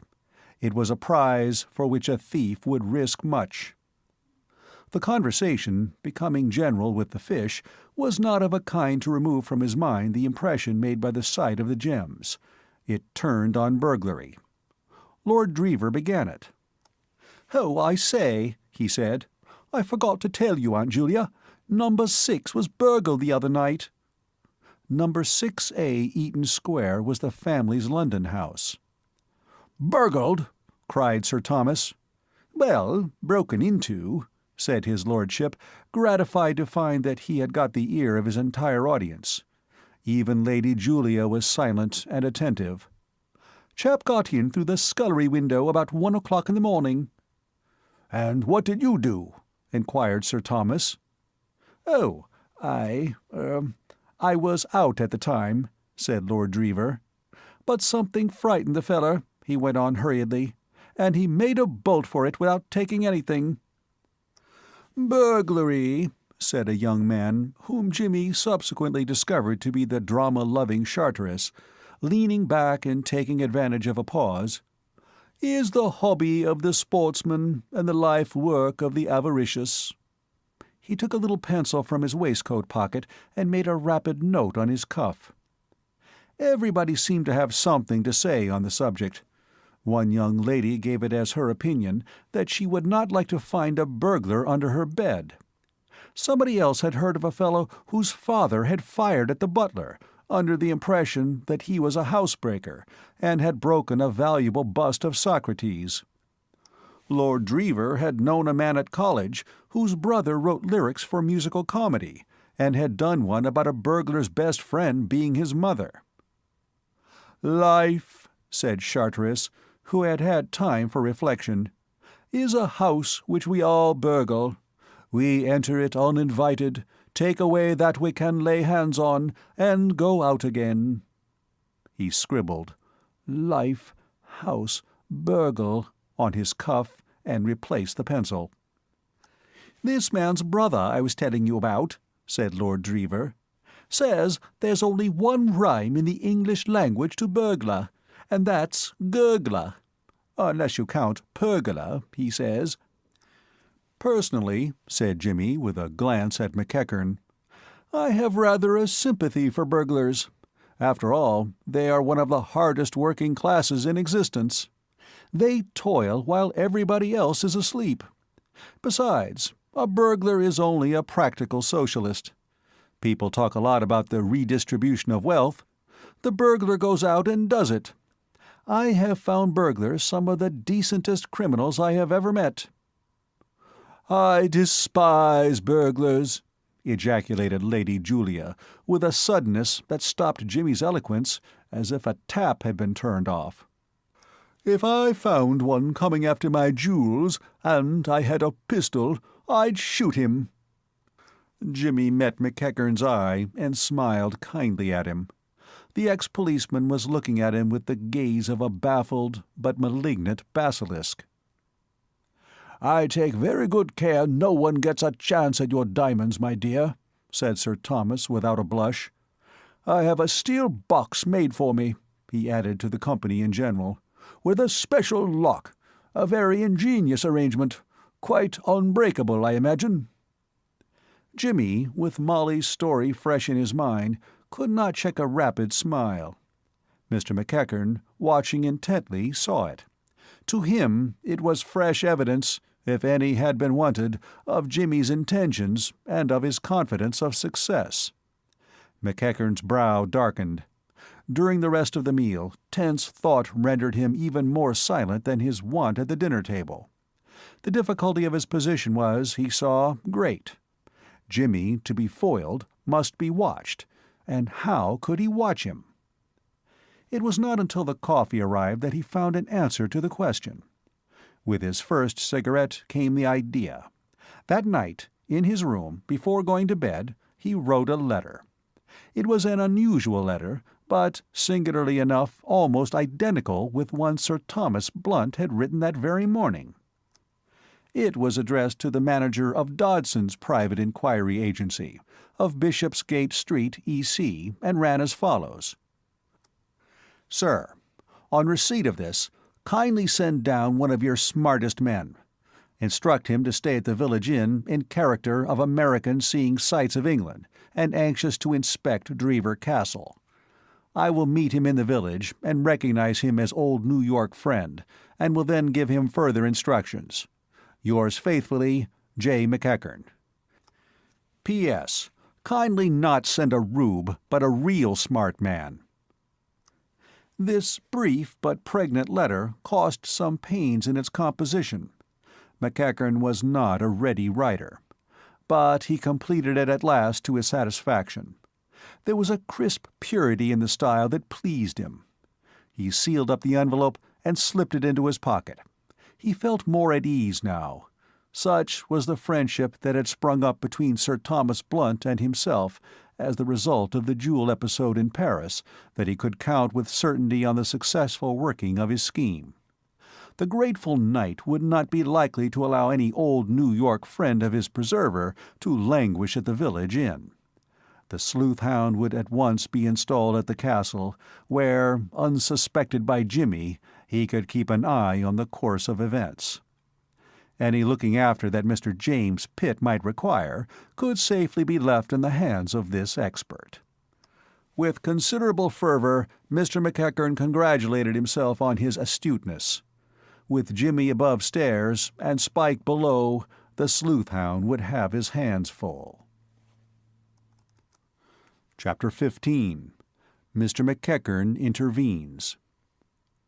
Life at the castle during the first few days of his visit filled Jimmy with a curious blend of emotions, mainly unpleasant. Fate, in its pro-Jimmy capacity, seemed to be taking a rest. In the first place, the part allotted to him was not that of Lord Herbert, the character who talked to Molly most of the time. The instant Charteris learned from Lord Drever that Jimmy had at one time actually been on the stage professionally, he decided that Lord Herbert offered too little scope for the new man's talents. "Absolutely no good to you, my dear chap," he said. "It's just a small dude part. He's simply got to be a silly ass." Jimmy pleaded that he could be a sillier ass than anybody living, but Charteris was firm. "No," he said, "you must be Captain Brown. Fine acting part. The biggest in the piece. Full of fat lines. Spenny was to have played it, but we were in for the worst frost in the history of the stage. Now you've come, it's all right. Spenny's the ideal Lord Herbert. He's simply got to be himself. We've got a success now, my boy. Rehearsal after lunch. Don't be late." And he was off to beat up the rest of the company. From that moment, Jimmy's troubles began. Charteris was a young man in whom a passion for the stage was ineradicably implanted. It mattered nothing to him during these days that the sun shone, that it was pleasant on the lake, and that Jimmy would have given £5 a minute to be allowed to get Molly to himself for half an hour every afternoon. All he knew or cared about was that the local nobility and gentry were due to arrive at the castle within a week, and that, as yet, very few of the company even knew their lines. Having hustled Jimmy into the part of Captain Brown, he gave his energy free play.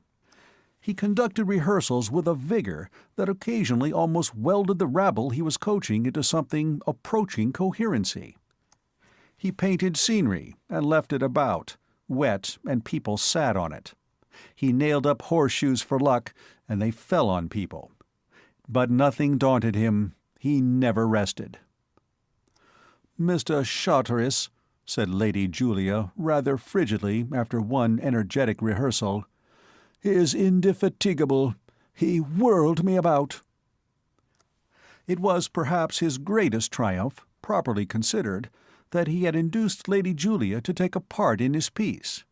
But to the born organizer of amateur theatricals, no miracle of this kind is impossible, and Charteris was one of the most inveterate organizers in the country. There had been some talk, late at night in the billiard-room, of his being about to write in a comic footnote role for Sir Thomas, but it had fallen through, not, it was felt, because Charteris could not have hypnotized his host into undertaking the part, but rather because Sir Thomas was histrionically unfit. Mainly as a result of the producer's energy, Jimmy found himself one of a crowd, and disliked the sensation. He had not experienced much difficulty in mastering the scenes in which he appeared, but unfortunately those who appeared with him had. It occurred to Jimmy daily, after he had finished running through the lines with a series of agitated amateurs, male and female, that for all practical purposes he might just as well have gone to Japan. In this confused welter of rehearsers, his opportunities of talking with Molly were infinitesimal. And worse, she did not appear to mind. She was cheerful and apparently quite content to be engulfed in a crowd. Probably, he thought with some melancholy, if she met his eye and noted in it a distracted gleam, she put it down to the cause that made other eyes in the company gleam distractedly during this week. Jimmy began to take a thoroughly jaundiced view of amateur theatricals, and of these amateur theatricals in particular. He felt that in the electric flame department of the infernal regions there should be a special gridiron reserved exclusively for the man who invented these performances, so diametrically opposed to the true spirit of civilization. At the close of each day he cursed Charteris with unfailing regularity. There was another thing that disturbed him. That he should be unable to talk with Molly was an evil, but a negative evil. It was supplemented by one that was positive. Even in the midst of the chaos of rehearsals, he could not help noticing that Molly and Lord Drever were very much together.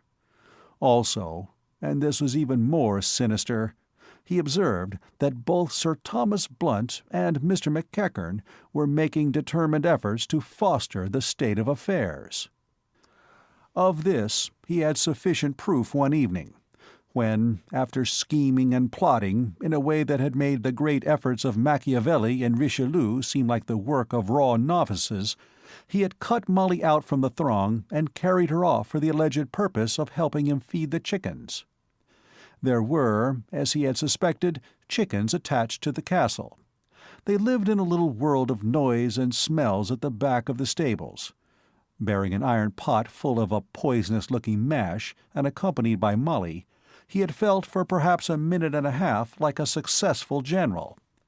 It was difficult to be romantic when you were laden with chicken feed in an unwieldy iron pot, but he had resolved that this portion of the proceeding should be brief.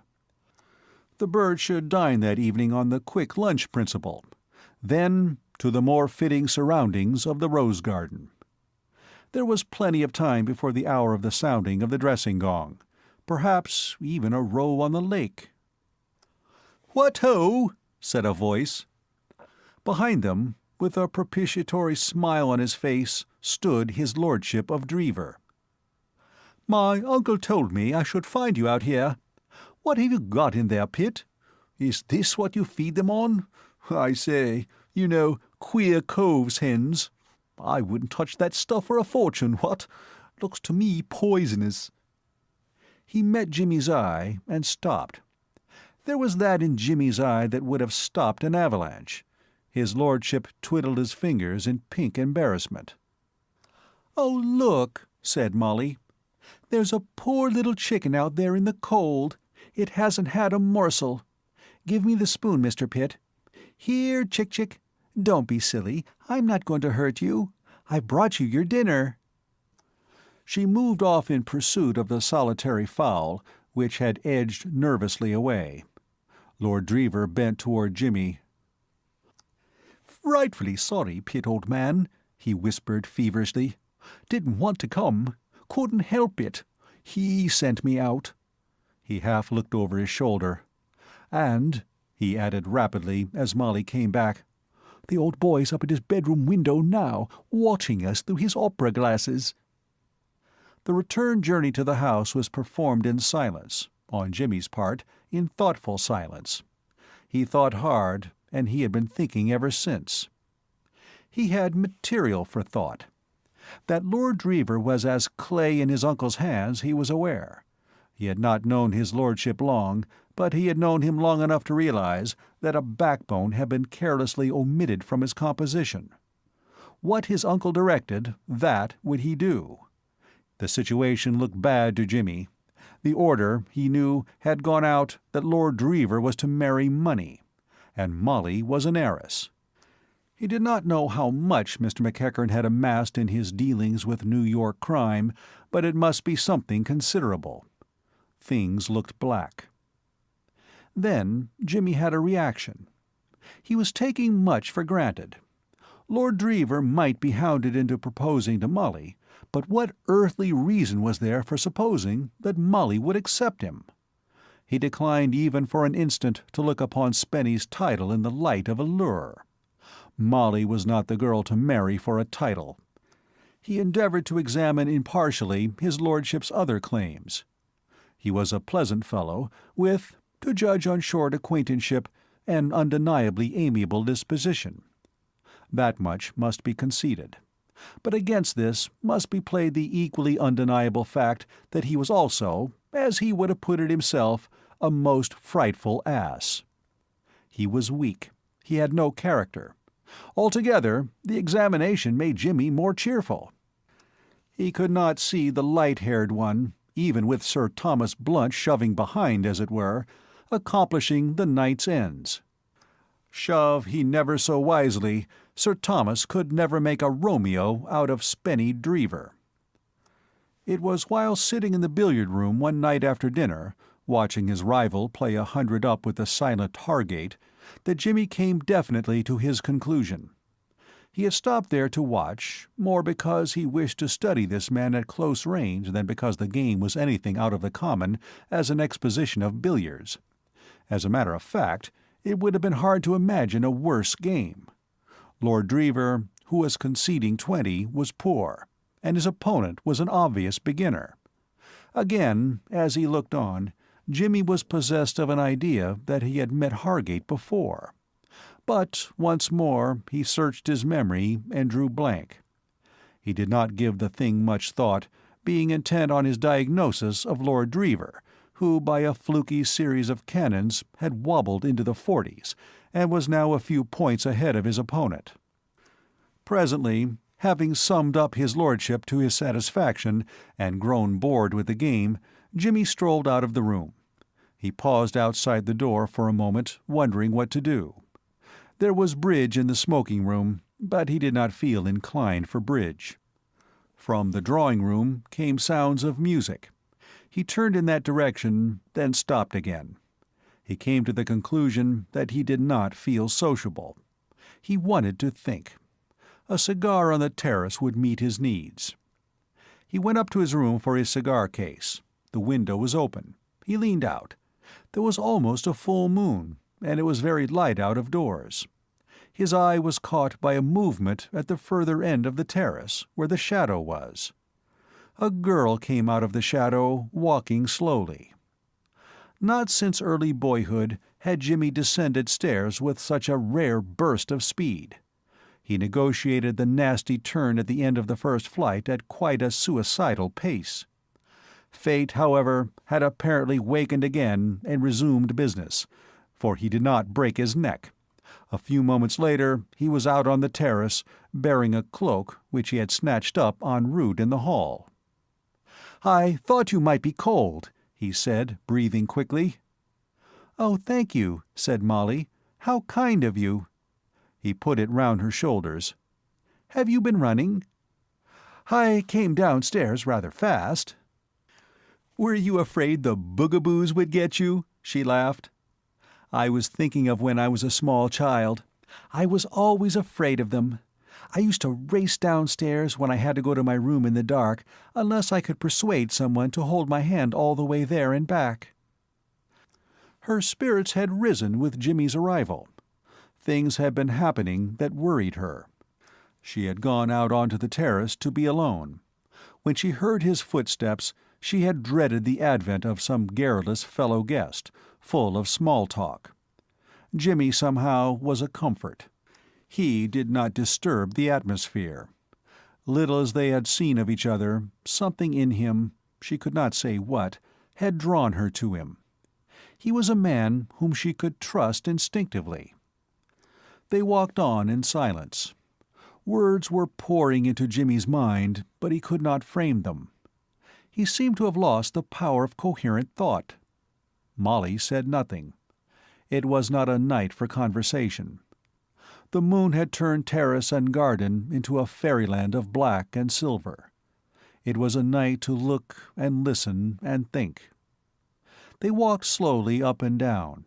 As they turned for the second time, Molly's thoughts formed themselves into a question. Twice she was on the point of asking it, but each time she checked herself. It was an impossible question. She had no right to put it, and he had no right to answer. Yet something was driving her on to ask it. It came out suddenly, without warning. "Mr. Pitt, what do you think of Lord Drever?" Jimmy started. No question could have chimed in more aptly with his thoughts. Even as she spoke, he was struggling to keep himself from asking her the same thing. "Oh, I know I ought not to ask," she went on. "But he's your host, and you're his friend. I know, but—" Her voice trailed off. The muscles of Jimmy's back tightened and quivered, but he could find no words. "I wouldn't ask anyone else, but you're different somehow. I don't know what I mean. We hardly know each other, but—" She stopped again, and still he was dumb. "I feel so alone," she said very quietly, almost to herself. Something seemed to break in Jimmy's head. His brain suddenly cleared. He took a step forward. A huge shadow blackened the white grass. Jimmy wheeled round. It was McEachern. "I have been looking for you, Molly, my dear," he said heavily. "I thought you must have gone to bed." He turned to Jimmy and addressed him for the first time since their meeting in the bedroom. "Will you excuse us, Mr. Pitt?" Jimmy bowed and walked rapidly toward the house. At the door, he stopped and looked back. The two were standing where he had left them. End of Part 5. Part 6 of The Intrusion of Jimmy by P.G. Wodehouse. Chapter 16. A Marriage Arranged. Neither Molly nor her father had moved or spoken while Jimmy was covering the short strip of turf that ended at the stone steps of the house. McEachern stood looking down at her in grim silence. His great body against the dark mass of the castle wall seemed larger than ever in the uncertain light. To Molly there was something sinister and menacing in his attitude. She found herself longing that Jimmy would come back. She was frightened. Why, she could not have said. It was as if some instinct told her that a crisis in her affairs had been reached and that she needed him. For the first time in her life she felt nervous in her father's company. Ever since she was a child she had been accustomed to look upon him as her protector, but now she was afraid. "Father!" she cried. "What are you doing out here?" His voice was tense and strained. "I came out because I wanted to think, Father dear." She thought she knew his moods, but this was one that she had never seen. It frightened her. Why did he come out here?" "Mr. Pitt, he brought me a wrap." "What was he saying to you?" The rain of questions gave Molly a sensation of being battered. She felt dazed and a little mutinous. What had she done that she should be assailed like this? "He was saying nothing," she said rather shortly. "Nothing? What do you mean? What was he saying? Tell me." Molly's voice shook as she replied. "He was saying nothing," she repeated. "Do you think I'm not telling you the truth, Father? He had not spoken a word for ever so long. We just walked up and down. I was thinking, and I suppose he was too. At any rate, he said nothing. I think you might believe me." She began to cry quietly. Her father had never been like this before. It hurt her. McEachern's manner changed in a flash. In the shock of finding Jimmy and Molly together on the terrace, he had forgotten himself. He had reason to be suspicious. Sir Thomas Blunt, from whom he had just parted, had told him a certain piece of news which had disturbed him. The discovery of Jimmy with Molly had lent an added significance to that piece of news. He saw that he had been rough. In a moment he was by her side, his great arm round her shoulder, petting and comforting her as he had done when she was a child. He believed her word without question, and his relief made him very tender. Gradually the sobs ceased. She leaned against his arm. "I'm tired, Father," she whispered. "Poor little girl. We'll sit down." There was a seat at the end of the terrace. McEachern picked Molly up as if she had been a baby and carried her to it. She gave a little cry. "I didn't mean I was too tired to walk," she said, laughing tremulously. "How strong you are, Father. If I was naughty, you could take me up and shake me till I was good, couldn't you?" "Of course, and send you to bed, too. So you be careful, young woman." He lowered her to the seat. Molly drew the cloak closer round her and shivered. "Cold, dear?" "No." "You shivered." "It was nothing." "Yes, it was," she went on quickly. "It was. Father, will you promise me something?" "Of course. What?" "Don't ever be angry with me like that again, will you? I couldn't bear it. Really, I couldn't. I know it's stupid of me, but it hurt. You don't know how it hurt."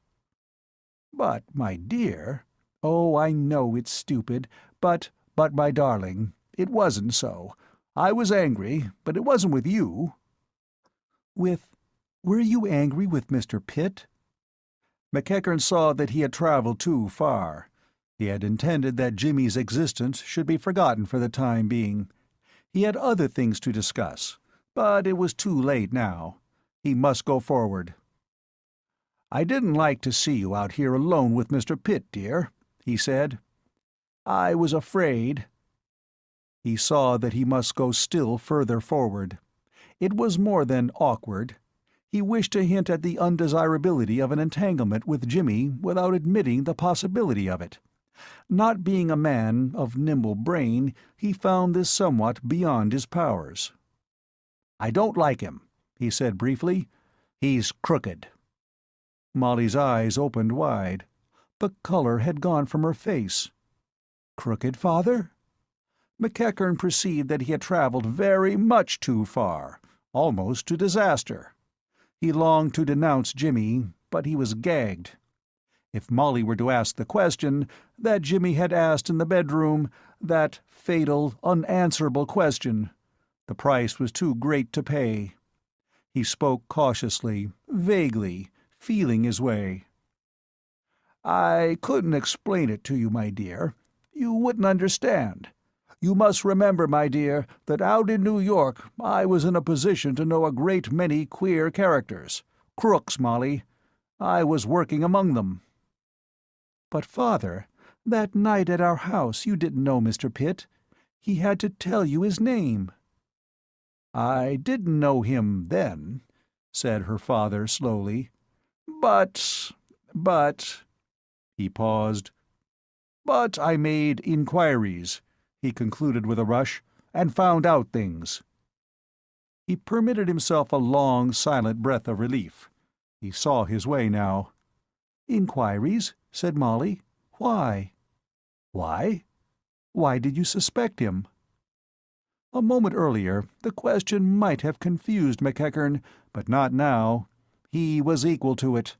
He took it in his stride. "It's hard to say, my dear. A man who has had as much to do with crooks as I have recognizes them when he sees them."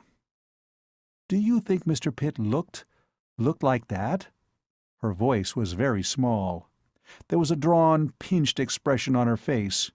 She was paler than ever. He could not divine her thoughts. He could not know what his words had done, how they had shown her in a flash what Jimmy was to her, and lighted her mind like a flame, revealing the secret hidden there. She knew now. The feeling of comradeship, the instinctive trust, the sense of dependence, they no longer perplexed her. They were signs which she could read. And he was crooked. McEachern proceeded.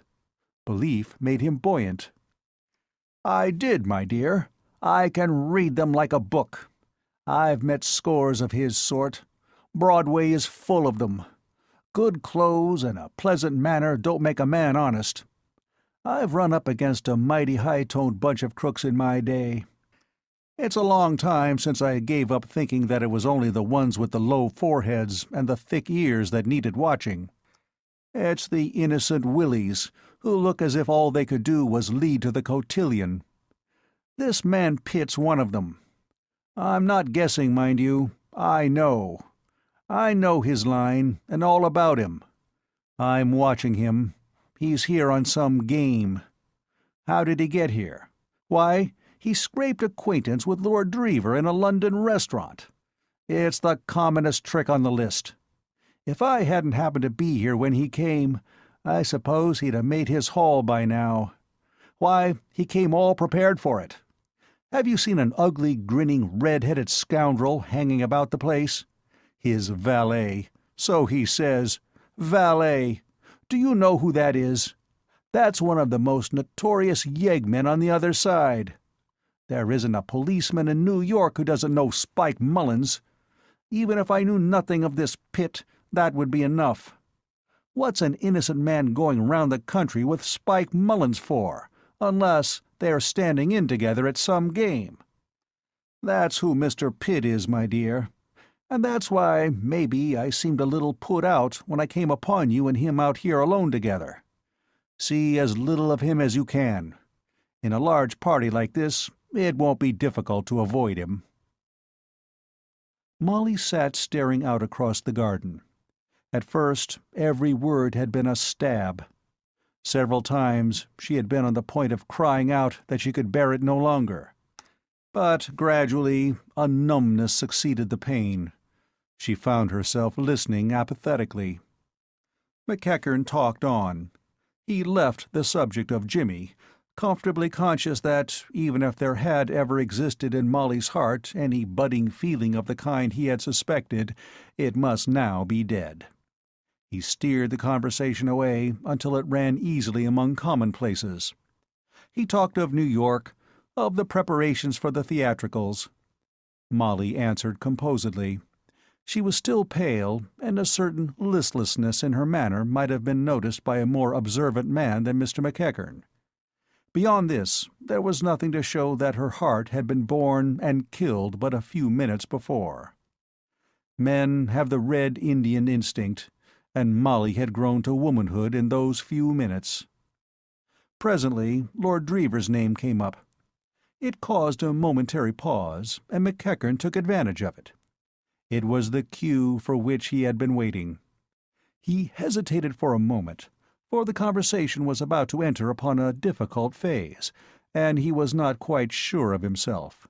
Then he took the plunge. "I have just been talking to Sir Thomas, my dear," he said.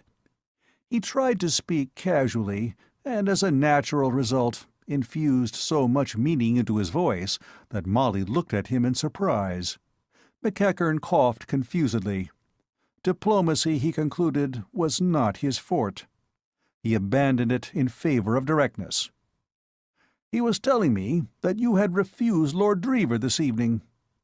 "Yes, I did," said Molly. "How did Sir Thomas know?" "Lord Drever told him."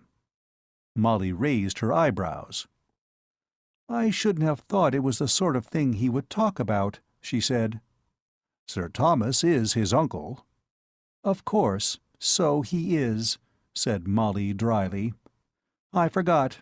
That would account for it, wouldn't it?"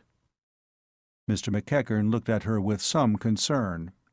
There was a hard ring in her voice which he did not altogether like. His greatest admirer had never called him an intuitive man, and he was quite at a loss to see what was wrong.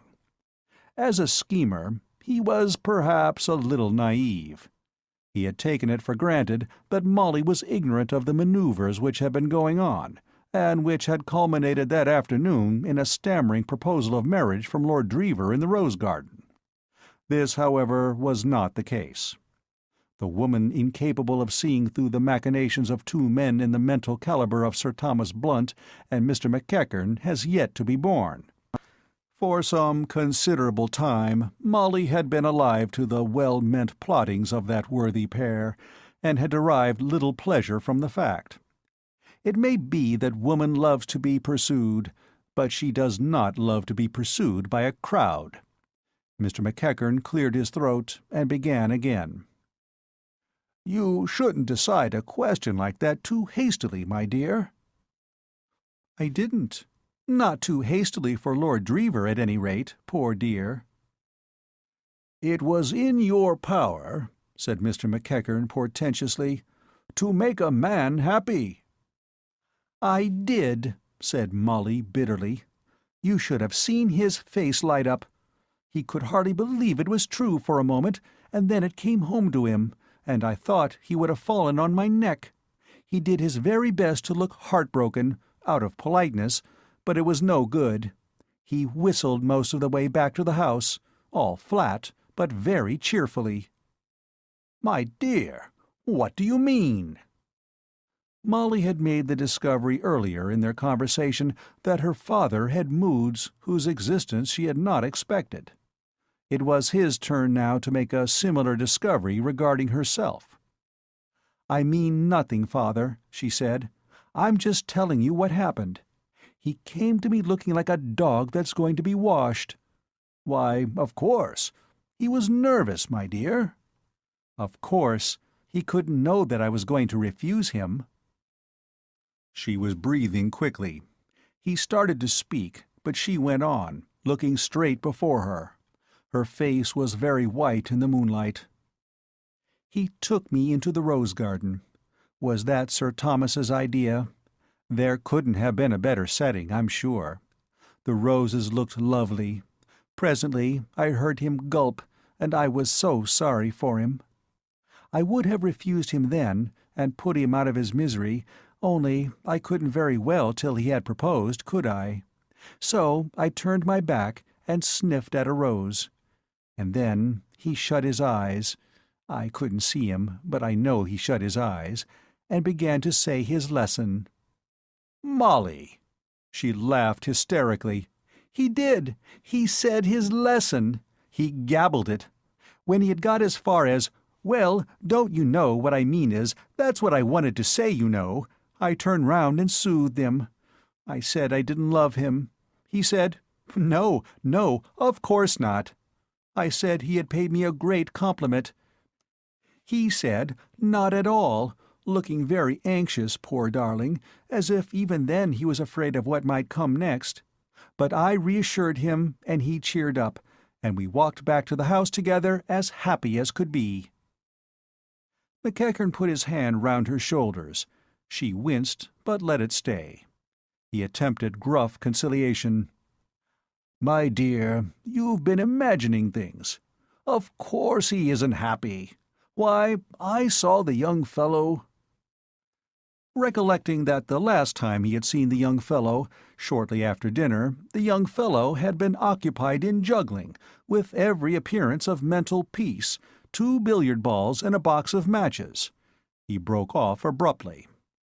Molly looked at him. "Father." "My dear?" "Why do you want me to marry Lord Drever?" He met the attack stoutly. "I think he's a fine young fellow," he said, avoiding her eyes. "He's quite nice," said Molly quietly. McEachern had been trying not to say it. He did not wish to say it. If it could have been hinted at, he would have done it, but he was not good at hinting. A lifetime passed in surroundings where the subtlest hint is a drive in the ribs with a truncheon does not leave a man adept at the art. He had to be blunt or silent. "He's the Earl of Drever, my dear." He rushed on, desperately anxious to cover the nakedness of the statement in a comfortable garment of words. "Why, you see you're young, Molly. It's only natural you shouldn't look on these things sensibly. You expect too much of a man. You expect this fellow to be like the heroes of the novels you read. When you've lived a little longer, my dear, you'll see that there's nothing in it. It isn't the hero of the novel you want to marry. It's the man who'll make you a good husband." This remark struck Mr. McEachern as so pithy and profound that he repeated it. He went on. Molly was sitting quite still, looking into the shrubbery. He assumed she was listening, but whether she was or not, he must go on talking. The situation was difficult. Silence would make it more difficult. "Now look at Lord Drever," he said. "There's a young man with one of the oldest titles in England. He could go anywhere and do what he liked, and be excused for whatever he did because of his name. But he doesn't. He's got the right stuff in him. He doesn't go racketing around. His uncle doesn't allow him enough pocket money," said Molly with a jarring little laugh. "Perhaps that's why." There was a pause. McEachern required a few moments in which to marshal his arguments once more. He had been thrown out of his stride. Molly turned to him. The hardness had gone from her face. She looked up at him wistfully. "Father dear, listen," she said. "We always used to understand each other so well." He patted her shoulder affectionately. "You can't mean what you say. You know I don't love Lord Drever. You know he's only a boy. Don't you want me to marry a man? I love this old place, but surely you can't think that it can really matter in a thing like this. You don't really mean that about the hero of the novel. I'm not stupid like that. I only want—oh, I can't put it into words, but don't you see?" Her eyes were fixed appealingly on him. It only needed a word from him, perhaps not even a word, to close the gulf that had opened between them. He missed the chance. He had had time to think, and his arguments were ready again. With stolid good humor, he marched along the line he had mapped out. He was kindly and shrewd and practical, and the gulf gaped wider with every word. "You mustn't be rash, my dear. You mustn't act without thinking in these things. Lord Drever is only a boy, as you say, but he will grow. You say you don't love him? Nonsense! You like him. You would go on liking him more and more. And why? Because you could make what you pleased of him. You've got character, my dear. With a girl like you to look after him, he would go a long way, a very long way. It's all there. It only wants bringing out. And think of it, Molly, Countess of Drever. There's hardly a better title in England. It would make me very happy, my dear. It's been my one hope all these years to see you in the place where you ought to be. And now the chance has come. Molly, dear, don't throw it away." She had leaned back with closed eyes. A wave of exhaustion had swept over her. She listened in a dull dream. She felt beaten. They were too strong for her. There were too many of them. What did it matter? Why not give in and end it all and win peace? That was all she wanted, peace now. What did it all matter? "Very well, Father," she said listlessly. McEachern stopped short. "You'll do it, dear?" he cried. "You will?" "Very well, Father." He stooped and kissed her. "My own dear little girl," he said. She got up. "I'm rather tired, Father," she said. "I think I'll go in." 2 minutes later, Mr. McEachern was in Sir Thomas Blunt's study. 5 minutes later, Sir Thomas pressed the bell. Saunders appeared. "Tell his lordship," said Sir Thomas, "that I wish to see him in a moment. He's in the billiard-room, I think." Chapter 17. Jimmy Remembers Something. The game between Hargate and Lord Drever was still in progress when Jimmy returned to the billiard-room. A glance at the board showed that the score was 70-69 in favor of Spot. "Good game," said Jimmy. "Who's Spot?" "I am," said his lordship, missing an easy cannon. For some reason, he appeared in high spirits. "Hargate's been going great guns. I was 11 ahead a moment ago, but he made a break of 12. Lord Drever belonged to the class of billiard players to whom a double-figure break is a thing to be noted and greeted with respect. "Fluky," muttered the silent Hargate deprecatingly. This was a long speech for him. Since their meeting at Paddington Station, Jimmy had seldom heard him utter anything beyond a monosyllable. "Not a bit of it, dear old son," said Lord Drever handsomely. "You're coming on like a 2-year-old. I shan't be able to give you 20 in 100 much longer." He went to a side table and mixed himself a whiskey and soda, singing a brief extract from musical comedy as he did so. There could be no shadow of doubt that he was finding life good. For the past few days, and particularly that afternoon, he had been rather noticeably ill at ease.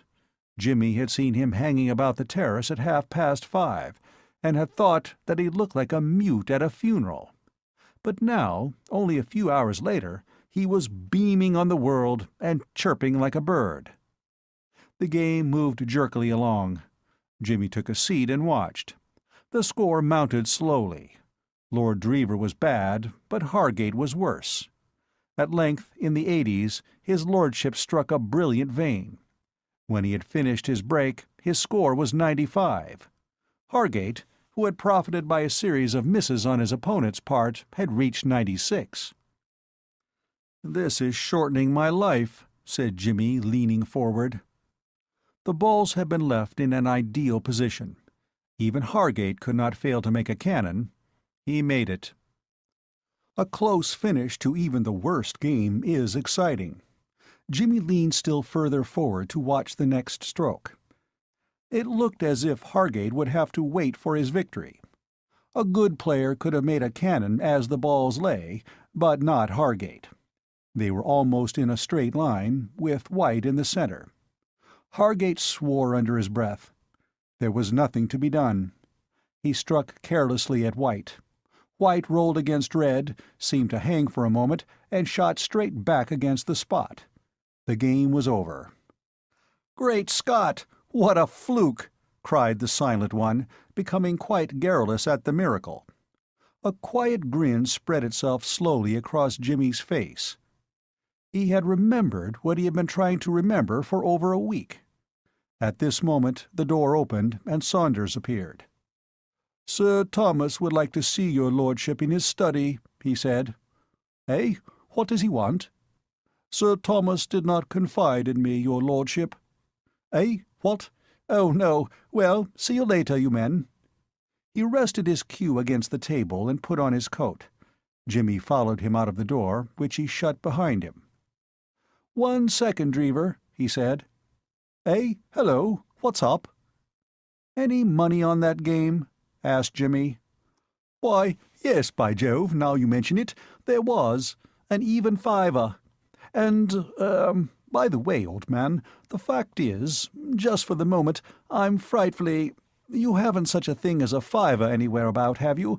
The fact is, my dear fellow, of course, I'll square up with him now, shall I?" "Fearfully obliged if you would. Thanks, old man. Pay it tomorrow." "No hurry," said Jimmy.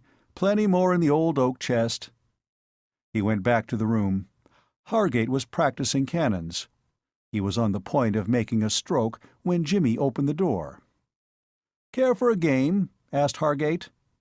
"Not just at the present," said Jimmy. Hargate attempted his cannon and failed badly.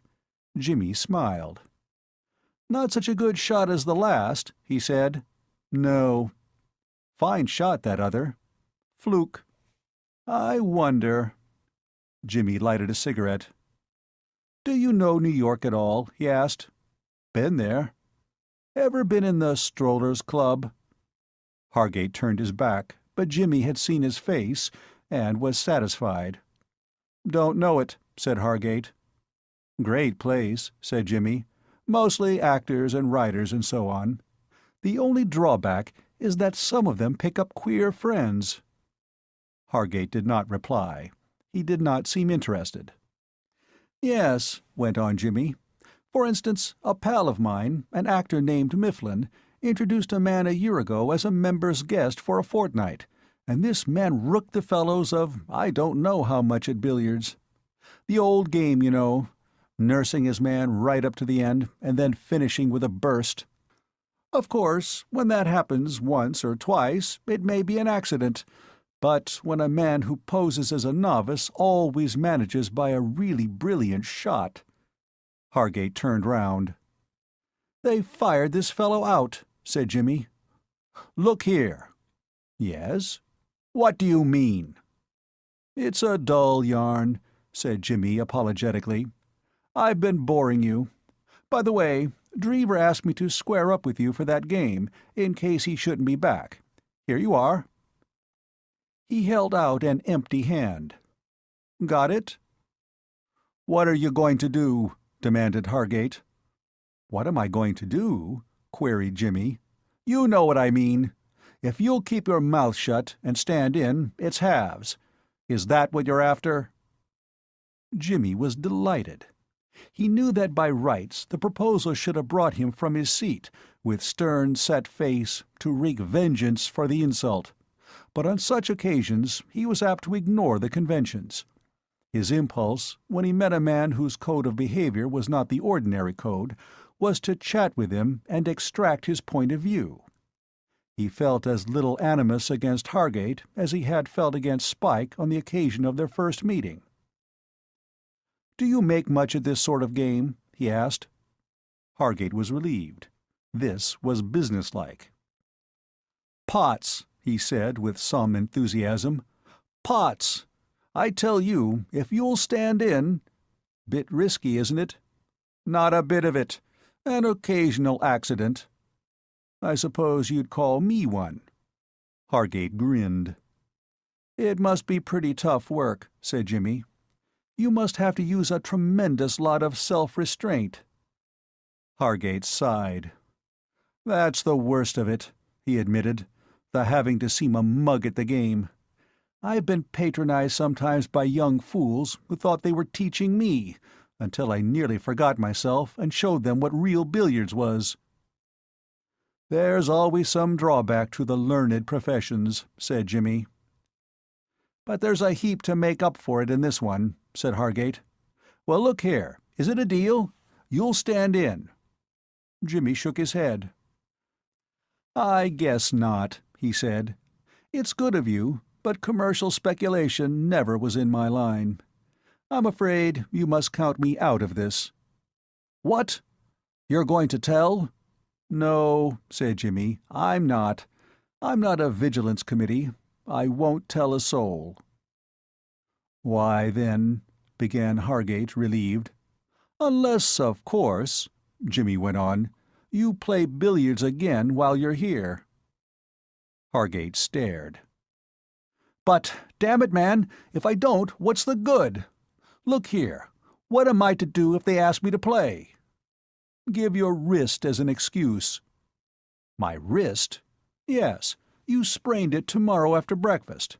It was bad luck. I wonder how you came to do it. You didn't sprain it much, just enough to stop you playing billiards." Hargate reflected. "Understand?" said Jimmy. "Oh, very well," said Hargate sullenly. "But," he burst out, "if I ever get a chance to get even with you—" "You won't," said Jimmy. "Dismiss the rosy dream. Get even? You don't know me. There's not a flaw in my armor. I'm a sort of modern edition of the stainless knight. Tennyson drew Galahad from me. I move through life with almost a sickening absence of sin. But hush, we are observed. At least we shall be in another minute. Somebody is coming down the passage. You do understand, don't you? Sprained wrist is the watchword." The handle turned. It was Lord Drever back again from his interview. "Hello, Drever," said Jimmy. "We've missed you. Hargate has been doing his best to amuse me with acrobatic tricks. But you're too reckless, Hargate, old man. Mark my words, one of these days you'll be spraining your wrist. You should be careful. What, going? Good night. Pleasant fellow, Hargate," he added, as the footsteps retreated down the passage. "Well, my lad, what's the matter with you? You look depressed." Lord Drever flung himself to the lounge and groaned hollowly. "Damn, damn, damn," he observed. His glassy eye met Jimmy's and wandered away again. "What on earth's the matter?" demanded Jimmy. "You go out of here caroling like a songbird, and you come back moaning like a lost soul. What's happened?" "Give me a brandy and soda, Pitt, old man.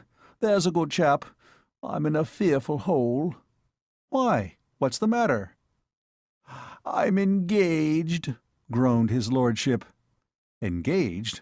I wish you'd explain. What on earth's wrong with you? Don't you want to be engaged? What's your—" He broke off as a sudden, awful suspicion dawned upon him. "Who is she?" he cried. He gripped the stricken peer's shoulder and shook it savagely. Unfortunately, he selected the precise moment when the latter was in the act of calming his quivering nerve centers with a gulp of brandy and soda, and for the space of some 2 minutes it seemed as if the engagement would be broken off by the premature extinction of the Drever line. A long and painful fit of coughing, however, ended with his lordship still alive and on the road to recovery. He eyed Jimmy reproachfully, but Jimmy was in no mood for apologies. "Who is she?" he kept demanding. "What's her name?" "Might have killed me," grumbled the convalescent. "Who is she?" "What? Why, Miss McEachern." Jimmy had known what the answer would be, but it was scarcely less of a shock for that reason. "Miss McEachern?" he echoed. Lord Drever nodded a somber nod. "You're engaged to her?" Another somber nod. "I don't believe it," said Jimmy. "I wish I didn't," said his lordship wistfully, ignoring the slight rudeness of the remark. "But worse luck, it's true." For the first time since the disclosure of the name, Jimmy's attention was directed to the remarkable demeanor of his successful rival. "You don't seem over-pleased," he said. "Pleased? Have a fiver each way on pleased. No, I'm not exactly leaping with joy." "Then what the devil is it all about? What do you mean? What's the idea? If you don't want to marry Miss McEachern, why did you propose to her?" Lord Drever closed his eyes. "Dear old boy, don't. It's my uncle." "Your uncle? Didn't I explain it all to you, about him wanting me to marry? You know, I told you the whole thing." Jimmy stared in silence. "Do you mean to say," he said slowly. He stopped. It was a profanation to put the thing into words. "What, old man?" Jimmy gulped. "Do you mean to say you want to marry Miss McEachern simply because she has money?" he said. It was not the first time that he had heard of a case of a British peer marrying for such a reason, but it was the first time that the thing had filled him with horror. In some circumstances, things come home more forcibly to us." "It's not me, old man," murmured his lordship. "It's my uncle." "Your uncle? Good God!" Jimmy clenched his hands despairingly.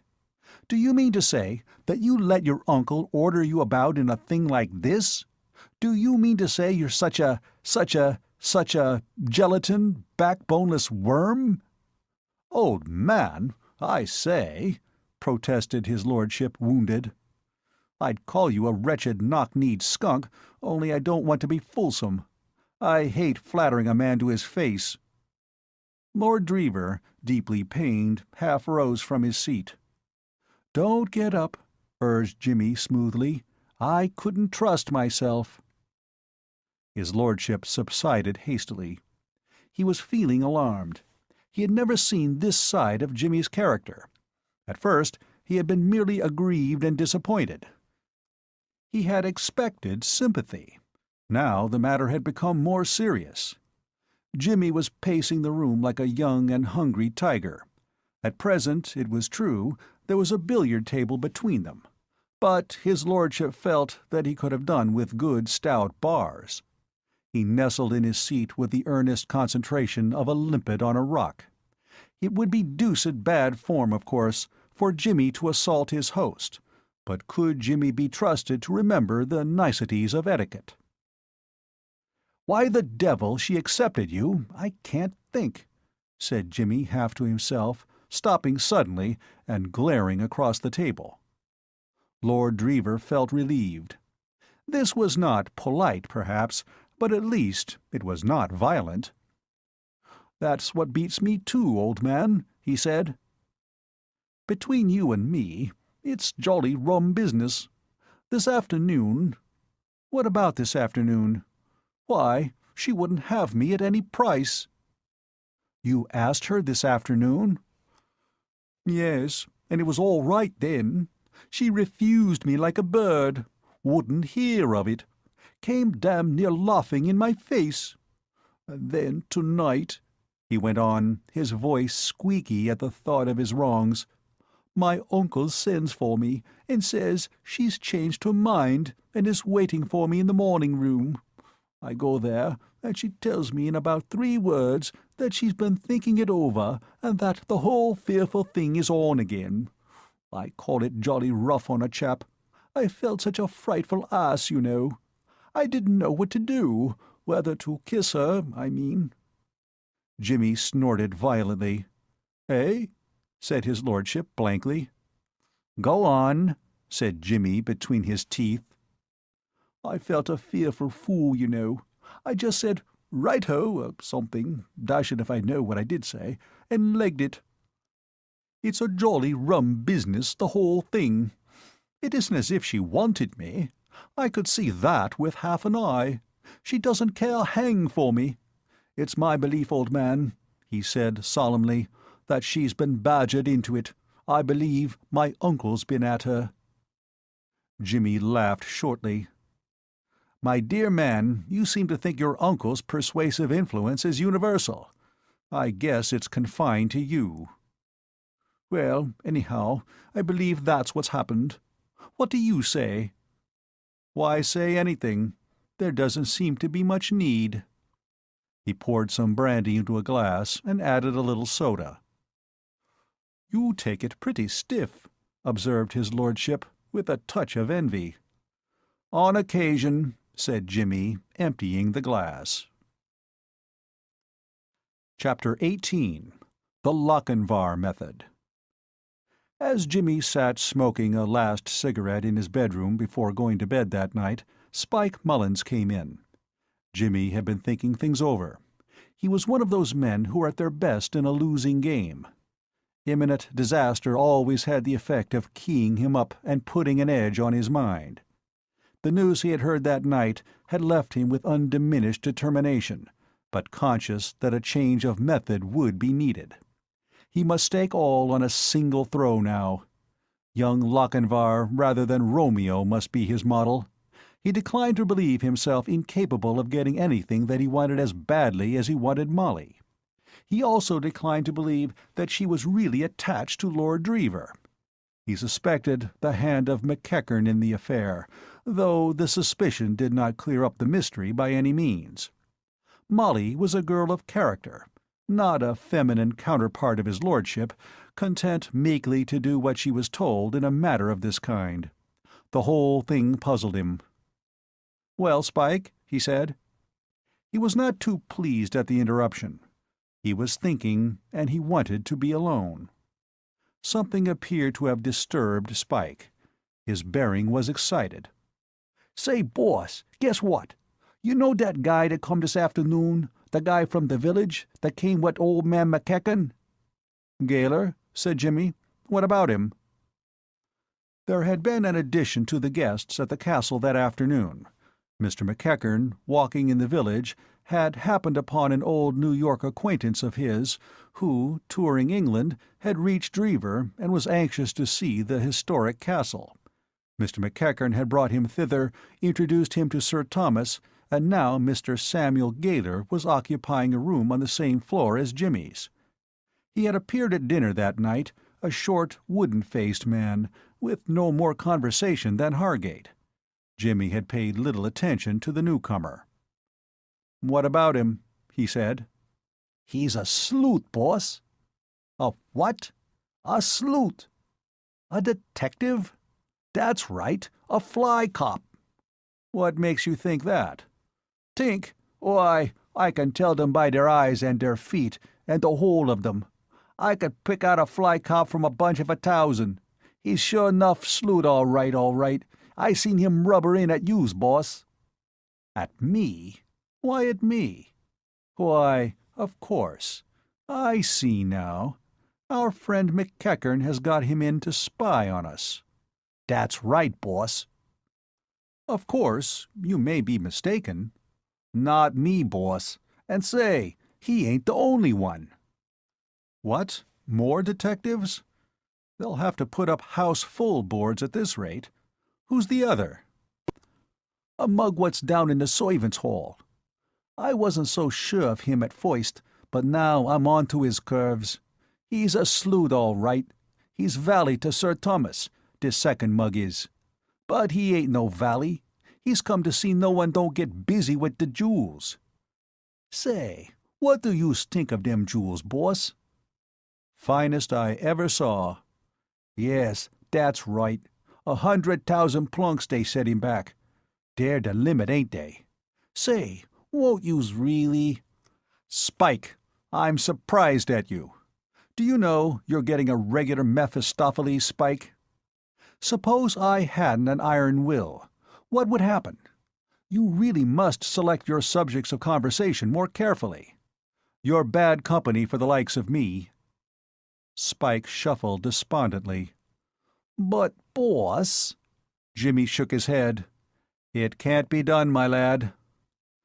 "But it can, boss," protested Spike. "It's dead easy. I been up to the room, and I seen the box with the jewels is kept in. Why, it's the softest ever. We could get them as easy as pulling the plug out of a bottle. Why, say, there's never been such a peach of a place for getting hold of the stuff as this house. That's right, boss. Why, look what I got this afternoon, just snooping around and not really trying to get busy at all. It was just lying about." He plunged his hand into his pocket and drew it out again. As he unclosed his fingers, Jimmy caught the gleam of precious stones. "What the—" he gasped. Spike was looking at his treasure trove with an air of affectionate proprietorship. "Where on earth did you get those?" asked Jimmy. "Out of one of the rooms. They belonged to one of the loidies. It was the easiest old thing ever, boss. I just went in when there was nobody around, and there they was on the table. I never butted into anything so soft." "Spike!" "Yes, boss?"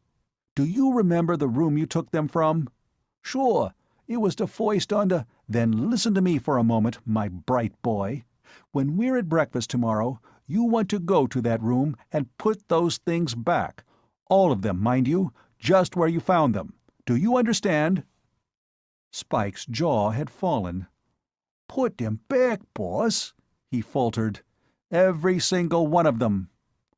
"Boss," said Spike plaintively, "remember, every single one of them, just where it belongs, see?" "Very well, boss." The dejection in his voice would have moved the sternest to pity. Gloom had enveloped Spike's spirit. The sunlight had gone out of his life. It had also gone out of the lives of a good many other people at the castle. This was mainly due to the growing shadow of the day of the theatricals. For pure discomfort, there are few things in the world that can compete with the final rehearsals of an amateur theatrical performance at a country house. Every day the atmosphere becomes more heavily charged with restlessness and depression. The producer of the piece, especially if he be also the author of it, develops a sort of intermittent insanity. He plucks at his mustache, if he has one, at his hair if he has not. He mutters to himself. He gives vent to occasional despairing cries. The soothing suavity that marked his demeanor in the earlier rehearsals disappears. He no longer says with a winning smile, "Splendid, old man, splendid, couldn't be better, but I think we'll take that over just once more if you don't mind." Instead, he rolls his eyes and snaps out, "Once more, please. This'll never do. At this rate, we might just as well cut out the show altogether. What's that? No, it won't be all right on the night. Now then, once more, and do pull yourself together this time." After this, the scene is sulkily resumed, and conversation, when the parties concerned meet subsequently, is cold and strained. Matters had reached this stage at the castle. Everybody was thoroughly tired of the piece, and, but for the thought of the disappointment which, presumably, would rack the neighboring nobility and gentry if it were not to be produced, would have resigned their places without a twinge of regret. People who had schemed to get the best and longest parts were wishing now that they had been content with first footman, or Giles a villager. "I'll never run an amateur show again as long as I live," confided Charteris to Jimmy almost tearfully. "It's not good enough. Most of them aren't word perfect yet."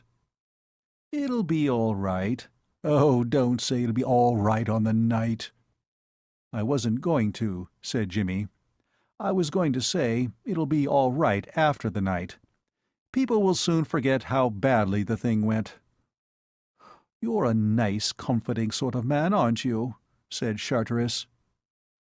"Why worry?" said Jimmy. "If you go on like this, it'll be Westminster Abbey for you in your prime. You'll be getting brain fever." Jimmy himself was one of the few who were feeling reasonably cheerful. He was deriving a keen amusement at present from the maneuvers of Mr. Samuel Gayler of New York. This lynx-eyed man, having been instructed by Mr. McEachern to watch Jimmy, was doing so with a thoroughness that would have roused the suspicions of a babe. If Jimmy went to the billiard-room after dinner, Mr. Gayler was there to keep him company. If during the course of the day he had occasion to fetch a handkerchief or a cigarette-case from his room, he was sure, on emerging, to stumble upon Mr. Gayler in the corridor. The employees of Dodson's private inquiry agency believed in earning their salaries. Occasionally, after these encounters, Jimmy would come upon Sir Thomas Blunt's valet, the other man in whom Spike's trained eye had discerned the distinguishing marks of the sleuth. He was usually somewhere round the corner at these moments, and, when collided with, apologized with great politeness. Jimmy decided that he must have come under suspicion in this case vicariously, through Spike.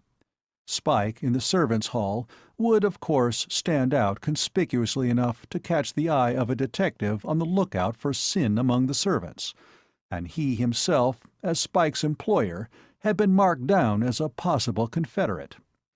It tickled him to think that both these giant brains should be so greatly exercised on his account. He had been watching Molly closely during these days. So far, no announcement of the engagement had been made. It struck him that possibly it was being reserved for public mention on the night of the theatricals. The whole county would be at the castle then, There could be no more fitting moment. He sounded Lord Drever, and the latter said moodily that he was probably right. "There's going to be a dance of sorts after the show," he said, "and it'll be done then, I suppose. No getting out of it after that. It'll be all over the county. Trust my uncle for that. He'll get on a table and shout it, shouldn't wonder. And it'll be in the Morning Post next day, and Katie'll see it. Only 2 days more. Oh, Lord." Jimmy deduced that Katie was the Savoy girl, concerning whom his lordship had vouchsafed no particulars save that she was a ripper and hadn't a penny. Only 2 days. Like the Battle of Waterloo, it was going to be a close-run affair. More than ever now, he realized how much Molly meant to him, and there were moments when it seemed to him that she, too, had begun to understand. That night on the terrace seemed somehow to have changed their relationship. He thought he had got closer to her. They were in touch. Before, she had been frank, cheerful, unembarrassed. Now he noticed a constraint in her manner, a curious shyness. There was a barrier between them, but it was not the old barrier. He had ceased to be one of a crowd. But it was a race against time. The first day slipped by, a blank, and the second, till now it was but a matter of hours. The last afternoon had come. Not even Mr. Samuel Gaylor, of Dodson's Private Inquiry Agency, could have kept a more unflagging watch than did Jimmy during those hours. There was no rehearsal that afternoon, and the members of the company, in various stages of nervous collapse, strayed distractedly about the grounds. First one, then another, would seize upon Molly, while Jimmy, watching from afar, cursed their pertinacity. At last she wandered off alone, and Jimmy, quitting his ambush, followed. She walked in the direction of the lake. It had been a terribly hot, oppressive afternoon. There was thunder in the air. Through the trees the lake glittered invitingly. She was standing at the water's edge when Jimmy came up. Her back was turned. She was rocking with her foot a Canadian canoe that lay alongside the bank. She started as he spoke. His feet on the soft turf had made no sound. "Can I take you out on the lake?" he said. She did not answer for a moment. She was plainly confused. "I'm sorry," she said. I'm waiting for Lord Drever." Jimmy saw that she was nervous. There was tension in the air. She was looking away from him, out across the lake, and her face was flushed. "Won't you?" he said. "I'm sorry," she said again. Jimmy looked over his shoulder. Down the lower terrace was approaching the long form of his lordship. He walked with pensive jerkiness, not as one hurrying to a welcome tryst. As Jimmy looked, he vanished behind the great clump of laurels that stood on the lowest terrace. In another minute he would reappear round them. Gently, but with extreme dispatch, Jimmy placed a hand on either side of Molly's waist. The next moment he had swung her off her feet and lowered her carefully to the cushions in the bow of the canoe. Then, jumping in himself with a force that made the boat rock, he loosened the mooring rope, seized the paddle, and pushed off. End of Part 6. Part 7 of The Intrusion of Jimmy by P.G. Wodehouse. Chapter 19. On the Lake. In making love, as in every other branch of life, consistency is the quality most to be aimed at. To hedge is fatal. A man must choose the line of action that he judges to be best suited to his temperament and hold to it without deviation. If Lochinvar snatches the maiden up on his saddle-bow, he must continue in that vein. He must not fancy that, having accomplished the feat, he can resume the episode on lines of devotional humility. Prehistoric man, who conducted his courtship with a club, never fell into the error of apologizing when his bride complained of headache. Jimmy did not apologize. The idea did not enter his mind. He was feeling prehistoric. His heart was beating fast, and his mind was in a whirl, but the one definite thought that came to him during the first few seconds of the journey was that he ought to have done this earlier. This was the right way.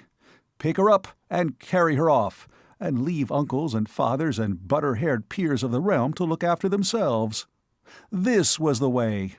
Alone together in their own little world of water, with nobody to interrupt and nobody to overhear. He should have done it before. He had wasted precious, golden time, hanging about while futile men chattered to her of things that could not possibly be of interest. But he had done the right thing at last. He had got her. She must listen to him now. She could not help listening. They were the only inhabitants of this new world. He looked back over his shoulder at the world they had left. The last of the Dreevers had rounded the clump of laurels and was standing at the edge of the water, gazing perplexedly after the retreating canoe. "These poets put a thing very neatly sometimes," said Jimmy reflectively as he dug the paddle into the water. "The man who said, 'Distance lends enchantment to the view,' for instance.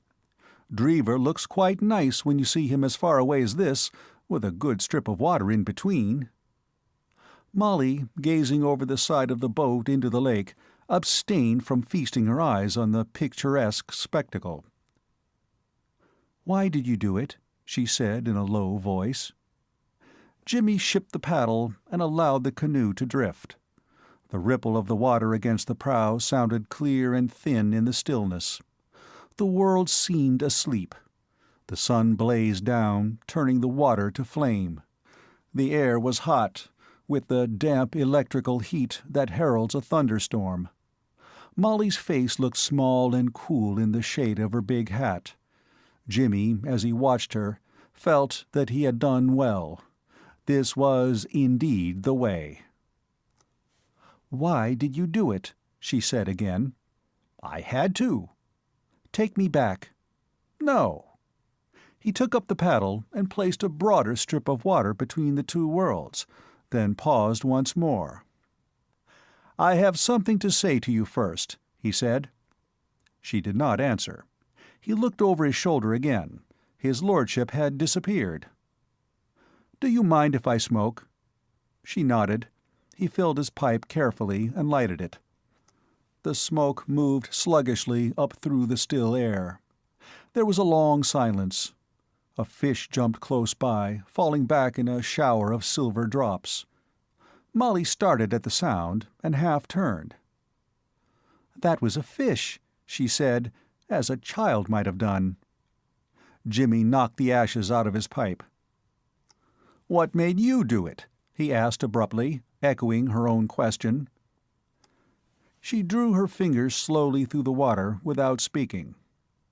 "You know what I mean. Drever told me." She looked up with a flash of spirit, which died away as she spoke. "What right?" She stopped and looked away again. "None," said Jimmy, "but I wish you would tell me." She hung her head. Jimmy bent forward and touched her hand. "Don't," he said. "For God's sake, don't. You mustn't." "I must," she said miserably. "You shan't. It's wicked." "I must. It's no good talking about it. It's too late." "It's not. You must break it off today." She shook her head. Her fingers still dabbled mechanically in the water. The sun was hidden now behind a grey veil, which deepened into a sullen black over the hill behind the castle. The heat had grown more oppressive, with a threat of coming storm. "What made you do it?" he asked again. "Don't let's talk about it, please." He had a momentary glimpse of her face. There were tears in her eyes. At the sight, his self-control snapped. "You shan't," he cried. "It's ghastly. I won't let you. You must understand now. You must know what you are to me. Do you think I shall let you?" A low growl of thunder rumbled through the stillness, like the muttering of a sleepy giant. The black cloud that had hung over the hill had crept closer. The heat was stifling. In the middle of the lake, some 50 yards distant, lay the island, cool and mysterious in the gathering darkness. Jimmy broke off and seized the paddle. On this side of the island was a boathouse, a little creek covered over with boards and capable of sheltering an ordinary rowboat. He ran the canoe in just as the storm began and turned her broadside on so that they could watch the rain, which was sweeping over the lake in sheets. He began to speak again, more slowly now. "I think I loved you from the first day I saw you on the ship. And then I lost you. I found you again by a miracle, and lost you again. I found you here by another miracle, but this time I am not going to lose you. Do you think I'm going to stand by and see you taken from me by... He took her hand. "Molly, you can't love him. It isn't possible. If I thought you did, I wouldn't try to spoil your happiness. I'd go away. But you don't. You can't. He's nothing. Molly—" The canoe rocked as he leaned toward her. "Molly—" She said nothing, but for the first time her eyes met his, clear and unwavering. He could read fear in them, fear, not of himself, of something vague, something he could not guess at. But they shone with a light that conquered the fear as the sun conquers fire, and he drew her to him and kissed her again and again, murmuring incoherently. Suddenly she wrenched herself away, struggling like some wild thing. The boat plunged. "I can't," she cried in a choking voice. "I mustn't. Oh, I can't." He stretched out a hand and clutched at the rail that ran along the wall. The plunging ceased. He turned. She had hidden her face and was sobbing quietly, with the forlorn hopelessness of a lost child. He made a movement toward her, but drew back. He felt dazed. The rain thudded and splashed on the wooden roof. A few drops trickled through a crack in the boards. He took off his coat and placed it gently over her shoulders. "Molly?" She looked up with wet eyes. "Molly, dear, what is it?" "I mustn't. It isn't right." "I don't understand." "I mustn't, Jimmy." He moved cautiously forward, holding the rail, till he was at her side, and took her in his arms. "What is it, dear? Tell me." She clung to him without speaking. "You aren't worried about him, are you? About Drever? There's nothing to worry about. It'll be quite easy and simple. I'll tell him if you like. He knows you don't care for him, and besides, there's a girl in London that he— No, no, it's not that." "What is it, dear? What's troubling you?" "Jimmy—" She stopped. He waited. "Yes?" "Jimmy, my father wouldn't— Father doesn't—" "Doesn't like me?" She nodded miserably. A great wave of relief swept over Jimmy. He had imagined— he hardly knew what he had imagined— some vast, insuperable obstacle, some tremendous catastrophe, whirling them asunder. He could have laughed aloud in his happiness. So, this was it. This was the cloud that brooded over them, that Mr. McEachern did not like him. The angel guarding Eden with a fiery sword had changed into a policeman with a truncheon. "He must learn to love me," he said lightly. She looked at him hopelessly. He could not see me. He could not understand. And how could she tell him? Her father's words rang in her brain. He was crooked. He was here on some game. He was being watched. But she loved him. She loved him. Oh, how could she make him understand? She clung tighter to him, trembling. He became serious again. "Dear, you mustn't worry," he said. It can't be helped. He'll come round, once we're married. No, no. Oh, can't you understand? I couldn't. Jimmy's face whitened. He looked at her anxiously. "But, dear," he said, "you can't. Do you mean to say, will that—" He searched for a word. "Stop you?" he concluded. "It must," she whispered. A cold hand clutched at his heart. His world was falling to pieces, crumbling under his eyes. But you love me," he said slowly. It was as if he were trying to find the key to a puzzle. "I don't see." "You couldn't. You can't. You're a man. You don't know. It's so different for a man. He's brought up all his life with the idea of leaving home. He goes away naturally." "But, dear, you couldn't live at home all your life. Whoever you married—" "But this would be different. Father would never speak to me again. I should never see him again. He would go right out of my life. Jimmy, I couldn't.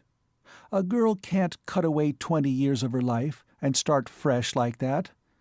I should be haunted. I should make you miserable. Every day 100 little things would remind me of him, and I shouldn't be strong enough to resist them. You don't know how fond he is of me, how good he has always been. Ever since I can remember, we've been such friends. You've only seen the outside of him, and I know how different that is from what he really is. All his life he has thought only of me. He has told me things about himself which nobody else dreams of, and I know that all these years he has been working just for me. Jimmy, you don't hate me for saying this, do you?" "Go on," he said, drawing her closer to him. "I can't remember my mother. She died when I was quite little. So he and I have been the only ones, till you came." Memories of those early days crowded her mind as she spoke, making her voice tremble, half-forgotten trifles many of them, fraught with the glamour and fragrance of past happiness. "We have always been together. He trusted me, and I trusted him, and we saw things through together. When I was ill, he used to sit up all night with me, night after night. Once, I'd only gotten a little fever, really, but I thought I was terribly bad. I heard him come in late, and called out to him, and he came straight in and sat and held my hand all through the night. And it was only by accident I found out later that it had been raining and that he was soaked through. It might have killed him. We were partners, Jimmy dear. I couldn't do anything to hurt him now, could I? It wouldn't be square." Jimmy had turned away his head, for fear his face might betray what he was feeling. He was in a hell of unreasoning jealousy. He wanted her, body and soul, and every word she said bit like a raw wound. A moment before, he had felt that she belonged to him. Now, in the first shock of reaction, he saw himself a stranger, an intruder, a trespasser on holy ground. She saw the movement, and her intuition put her in touch with his thoughts. "No, no," she cried. "No, Jimmy, not that." Their eyes met, and he was satisfied. They sat there, silent. The rain had lessened in its force, and was falling now in a gentle shower.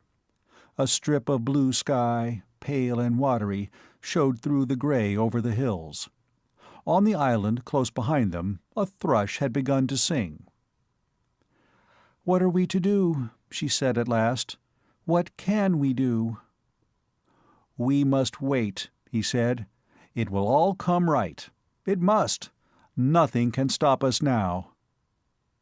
The rain had ceased. The blue had routed the grey and driven it from the sky.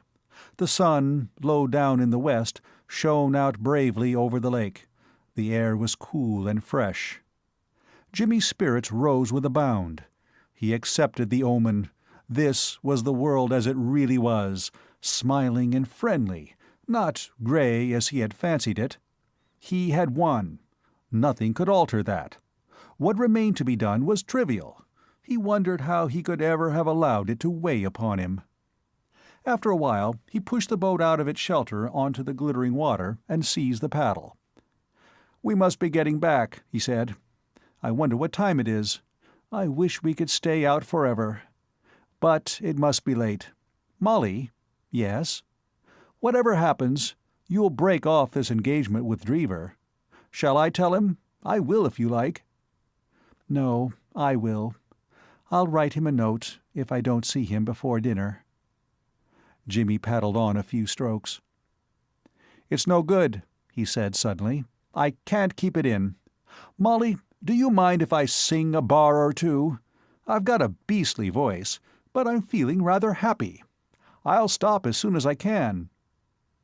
He raised his voice discordantly. Covertly, from beneath the shade of her big hat, Molly watched him with troubled eyes. The sun had gone down behind the hills, and the water had ceased to glitter. There was a suggestion of chill in the air. The great mass of the castle frowned down upon them, dark and forbidding in the dim light. She shivered. Chapter 20. A Lesson in Piquet. Lord Drever, meanwhile, having left the waterside, lighted a cigarette and proceeded to make a reflective tour of the grounds. He felt aggrieved with the world. Molly's desertion in the canoe with Jimmy did not trouble him. He had other sorrows. One is never at one's best and sunniest when one has been forced by a ruthless uncle into abandoning the girl one loves and becoming engaged to another to whom one is indifferent. Something of a jaundiced tinge stains one's outlook on life in such circumstances. Moreover, Lord Drever was not by nature an introspective young man, but examining his position as he walked along, he found himself wondering whether it was not a little unheroic. He came to the conclusion that perhaps it was. Of course, Uncle Thomas could make it deucedly unpleasant for him if he kicked. That was the trouble. If only he had even, say, a couple of thousands a year of his own, he might make a fight for it. But, dash it, Uncle Tom could cut off supplies to such a frightful extent, if there was any trouble, that he would have to go on living at Drever indefinitely, without so much as a fearful quid to call his own. Imagination boggled at the prospect. In the summer and autumn, when there was shooting, his lordship was not indisposed to a stay at the home of his fathers, but all the year round, better a broken heart inside the radius than a sound one in the country in the winter. "But by gad," mused his lordship, "if I had as much as a couple, yes, dash it, even a couple of thousand a year, I'd chance it, and ask Katy to marry me, dash it if I wouldn't." He walked on, drawing thoughtfully at his cigarette. The more he reviewed the situation, the less he liked it. There was only one bright spot in it, and this was the feeling that now money must surely get a shade less tight. Extracting the precious ore from Sir Thomas hitherto had been like pulling back teeth out of a bulldog. But now, on the strength of this infernal engagement, surely the uncle might reasonably be expected to scatter largesse to some extent. His lordship was just wondering whether, if approached in a softened mood, the other might not disgorge something quite big, when a large, warm raindrop fell on his hand. From the bushes round about came an ever-increasing patter. The sky was leaden. He looked round him for shelter. He had reached the rose garden in the course of his perambulations. At the far end was a summer-house. He turned up his coat-collar and ran. As he drew near, he heard a slow and dirge-like whistling proceeding from the interior. Plunging in out of breath, just as the deluge began, he found Hargate seated at the little wooden table with an earnest expression on his face. The table was covered with cards. Hargate had not yet been compelled to sprain his wrist, having adopted the alternative of merely refusing invitations to play billiards. "Hello, Hargate," said his lordship. "Isn't it coming down, by Jove?"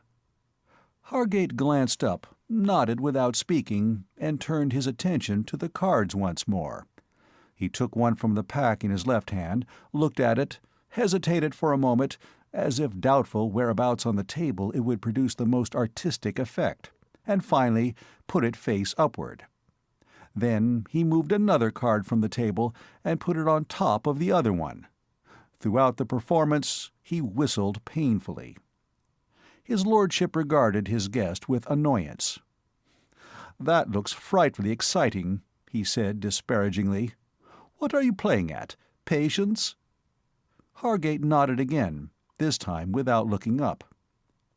"Oh, don't sit there looking like a frog," said Lord Drever irritably. "Talk, man." Hargate gathered up the cards and proceeded to shuffle them in a meditative manner, whistling the while. "Oh, stop it," said his lordship.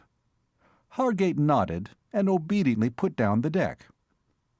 "Look here," said Lord Drever, "this is boring me stiff. Let's have a game of something. Anything to pass away the time. Curse this rain. We shall be cooped up here till dinner at this rate. Ever played piquet? I could teach it you in 5 minutes." A look almost of awe came into Hargate's face, the look of one who sees a miracle performed before his eyes. For years he had been using all the large stock of diplomacy at his command to induce callow youths to play piquet with him, and here was this admirable young man, this pearl among young men, positively offering to teach him the game.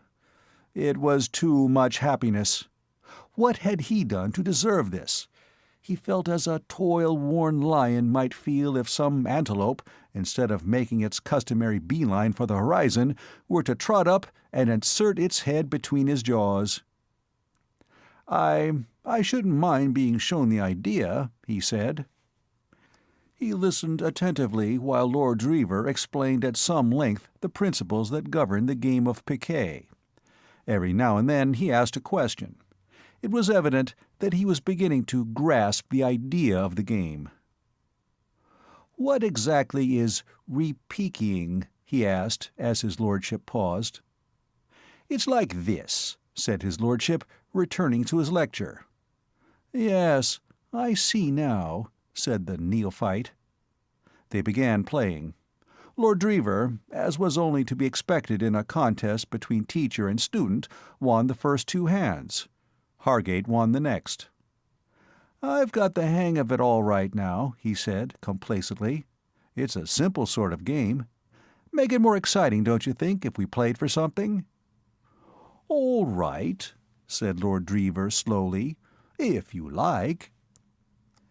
He would not have suggested it himself, but after all, dash it, if the man really asked for it, it was not his fault if the winning of a hand should have given the fellow the impression that he knew all there was to be known about piquet.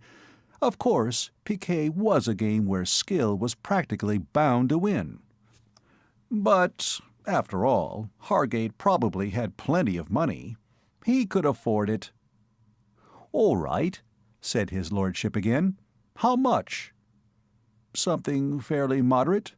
10 bob 100. There is no doubt that his lordship ought, at this suggestion, to have corrected the novice's notion that 10 shillings 100 was fairly moderate. He knew that it was possible for a poor player to lose 400 points in a 20 minutes game, and usually for him to lose 200, but he let the thing go. "Very well," he said.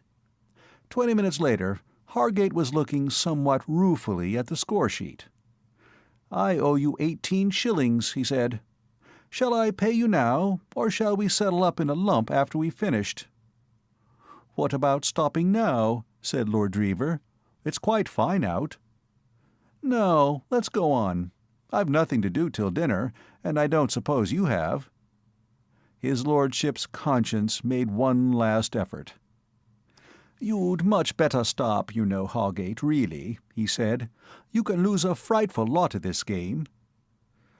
"My dear Drever," said Hargate stiffly, I can look after myself, thanks.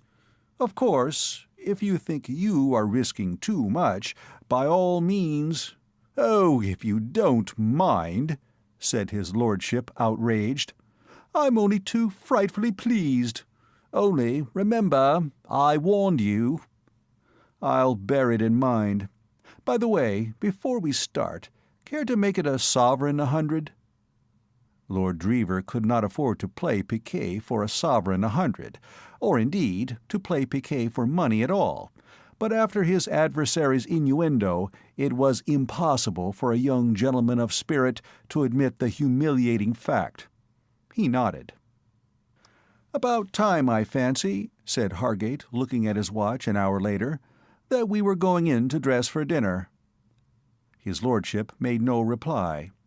He was wrapped in thought. "Let's see, that's £20 you owe me, isn't it?" continued Hargate. "Shocking bad luck you had." They went out into the rose garden. "Jolly everything smells after the rain," said Hargate, who seemed to have struck a conversational patch. "Freshened everything up." His lordship did not appear to have noticed it.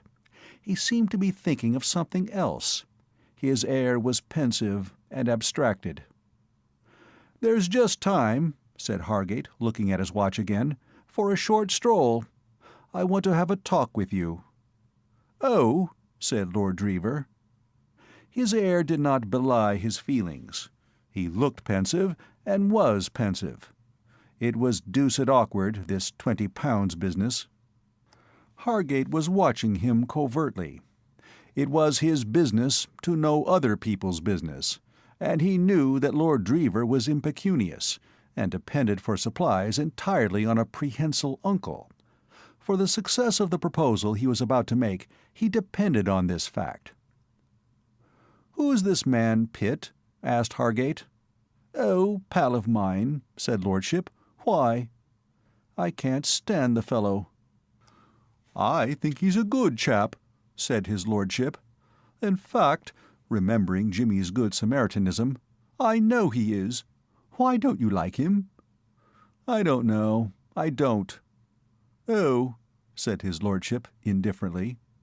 He was in no mood to listen to the likes and dislikes of other men. "Look here, Drever," said Hargate, "I want you to do something for me. I want you to get Pitt out of the place." Lord Drever eyed his guest curiously. "Eh?" he said. Hargate repeated his remark. "You seem to have mapped out quite a programme for me," said Lord Drever. "Get him out of it," continued Hargate vehemently. Jimmy's prohibition against billiards had hit him hard. He was suffering the torments of Tantalus. The castle was full of young men of the kind to whom he most resorted, easy marks every one, and here he was, simply through Jimmy, careened like a disabled battleship. It was maddening. "Make him go. You invited him here. He doesn't expect to stop indefinitely, I suppose. If you left, he'd have to too. What you must do is to go back to London tomorrow. You can easily make some excuse. He'll have to go with you. Then you can drop him in London and come back. That's what you must do." A delicate pink flush might have been seen to spread itself over Lord Drever's face. He began to look like an angry rabbit. He had not a great deal of pride in his composition, but the thought of the ignominious role that Hargate was sketching out for him stirred what he had to its shallow bottom. Talking on, Hargate managed to add the last straw. "Of course," he said, "that money you lost to me at piquet, what was it, £20 was it? Well, we would look on that as cancelled, of course. That would be all right." His lordship exploded. "Will it?" he cried, pink to the ears. "Will it?" he cried, pink to the ears. "Will it, by George? I'll pay you every frightful penny of it tomorrow, and then you can clear out instead of Pitt. What do you take me for, I should like to know?" "A fool, if you refuse my offer." "I've a jolly good mind to give you a most frightful kicking." I shouldn't try if I were you. It's not the sort of game you'd shine at. Better stick to piquet. If you think I can't pay your rotten money, I do. But if you can, so much the better. Money is always useful. I may be a fool in some ways. You understate it, my dear man. But I'm not a cad. You're getting quite rosy, Drever. Wrath is good for the complexion. And if you think you can bribe me, you never made a bigger mistake in your life. Yes, I did, said Hargate, when I thought you had some glimmerings of intelligence. But if it gives you any pleasure to behave like the juvenile lead in a melodrama, by all means do. Personally, I shouldn't have thought the game would be worth the candle. But if your keen sense of honor compels you to pay the £20, all right. You mentioned tomorrow? That will suit me. So we'll let it go at that. He walked off, leaving Lord Drever filled with the comfortable glow that comes to the weak man who for once has displayed determination. He felt that he must not go back from his dignified standpoint. That money would have to be paid, and on the morrow. Hargate was the sort of man who could, and would, make it exceedingly unpleasant for him if he failed. A debt of honor was not a thing to be trifled with. But he felt quite safe. He knew he could get the money when he pleased. It showed, he reflected philosophically, how out of evil cometh good. His greater misfortune, the engagement, would, as it were, neutralize the less, for it was ridiculous to suppose that Sir Thomas, having seen his ends accomplished, and being presumably in a spacious mood in consequence, would not be amenable to a request for a mere £20. He went on into the hall. He felt strong and capable. He had shown Hargate the stuff there was in him. He was Spenny Drever, the man of blood and iron, the man with whom it were best not to trifle. But it was really, come to think of it, uncommonly lucky that he was engaged to Molly.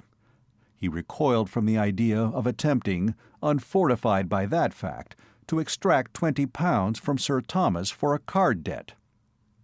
In the hall he met Saunders. "I have been looking for your lordship," said the butler. "Eh? Well, here I am." "Just so, your lordship. Miss McKechnie entrusted me with this note to deliver to you in the event of her not being able to see you before dinner personally, your lordship." "Right-ho, thanks." He started to go upstairs, opening the envelope as he went. What could the girl be writing to him about? Surely she wasn't going to start sending him love letters, or any of that frightful rot. Deuced difficult it would be to play up to that sort of thing. He stopped on the first landing to read the note, and at the opening line his jaw fell. The envelope fluttered to the ground. "Oh, my sainted aunt!" he moaned, clutching at the banisters. "Now I am in the soup." Chapter 21. Loathsome Gifts. There are, doubtless, men so constructed that they can find themselves accepted suitors without any particular whirl of emotion. King Solomon probably belonged to this class, and even Henry VIII must have been a trifle blasé in time. But to the average man, the sensations are complex and overwhelming. A certain stunned feeling is perhaps predominant. Blended with this is relief, the relief of a general who has brought a difficult campaign to a successful end, or of a member of a forlorn hope who finds that the danger is over and that he is still alive. To this must be added a newly born sense of magnificence. Our suspicion that we were something rather out of the ordinary run of men is suddenly confirmed. Our bosom heaves with complacency, and the world has nothing more to offer. With some, there is an alloy of apprehension in the metal of their happiness, and the strain of an engagement sometimes brings with it even a faint shadow of regret. "She makes me buy things," one swain, in the third quarter of his engagement, was overheard to moan to a friend. 2 new ties only yesterday." He seemed to be debating with himself whether human nature could stand the strain. But whatever tragedies may cloud the end of the period, its beginning, at least, is bathed in sunshine. Jimmy, regarding his lathered face in the glass as he dressed for dinner that night, marveled at the excellence of this best of all possible worlds. No doubts disturbed him. That the relations between Mr. McEachern and himself offered a permanent bar to his prospects, he did not believe. For the moment, he declined to consider the existence of the ex-constable at all. In a world that contained Molly, there was no room for other people. They were not in the picture. They did not exist. To him, musing contentedly over the goodness of life, there entered, in the furtive manner habitual to that unreclaimed buccaneer, Spike Mullins. It may have been that Jimmy read his own satisfaction and happiness into the faces of others, but it certainly seemed to him that there was a sort of restrained joyousness about Spike's demeanor. The Bowery boy's shuffles on the carpet were almost a dance. His face seemed to glow beneath his crimson hair. "Well," said Jimmy, "and how goes the world with young Lord Fitzmullins? Spike, have you ever been best man?" "What's dat, boss?" "Best man at a wedding. Chap who stands by the bridegroom with a hand on the scruff of his neck to see that he goes through with it. Fellow who looks after everything, crowds the money onto the minister at the end of the ceremony, and then goes off and marries the first bridesmaid and lives happily ever." Spike shook his head. "I ain't got no use for getting married, boss." Spike, the misogynist. "You wait, Spike. Some day, love will awaken your heart, and you'll start writing poetry." "I's not dat kind of mug, boss," protested the Bowery boy. "I ain't got no use for goils. It's a mutt's game."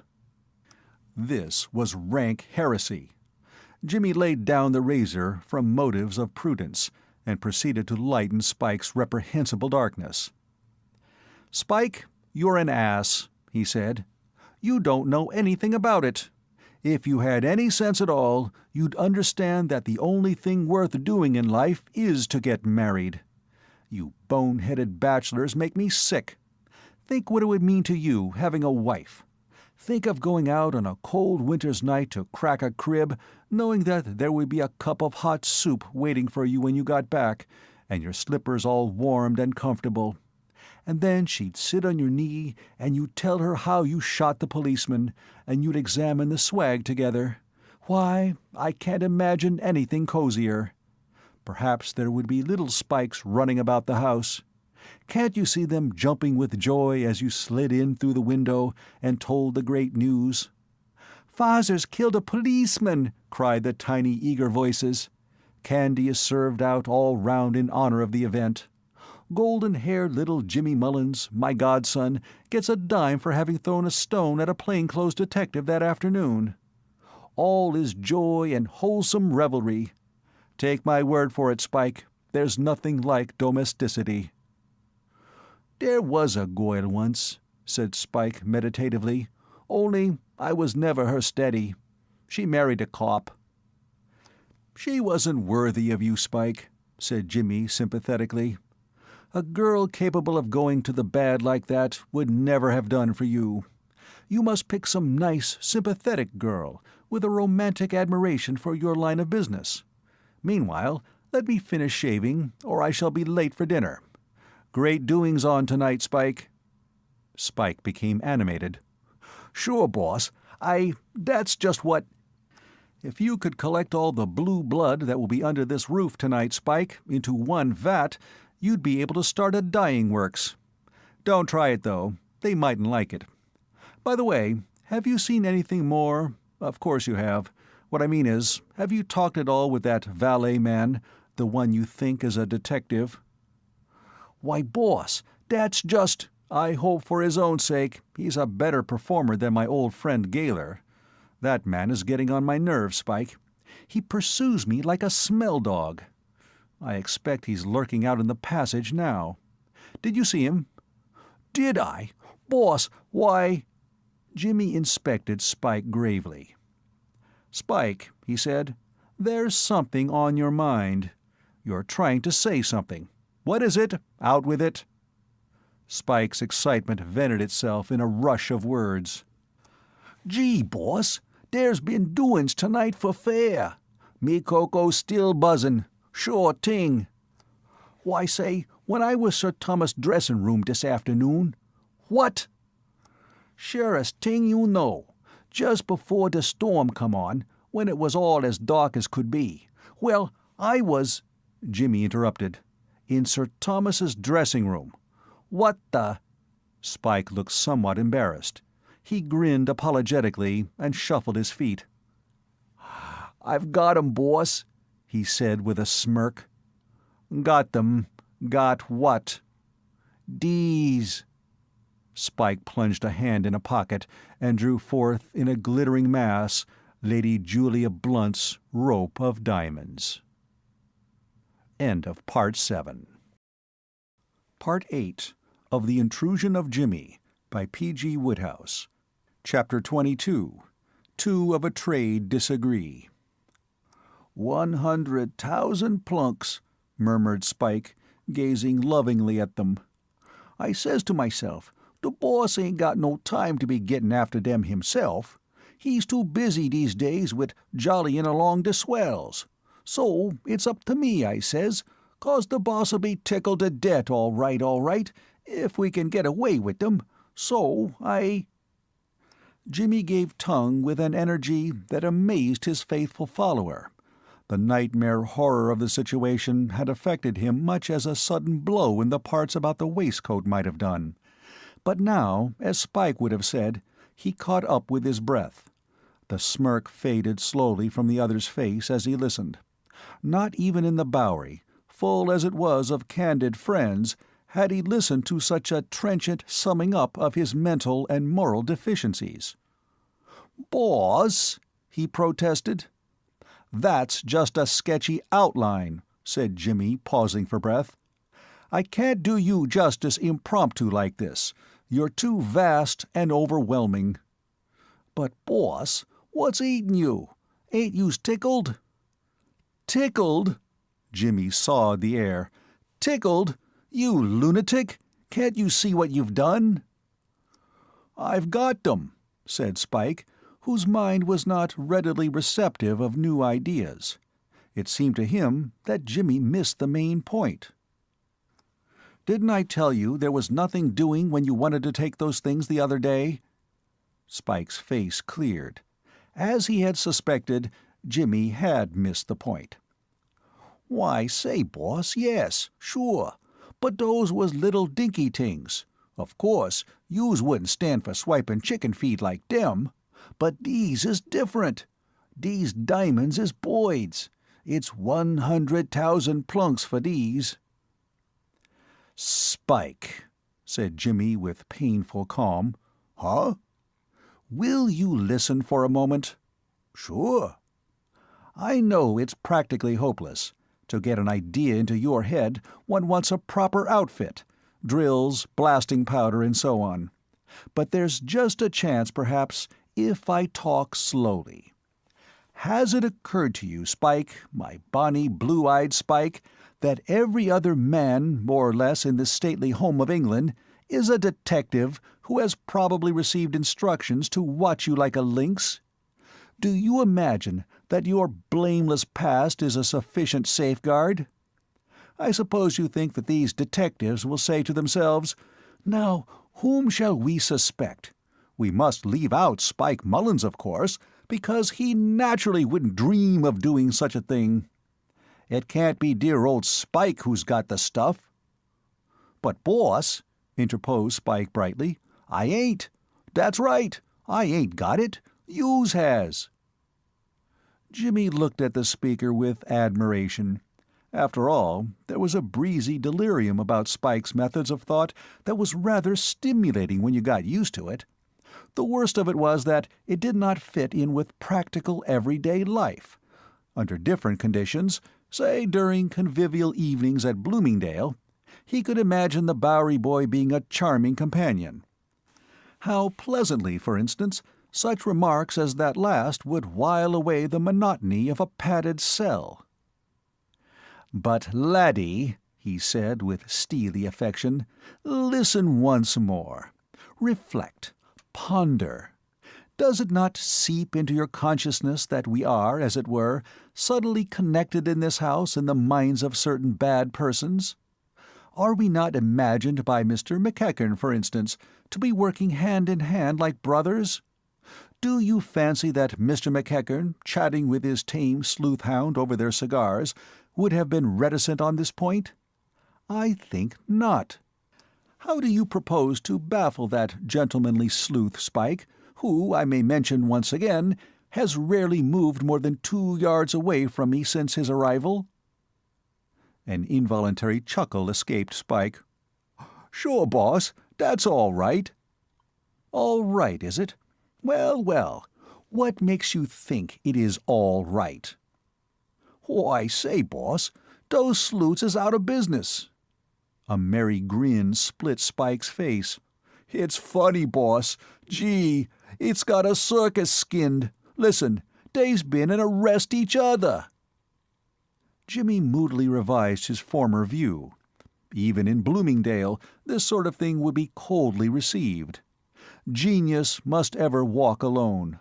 Spike would have to get along without hope of meeting a kindred spirit, another fellow being in tune with his brain processes. "That's right," chuckled Spike. "Leastways, it ain't." "No, no," said Jimmy soothingly. "I quite understand. It's this way, boss. One of them has been and arrest the other mug. They had a scrap, each thinking the other guy was after the jewels, and not knowing they was both sleuths, and now one of them's been and taken the other off, and—" there were tears of innocent joy in Spike's eyes, "and locked him into the coal cellar." "What on earth do you mean?"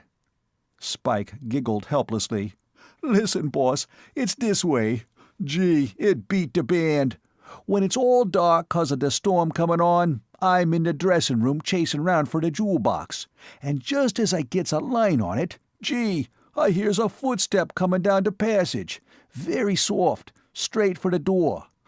Was I to the bed? That's right. I says to meself, here's one of the sleuth guys who's been and got wise to me, and he's comin' in to put the grip on me. So I gets up quick, and I hides behind a curtain. There's a curtain at the side of the room. There's dude suits and things hanging behind it. I chases myself in there, and stands waitin' for the sleuth to come in.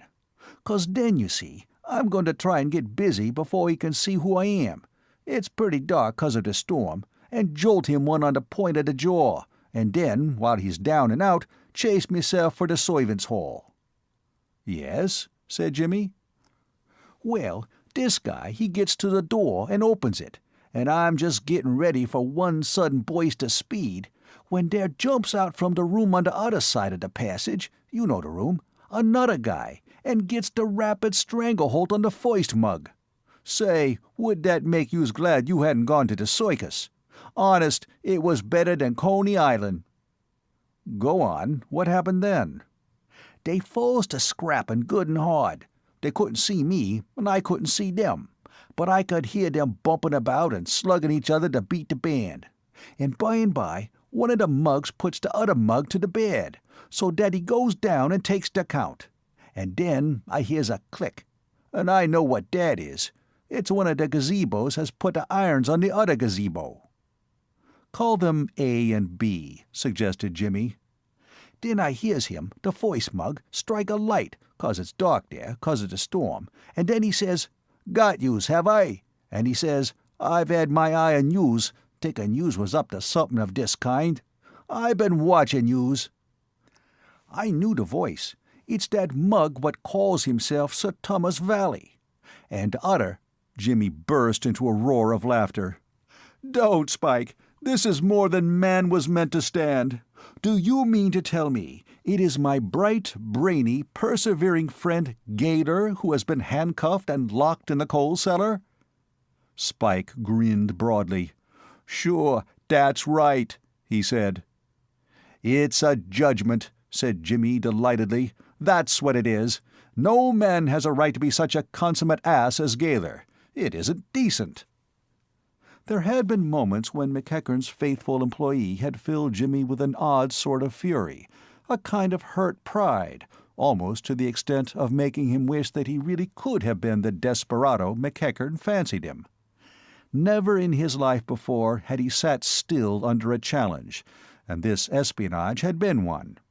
Behind the clumsy watcher he had seen always the self-satisfied figure of McEachern. If there had been anything subtle about the man from Dodson's, he could have forgiven him, but there was not. Years of practice had left Spike with a sort of sixth sense as regarded representatives of the law. He could pierce the most cunning disguise, but in the case of Gaylor, even Jimmy could detect the detective. "Go on," he said. Spike proceeded. "Well, the other mug, the one down and out on the floor with the irons on—" "Gaylor, in fact," said Jimmy. "Handsome, dashing Gaylor." "Sure. Well, he's too busy catching up with his Brett to shoot it back swift. But after he's been doing the deep breathing strut for a while, he says, 'You mutt,' he says, 'you's is to the bad. You've made a break, you have. That's right, surest thing you know.' He puts it different, but that's what he means. 'I'm a sloot,' he says. 'Take these things off,' meaning the irons.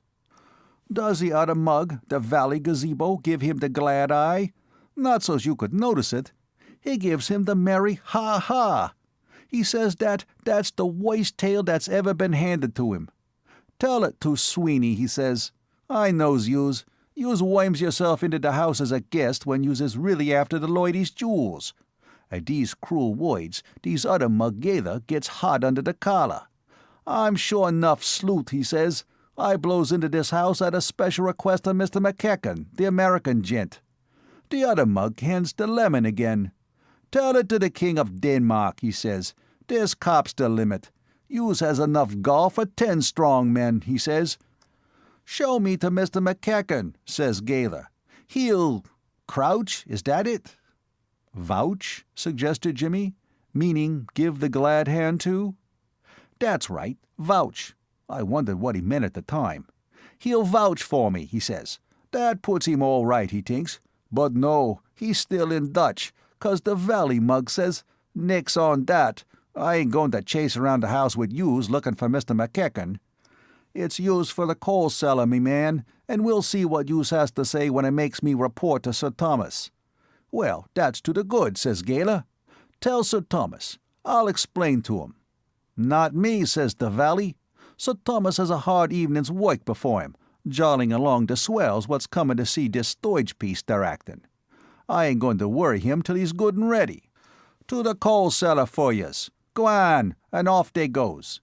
And I gets busy again, swipes the jewels, and chases meself here." Jimmy wiped his eyes. "Have you ever heard of poetic justice, Spike?" he asked. "This is it. But in this hour of mirth and goodwill, we must not forget—" Spike interrupted. Pleased by the enthusiastic reception of his narrative, he proceeded to point out the morals that were to be deduced therefrom. "So, you see, boss," he said, "it's all to the merry. When they rubbers for the jewels, and finds them gone, they'll think this Gaylor guy swiped them. They won't think of us." Jimmy looked at the speaker gravely. "Of course," said he. "What a reasoner you are, Spike. Gaylor was just opening the door from the outside, by your account, when the valet man sprang at him. Naturally, they'll think that he took the jewels, especially as they won't find them on him. A man who can open a locked safe through a closed door is just the sort of fellow who would be able to get rid of the swag neatly while rolling about the floor with the valet. His not having the jewels will make the case all the blacker against him. And what will make them still more certain that he is the thief is that he really is a detective. Spike, you ought to be in some sort of a home, you know." The Bowery boy looked disturbed. "I didn't think of that, boss," he admitted. "Of course not. One can't think of everything. Now, if you will just hand me those diamonds, I will put them back where they belong." "Put them back, boss?" "What else would you propose? I'd get you to do it, only I don't think putting things back is quite in your line." Spike handed over the jewels. The boss was the boss, and what he said went. But his demeanor was tragic, telling eloquently of hopes blighted. Jimmy took the necklace with something of a thrill. He was a connoisseur of jewels, and a fine gem affected him much as a fine picture affects the artistic. He ran the diamonds through his fingers, then scrutinized them again, more closely this time. Spike watched him with a slight return of hope. It seemed to him that the boss was wavering. Perhaps, now that he had actually handled the jewels, he would find it impossible to give them up. To Spike, a diamond necklace of cunning workmanship was merely the equivalent of so many plunks, but he knew that there were men, otherwise sane, who valued a jewel for its own sake. "It's a boid of a necklace, boss," he murmured encouragingly. "It is," said Jimmy, "in its way. I've never seen anything much better. Sir Thomas will be glad to have it back." "Then you're going to put it back, boss?" "I am," said Jimmy. "I'll do it just before the theatricals. There should be a chance then. There's one good thing. This afternoon's affair will have cleared the air of sleuth-hounds a little." Chapter 23. Family Jars. Hildebrand Spencer Point de Burgh John Hannasyde Combe Crumbie, 12th Earl of Drever, was feeling like a toad under the harrow. He read the letter again, but a second perusal made it no better. Very briefly and clearly, Molly had broken off the engagement. She thought it best. She was afraid it could make neither of us happy. All very true, thought his lordship miserably, his sentiments to a T. At the proper time he would have liked nothing better. But why seize for this declaration the precise moment when he was intending, on the strength of the engagement, to separate his uncle from £20? That was what rankled. That Molly could have no knowledge of his sad condition did not occur to him. He had a sort of feeling that she ought to have known by instinct. Nature, as has been pointed out, had equipped Hildebrand Spencer Point de Burgh with one of those cheap substitute minds. What passed for brain in him was to genuine grey matter as just as good imitation coffee is to real mocha. In moments of emotion and mental stress, consequently, his reasoning, like Spike's, was apt to be in a class of its own. He read the letter for the third time, and a gentle perspiration began to form on his forehead. This was awful. The presumable jubilation of Katy, the penniless ripper of the Savoy, when he should present himself to her a free man, did not enter into the mental picture that was unfolding before him. She was too remote. Between him and her lay the fearsome figure of Sir Thomas, rampant, filling the entire horizon. Nor is this to be wondered at. There was probably a brief space during which Perseus, concentrating his gaze upon the monster, did not see Andromeda, and a knight of the Middle Ages, jousting in the gentlemen's singles for a smile from his lady, rarely allowed the thought of that smile to occupy his whole mind at the moment when his boiler-plated antagonist was descending upon him in the wake of a sharp spear. So with Spenny Drever. Bright eyes might shine for him when all was over, but in the meantime what seemed to him more important was that bulging eyes would glare. If only this had happened later, even a day later! The reckless impulsiveness of the modern girl had undone him. How was he to pay Hargate the money? Hargate must be paid. That was certain. No other course was possible. Lord Drever's was not one of those natures that fret restlessly under debt. During his early career at college, he had endeared himself to the local tradesmen by the magnitude of the liabilities he had contracted with them. It was not the being in debt that he minded, it was the consequences. Hargate, he felt instinctively, was of a revengeful nature. He had given Hargate £20 worth of snubbing, and the latter had presented the bills.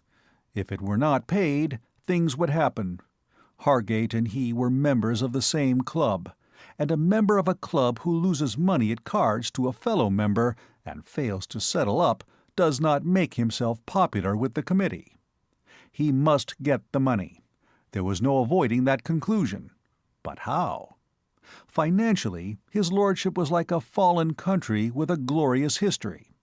There had been a time, during his first 2 years at college, when he had revelled in the luxury of a handsome allowance. This was the golden age, when Sir Thomas Blunt, being, so to speak, new to the job, and feeling that, having reached the best circles, he must live up to them, had scattered largesse lavishly. For 2 years after his marriage with Lady Julia, he had maintained this admirable standard, crushing his natural parsimony. He had regarded the money so spent as capital sunk in an investment. By the end of the 2nd year he had found his feet and began to look about him for ways of retrenchment. His lordship's allowance was an obvious way. He had not to wait long for an excuse for annihilating it. There is a game called poker, at which a man without much control over his features may exceed the limits of the handsomest allowance. His lordship's face during a game of poker was like the surface of some quiet pond, ruffled by every breeze. The blank despair of his expression when he held bad cards made bluffing expensive. The honest joy that bubbled over in his eyes when his hand was good acted as an efficient danger signal to his grateful opponents. 2 weeks of poker had led to his writing to his uncle a distressed, but confident, request for more funds, and the avuncular foot had come down with a joyous bang. Taking his stand on the evils of gambling, Sir Thomas had changed the conditions of the money market for his nephew with a thoroughness that effectually prevented the possibility of the youth's being again caught by the fascinations of poker. The allowance vanished absolutely, and in its place there came into being an arrangement. By this his lordship was to have whatever money he wished, but he must ask for it, and state why it was needed. If the request was reasonable, the cash would be forthcoming. If preposterous, it would not. The flaw in the scheme, from his lordship's point of view, was the difference of opinion that can exist in the minds of 2 men as to what the words reasonable and preposterous may be taken to mean. £20, for instance, would, in the lexicon of Sir Thomas Blunt, be perfectly reasonable for the current expenses of a man engaged to Molly McEachern, but preposterous for one to whom she had declined to remain engaged. It is these subtle shades of meaning that make the English language so full of pitfalls for the foreigner. So engrossed was his lordship in his meditations that a voice spoke at his elbow ere he became aware of Sir Thomas himself, standing by his side. "Well, Spenny, my boy," said the knight, "time to dress for dinner, I think, eh?" He was plainly in high good humour. The thought of the distinguished company he was to entertain that night had changed him temporarily, as with some wave of a fairy wand, into a thing of joviality and benevolence. One could almost hear the milk of human kindness gurgling and splashing within him. The irony of fate. Tonight, such was his mood, a dutiful nephew could have come and felt in his pockets and helped himself, if circumstances had been different. Oh, woman, woman, how you bar us from paradise! His lordship gurgled a wordless reply, thrusting the fateful letter hastily into his pocket. He would break the news anon. Soon, not yet, later on, in fact, anon. "Upon your part, my boy," continued Sir Thomas, "you mustn't spoil the play by forgetting your lines. That wouldn't do." His eye was caught by the envelope that Spenny had dropped. A momentary lapse from the jovial and benevolent was the result. His fussy little soul abhorred small untidinesses. "Dear me," he said, stooping, I wish people would not drop paper about the house. I cannot endure a litter." He spoke as if somebody had been playing hare and hounds, and scattering the scent on the stairs. This sort of thing sometimes made him regret the old days. In Blunt's stores, Rule 67 imposed a fine of half-a-crown on employees convicted of paper dropping. "I—" began his lordship. "Why?" Sir Thomas straightened himself. "It's addressed to you." "I was just going to pick it up. There's a note in it." Sir Thomas gazed at the envelope again. Joviality and benevolence resumed their thrones. "And in the feminine handwriting," he chuckled. He eyed the limp peer almost roguishly. I see," he said. "Very charming. Quite delightful. Girls must have their little romance. I suppose you two young people are exchanging love letters all day. Delightful, quite delightful. Don't look as if you were ashamed of it, my boy. I like it. I think it's charming." Undoubtedly, this was the opening. Beyond a question, his lordship should have said at this point, "Uncle, I cannot tell a lie. I cannot even allow myself to see you laboring under a delusion which a word from me can remove. The contents of this note are not what you suppose. They run as follows." What he did say was, "Uncle, can you let me have £20?" Those were his amazing words. They slipped out. He could not stop them. Sir Thomas was taken aback for an instant, but not seriously.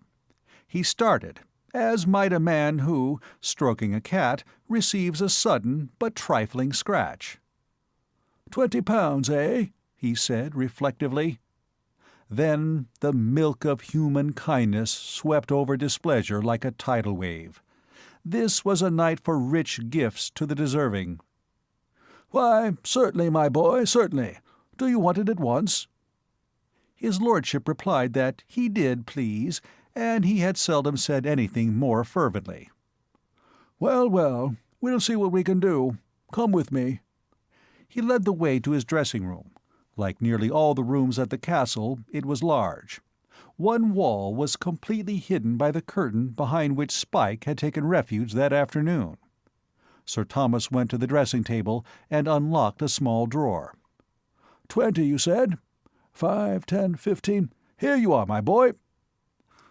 Lord Drever muttered his thanks. Sir Thomas accepted the guttural acknowledgment with a friendly pat on the shoulder. "I like a little touch like that," he said. His lordship looked startled. "I wouldn't have touched you," he began, "if it hadn't been—" "A little touch like that letter-writing," Sir Thomas went on. "It shows a warm heart. She is a warm-hearted girl, Spinny. A charming, warm-hearted girl. You're uncommonly lucky, my boy."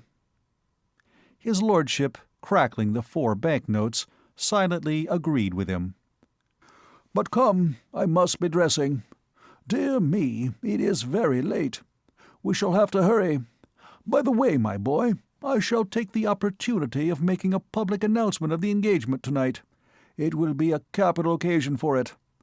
I think perhaps, at the conclusion of the theatricals, a little speech, something quite impromptu and informal, just asking them to wish you happiness and so on.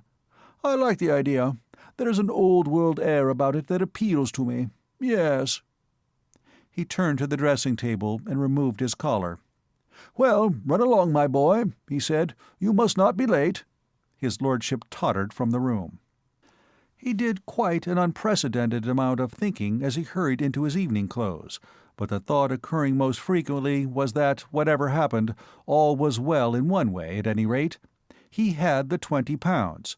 There would be something colossal in the shape of disturbances when his uncle learned the truth. It would be the biggest thing since the San Francisco earthquake. But what of it? He had the money. He slipped it into his waistcoat pocket. He would take it down with him and pay Hargate directly after dinner. He left the room. The flutter of a skirt caught his eye as he reached the landing. A girl was coming down the corridor on the other side. He waited at the head of the stairs to let her go down before him. As she came onto the landing, he saw that it was Molly. For a moment there was an awkward pause. I got your note," said his lordship. She looked at him, and then burst out laughing. "You know, you don't mind the least little bit," she said. "Not a scrap, now do you?" "Well, you see—" "Don't make excuses. Do you?" "Well, it's like this. You see, He caught her eye. Next moment they were laughing together. "No, but look here, you know," said his lordship. "What I mean is, it isn't that I don't— I mean, look here, there's no reason why we shouldn't be the best of pals." "Why, of course there isn't." "No, really, I say. That's ripping. Shake hands on it." They clasped hands, and it was in this affecting attitude that Sir Thomas Blunt, bustling downstairs, discovered them. "Aha!" he cried archly. "Well, well, well. But don't mind me, don't mind me." Molly flushed uncomfortably, partly because she disliked Sir Thomas even when he was not arch, and hated him when he was, partly because she felt foolish, and principally because she was bewildered. She had not looked forward to meeting Sir Thomas that night. It was always unpleasant to meet him, but it would be more unpleasant than usual after she had upset the scheme for which he had worked so earnestly. She had wondered whether he would be cold and distant, or voluble and heated. In her pessimistic moments she had anticipated a long and painful scene. That he should be behaving like this was not very much short of a miracle. She could not understand it. A glance at Lord Drever enlightened her. That miserable creature was wearing the air of a timid child about to pull a large cracker. He seemed to be bracing himself up for an explosion. She pitied him sincerely. So he had not told his uncle the news yet. Of course, he had scarcely had time. Saunders must have given him the note as he was going up to dress. There was, however, no use in prolonging the agony. Sir Thomas must be told sooner or later. She was glad of the chance to tell him herself. She would be able to explain that it was all her doing. "I'm afraid there's a mistake," she said. "Eh?" said Sir Thomas. "I've been thinking it over, and I came to the conclusion that we weren't— well, I broke off the engagement." Sir Thomas' always prominent eyes protruded still further. The color of his florid face deepened. Suddenly he chuckled. Molly looked at him, amazed. Sir Thomas was, indeed, behaving unexpectedly tonight. "I see it," he wheezed. "You're having a good joke with me. So this is what you were hatching as I came downstairs. Don't tell me. If you had really thrown him over, you wouldn't have been laughing together like that. It's no good, my dear. I might have been taken in if I had not seen you, but I did." "No, no," cried Molly. "You're wrong. You're quite wrong. When you saw us, we were just agreeing that we should be very good friends. That was all. I broke off the engagement before that. She was aware that his lordship was emitting a hollow croak, but she took it as his method of endorsing her statement, not as a warning. "I wrote Lord Drever a note this evening," she went on, "telling him that I couldn't possibly—" She broke off in alarm. With the beginning of her last speech, Sir Thomas had begun to swell, until now he looked as if he were in imminent danger of bursting. His face was purple. To Molly's lively imagination, his eyes appeared to move slowly out of his head, like a snail's. From the back of his throat came strange noises. So, he stammered. He gulped and tried again. "So this," he said. "So that what was in that letter, eh?" Lord Drever, a limp bundle against the banisters, smiled weakly. "Eh?" yelled Sir Thomas. His lordship started convulsively. Yes," he said. Yes, that was it, don't you know." Sir Thomas eyed his nephew with a baleful stare. Molly looked from one to the other in bewilderment. There was a pause, during which Sir Thomas seemed partially to recover command of himself. Doubts as to the propriety of a family row in mid-stairs appeared to occur to him. He moved forward. "Come with me," he said, with awful curtness. His lordship followed, bonelessly. Molly watched them go, and wondered more than ever. There was something behind this. It was not merely the breaking off of the engagement that had roused Sir Thomas. He was not a just man, but he was just enough to be able to see that the blame was not Lord Drever's. There had been something more. She was puzzled. In the hall, Saunders was standing, weapon in hand, about to beat the gong. "Not yet," snapped Sir Thomas. "Wait." Dinner had been ordered especially early that night because of the theatricals. The necessity for strict punctuality had been straitly enjoined upon Saunders. At some inconvenience he had ensured strict punctuality. And now, but we all have our cross to bear in this world, Saunders bowed with dignified resignation. Sir Thomas led the way into his study. "Be so good as to close the door," he said. His lordship was so good. Sir Thomas backed to the mantelpiece and stood there in the attitude which for generations has been sacred to the elderly Briton, feet well apart, hands clasped beneath his coat-tails. His stare raked Lord Drever like a searchlight. "Now, sir," he said. His lordship wilted before the gaze. "The fact is, uncle—" "Never mind the facts. I know them.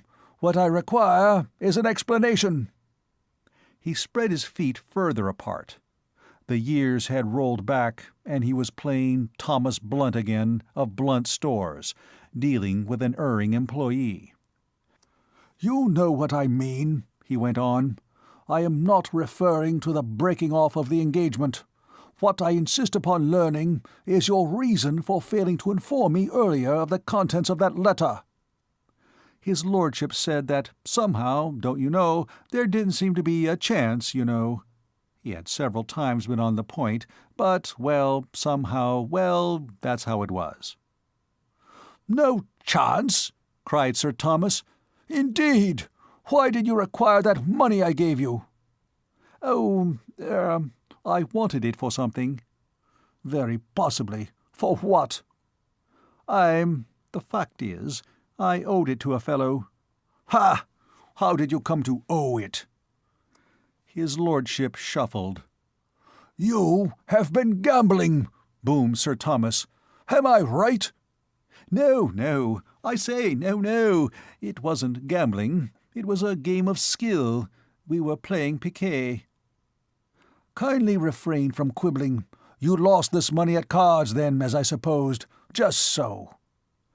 He widened the space between his feet. He intensified his glare. He might have been posing to an illustrator of Pilgrim's Progress for a picture of Apollyon straddling right across the way. "So," he said, "you deliberately concealed from me the contents of that letter in order that you might extract money from me under false pretenses? Don't speak!" His lordship had gurgled. "You did! Your behavior was that of a—" There was a very fair selection of evildoers in all branches of business from which to choose. He gave the preference to the racetrack. "Of a common Welsher," he concluded. "But I won't put up with it. No, not for an instant. I insist upon your returning that money to me here and now. If you have not got it with you, go and fetch it." His lordship's face betrayed the deepest consternation. He had been prepared for much, but not for this. That he would have to undergo what in his school days he would have called a jaw was inevitable, and he had been ready to go through with it. It might hurt his feelings, possibly, but it would leave his purse intact. A ghastly development of this kind he had not foreseen. "But I say, uncle," he bleated. Sir Thomas silenced him with a grand gesture. Ruefully, his lordship produced his little awl. Sir Thomas took it with a snort and went to the door. Saunders was still brooding statuesquely over the gong. "Sound it," said Sir Thomas. Saunders obeyed him with the air of an unleashed hound. "And now," said Sir Thomas, "go to my dressing-room and place these notes in the small drawer of the table." The butler's calm, expressionless, yet withal observant eye took in at a glance the signs of trouble. Neither the inflated air of Sir Thomas nor the punctured balloon-bearing of Lord Drever escaped him. "Something up," he said to his immortal soul as he moved upstairs. "Been a rare old row, seems to me." He reserved his more polished periods for use in public. In conversation with his immortal soul, he was wont to unbend somewhat. Chapter 24. The Treasure Seeker. Gloom wrapped his lordship about, during dinner, as with a garment. He owed £20. His assets amounted to 7 shillings and 4 pence. He thought and thought again. Quite an intellectual pallor began to appear on his normally pink cheeks. Saunders, silently sympathetic, he hated Sir Thomas as an interloper, and entertained for his lordship, under whose father also he had served, a sort of paternal fondness, was ever at his elbow with the magic bottle, and to Spenny, emptying and re-emptying his glass almost mechanically, Wine, the healer, brought an idea. To obtain £20 from any one person of his acquaintance was impossible. To divide the 20 by 4, and persuade a generous quartet to contribute £5 apiece was more feasible. Hope began to stir within him again. Immediately after dinner he began to flit about the castle like a family spectre of active habits. The first person he met was Charteris. "Hullo, Spenny," said Charteris. "I wanted to see you. It is currently reported that you are in love. At dinner you looked as if you had influenza. What's your trouble? For goodness sake, bear up till the show's over.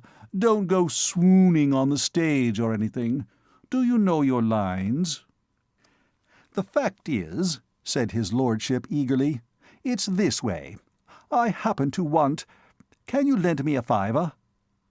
"All I have in the world at this moment," said Charteris, "is 11 shillings and a postage stamp. If the stamp would be of any use to you as a start— No. You know, it's from small beginnings like that great fortunes are amassed. However—" 2 minutes later, Lord Drever had resumed his hunt. The path of the borrower is a thorny one, especially if, like Spenny, his reputation as a payer-back is not of the best. Spenny, in his time, had extracted small loans from most of his male acquaintances, rarely repaying the same.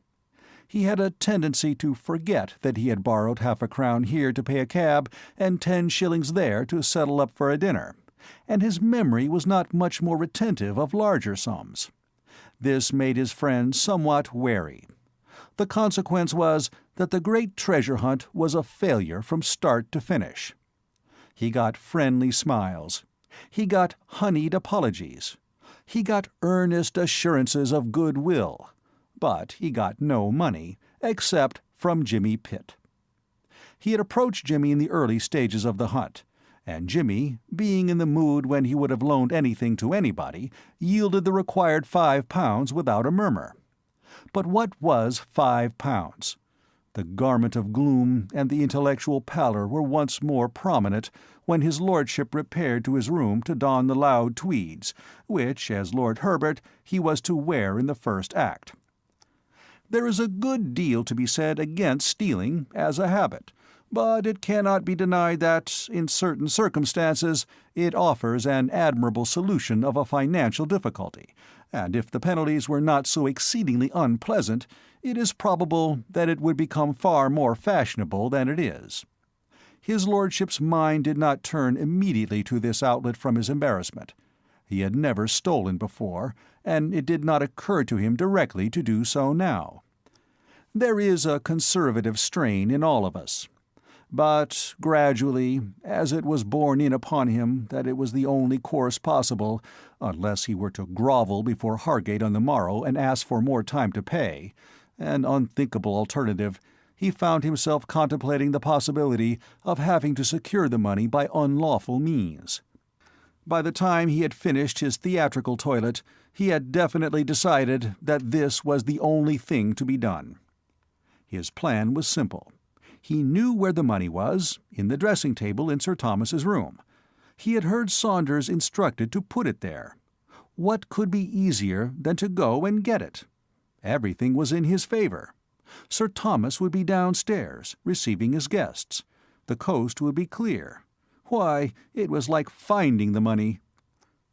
Besides, he reflected, as he worked his way through the bottle of mums which he had had the forethought to abstract from the supper table as a nerve-steadier, it wasn't really stealing. Dash it all, the man had given him the money. It was his own.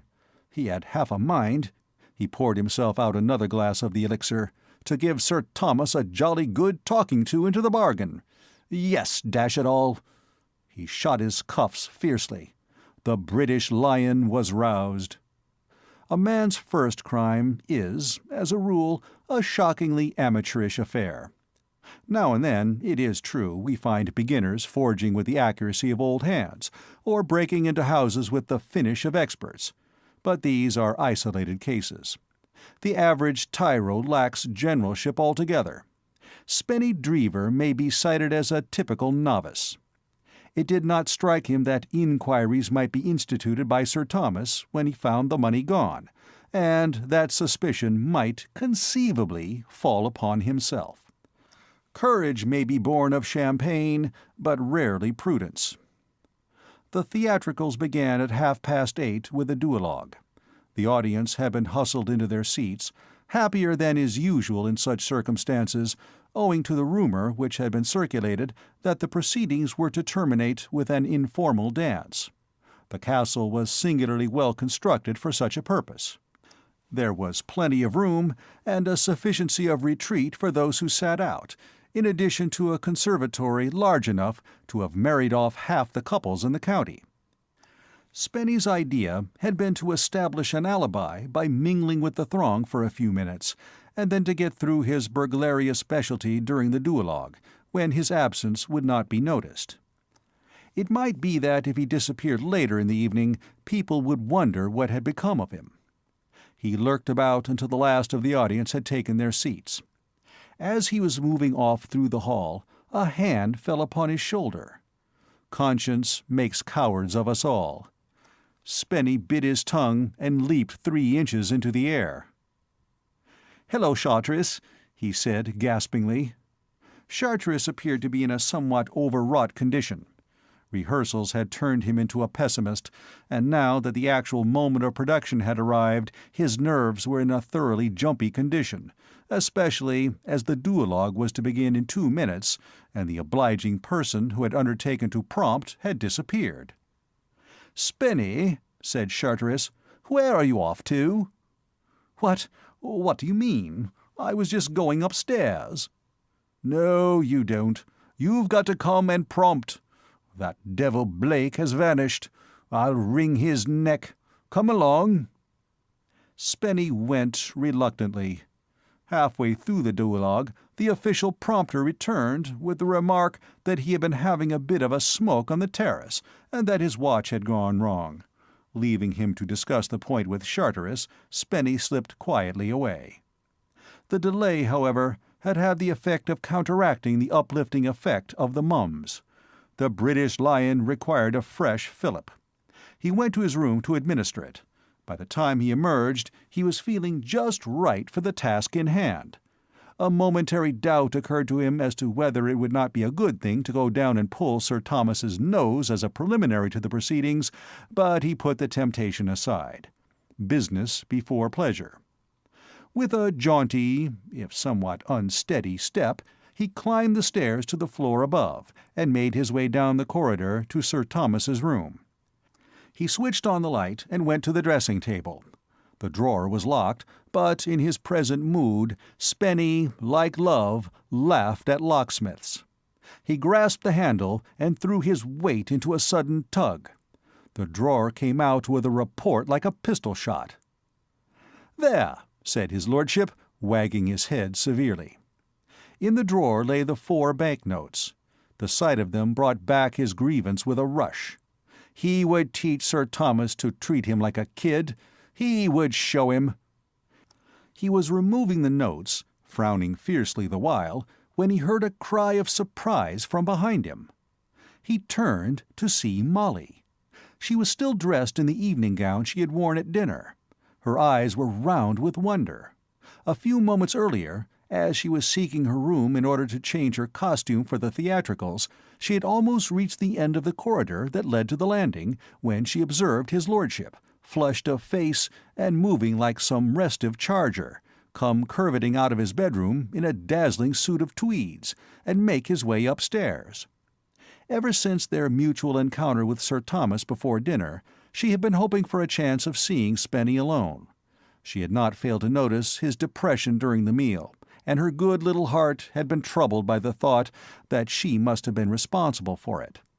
She knew that, for some reason, what she had said about the letter had brought his lordship into his uncle's bad books, and she wanted to find him and say she was sorry. Accordingly, she had followed him. His lordship, still in the war-horse vein, had made the pace upstairs too hot, and had disappeared while she was still halfway up. She had arrived at the top just in time to see him turn down the passage into Sir Thomas's dressing-room. She could not think what his object might be. She knew that Sir Thomas was downstairs, so it could not be from the idea of a chat with him that Spenny was seeking the dressing-room. Faint, yet pursuing, she followed on his trail, and arrived in the doorway just as the pistol report of the burst lock rang out. She stood looking at him blankly. He was holding a drawer in one hand. Why, she could not imagine. "Lord Drever!" she exclaimed. The sombre determination of his lordship's face melted into a twisted but kindly smile. "Good," he said, perhaps a trifle thickly. "Good. Glad you've come. We're pals. You said so, on stairs, before dinner. Very glad you've come. Won't you sit down?" He waved the drawer benevolently, by way of making her free of the room. The movement disturbed one of the banknotes, which fluttered in Molly's direction and fell at her feet. She stooped and picked it up. When she saw what it was, her bewilderment increased. But, she said. His lordship beamed, upon her with a pebble-beached smile of indescribable good-will. "Sit down," he urged. "We're pals. No quarrel with you. Your good friend. Quarrel, Uncle Thomas." "But, Lord Drever, what are you doing? What was that noise I heard?" "Opening drawer," said his lordship affably. "But—" She looked again at what she had in her hand. "But this is a £5 note." "£5 note," said his lordship. "Quite right. 3 more of them in here." Still, she could not understand. "But were you stealing them?" His lordship drew himself up. "No," he said. "No, not stealing, no." "Then—" "Like this. Before dinner, old boy, friendly as you please, couldn't do enough for me. Touched him for 20 of the best, and got away with it. So far, all well. Then met you on stairs. You let cat out of bag." "But why? Surely—" His lordship gave the drawer a dignified wave. "Not blaming you," he said magnanimously. "Not your fault. Misfortune. You didn't know. About letter." "About the letter?" said Molly. "Yes, what was the trouble about the letter? I knew something was wrong directly I had said that I wrote it." "Trouble was," said his lordship, "that old boy thought it was love letter. Didn't undeceive him." "You didn't tell him? Why?" His lordship raised his eyebrows. "Wanted touch him 20 of the best," he explained simply. For the life of her, Molly could not help laughing. "Don't laugh," protested his lordship, wounded. "No joke. Serious. Honour at stake." He removed the 3 notes and replaced the drawer. "Honour of the Dreevers," he added, pocketing the money. Molly was horrified. "But Lord Drever," she cried, "you can't. You mustn't. You can't be going, really, to take that money. It's stealing. It isn't yours. You must put it back." His lordship wagged a forefinger very solemnly at her. "That," he said, "is where you make error. Mine. Old boy gave them to me." "Gave them to you? Then why did you break open the drawer?" "Old boy took them back again when he found out about letter." "Then they don't belong to you." "Yes. Error. They do. Moral right." Molly wrinkled her forehead in her agitation. Men of Lord Drever's type appealed to the motherly instinct of women. As a man, his lordship was a negligible quantity.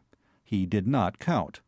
But as a willful child, to be kept out of trouble, he had a claim on Molly. She spoke soothingly. "But, Lord Drever," she began. "Call me Spenny," he urged. "We're pals. You said so, on stairs. Everybody calls me Spenny, even Uncle Thomas. I'm going to pull his nose." He broke off suddenly, as one recollecting a forgotten appointment. "Spenny, then," said Molly. "You mustn't, Spenny.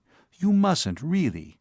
You—" "You look ripping in that dress," said his lordship irrelevantly. "Thank you, Spenny dear. But listen." Molly spoke as if she were humouring a rebellious infant. "You really mustn't take that money. You must put it back. See, I'm putting this note back. Give me the others, and I'll put them in the drawer, too. Then we'll shut the drawer, and nobody will know." She took the notes from him and replaced them in the drawer. He watched her thoughtfully, as if he were pondering the merits of her arguments. "No," he said suddenly. "No! Must have them. Moral right. Old boy—" She pushed him gently away. "Yes, yes, I know," she said. "I know. It's a shame that you can't have them, but you mustn't take them.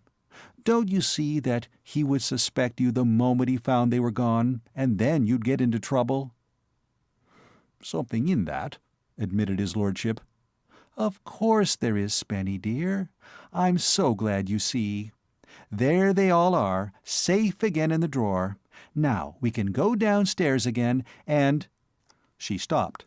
She had closed the door earlier in the proceedings, but her quick ear caught the sound of a footstep in the passage outside. "Quick!" she whispered, taking his hand and darting to the electric light switch. "Somebody's coming. We mustn't be caught here. They'd see the broken drawer, and you'd get into awful trouble. Quick!" She pushed him behind the curtain where the clothes hung and switched off the light. From behind the curtain came the muffled voice of his lordship. "It's Uncle Thomas. I'm coming out. Pull his nose." "Be quiet!" She sprang to the curtain and slipped noiselessly behind it. "But, I say—" began his lordship. "Hush!" She gripped his arm. He subsided.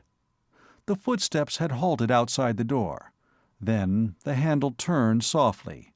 The door opened and closed again with hardly a sound. The footsteps passed on into the room.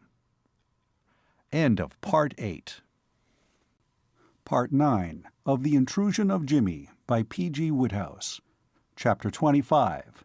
Explanations. Jimmy, like his lordship, had been trapped at the beginning of the duologue, and had not been able to get away till it was nearly over. He had been introduced by Lady Julia to an elderly and adhesive baronet, who had recently spent 10 days in New York, and escape had not been won without a struggle. The baronet, on his return to England, had published a book entitled Modern America and Its People, and it was with regard to the opinions expressed in this volume that he invited Jimmy's views. He had no wish to see the duologue, and it was only after the loss of much precious time that Jimmy was enabled to tear himself away on the plea of having to dress.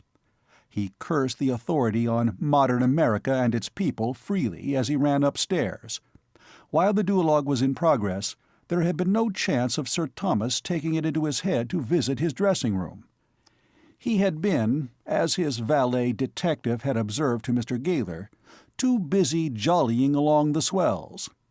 It would be the work of a few moments only to restore the necklace to its place. But for the tenacity of the elderly baronet, the thing would have been done by this time. Now, however, there was no knowing what might happen. Anybody might come along the passage and see him. He had one point in his favor. There was no likelihood of the jewels being required by their owner till the conclusion of the theatricals. The part that Lady Julia had been persuaded by Charteris to play mercifully contained no scope for the display of gems. Before going down to dinner, Jimmy had locked the necklace in a drawer. It was still there, Spike having been able, apparently, to resist the temptation of recapturing it. Jimmy took it and went into the corridor. He looked up and down. There was nobody about. He shut his door and walked quickly in the direction of the dressing-room. He had provided himself with an electric pocket-torch, equipped with a reflector, which he was in the habit of carrying when on his travels. Once inside, having closed the door, he set this aglow and looked about him. Spike had given him minute directions as to the position of the jewel box. He found it without difficulty. To his untrained eye, it seemed tolerably massive and impregnable, but Spike had evidently known how to open it without much difficulty. The lid was shut, but it came up without an effort when he tried to raise it, and he saw that the lock had been broken. "Spike's coming on," he said. He was dangling the necklace over the box, preparatory to dropping it in, when there was a quick rustle at the other side of the room. The curtain was plucked aside, and Molly came out. "Jimmy!" she cried. Jimmy's nerves were always in pretty good order, but at the sight of this apparition he visibly jumped. "Great Scott!" he said. The curtain again became agitated by some unseen force, violently this time, and from its depths a plaintive voice made itself heard. "Dash it all," said the voice, "I've stuck." There was another upheaval, and his lordship emerged, his yellow locks ruffled and upstanding, his face crimson. "Caught my head in a coat or something," he explained at large. "Hello, Pitt." Pressed rigidly against the wall, Molly had listened with growing astonishment to the movements on the other side of the curtain. Her mystification deepened every moment. It seemed to her that the room was still in darkness. She could hear the sound of breathing, and then the light of the torch caught her eye. Who could this be, and why had he not switched on the regular room lights? She strained her ears to catch a sound. For a while she heard nothing except the soft breathing. Then came a voice that she knew well, and, abandoning her hiding-place, she came out into the room and found Jimmy standing, with the torch in his hand, over some dark object in the corner of the room. It was a full minute after Jimmy's first exclamation of surprise before either of them spoke again. The light of the torch hurt Molly's eyes. She put up a hand to shade them. It seemed to her that they had been standing like this for years. Jimmy had not moved. There was something in his attitude that filled Molly with a vague fear. In the shadow behind the torch he looked shapeless and inhuman. "You're hurting my eyes," she said at last. "I'm sorry," said Jimmy. "I didn't think. Is that better?" He turned the light from her face. Something in his voice, and the apologetic haste with which he moved the torch, seemed to relax the strain of the situation. The feeling of stunned surprise began to leave her. She found herself thinking coherently again. The relief was but momentary. Why was Jimmy in the room at that time? Why had he a torch? What had he been doing? The question shot from her brain like sparks from an anvil. The darkness began to tear at her nerves. She felt along the wall for the switch and flooded the whole room with light. Jimmy laid down the torch and stood for a moment undecided. He had concealed the necklace behind him. Now he brought it forward and dangled it silently before the eyes of Molly and his lordship. Excellent as were his motives for being in that room with the necklace in his hand, he could not help feeling, as he met Molly's startled gaze, quite as guilty as if his intentions had been altogether different. His lordship, having by this time pulled himself together to some extent, was the first to speak. "I say, you know, what ho?" he observed without emotion. "What?" Molly drew back. "Jimmy, you were— Oh, you can't have been—" "Looks jolly like it," said his lordship judicially. "I wasn't," said Jimmy. "I was putting them back." "Putting them back?" "Pitt, old man," said his lordship solemnly, "that sounds a bit thin." "Drever, old man," said Jimmy, "I know it does, but it's the truth." His lordship's manner became kindly. "Now, look here, Pitt, old son," he said. "There's nothing to worry about. We're all pals here. You can pitch it straight to us. We won't give you away. We—" "Be quiet!" cried Molly. "Jimmy!" Her voice was strained. She spoke with an effort. She was suffering torments. The words her father had said to her on the terrace were pouring back into her mind. She seemed to hear his voice now, cool and confident, warning her against Jimmy, saying that he was crooked. There was a curious whirring in her head. Everything in the room was growing large and misty. She heard Lord Drever begin to say something that sounded as if someone were speaking at the end of a telephone, and then she was aware that Jimmy was holding her in his arms and calling to Lord Drever to bring water. "When a girl goes like that," said his lordship with an insufferable air of omniscience, "you want to cut her." "Come along," said Jimmy. "Are you going to be a week getting that water?" His lordship proceeded to soak a sponge without further parley, but as he carried his dripping burden across the room, Molly recovered. She tried weakly to free herself. Jimmy helped her to a chair. He had dropped the necklace on the floor, and Lord Drever nearly trod on it. "What ho!" observed his lordship, picking it up. "Go easy with the jewelry." Jimmy was bending over Molly. Neither of them seemed to be aware of his lordship's presence. Spenny was the sort of person whose existence is apt to be forgotten. Jimmy had a flash of intuition. For the first time it had occurred to him that Mr. McEachern might have hinted to Molly something of his own suspicions. "Molly, dear," he said, "it isn't what you think. I can explain everything. Do you feel better now? Can you listen? I can explain everything." "Pitt, old boy," protested his lordship, "you don't understand. We aren't going to give you away. We're all—" Jimmy ignored him. "Molly, listen." She sat up. "Go on, Jimmy," she said.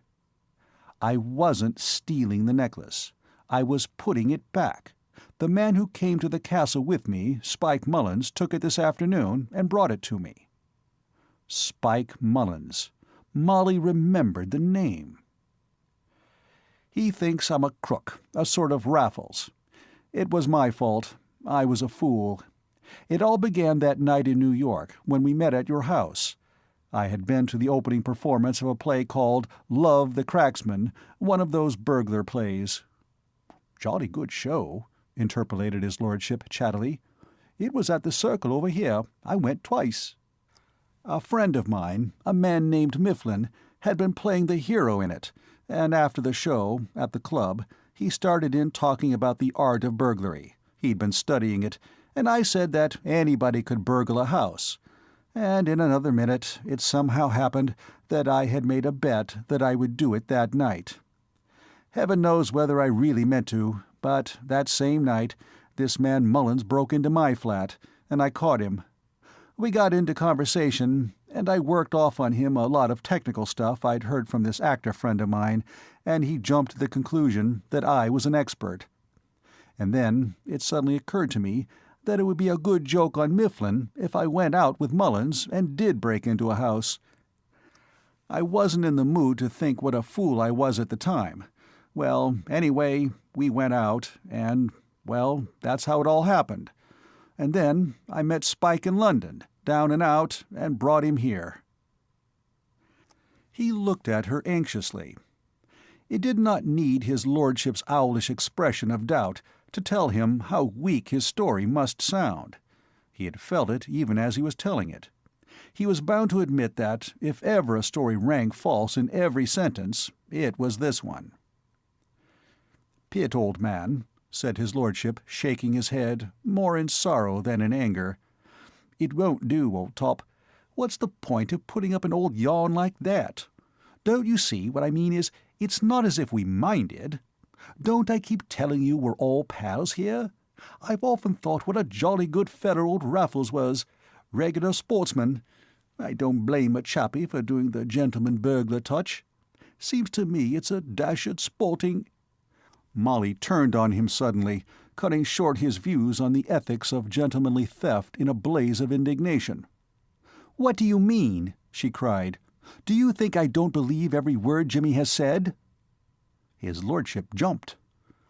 "Well, don't you know, it seemed to me a bit thin. What I mean is—" He met Molly's eye. "Oh, well," he concluded lamely. Molly turned to Jimmy.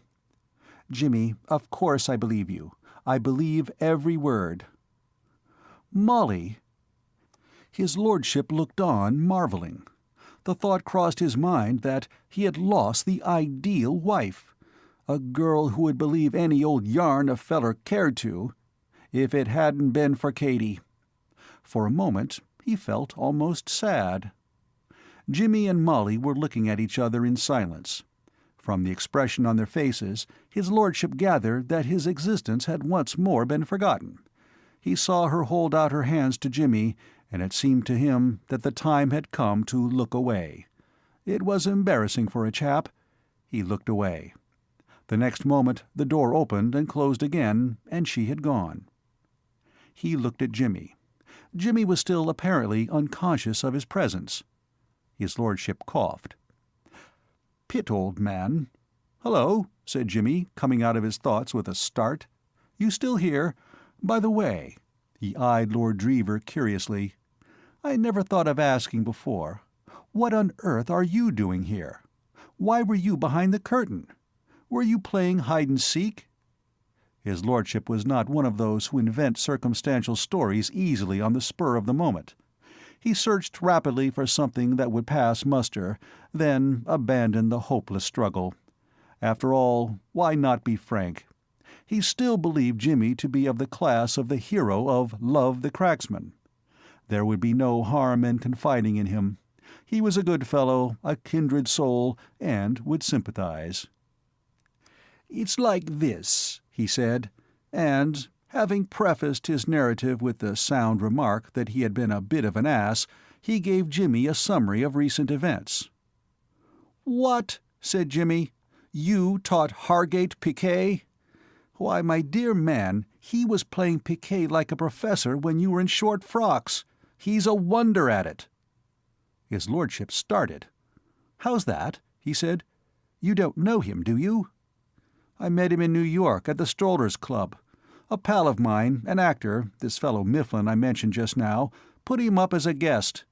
He coined money at piquet, and there were some pretty useful players in the place, too. I don't wonder you found him a promising pupil." Then, "Why, dash it, then he's a bally sharper." "You're a genius at crisp description," said Jimmy. "You've got him summed up to rights first shot." "I shan't pay him a bally penny."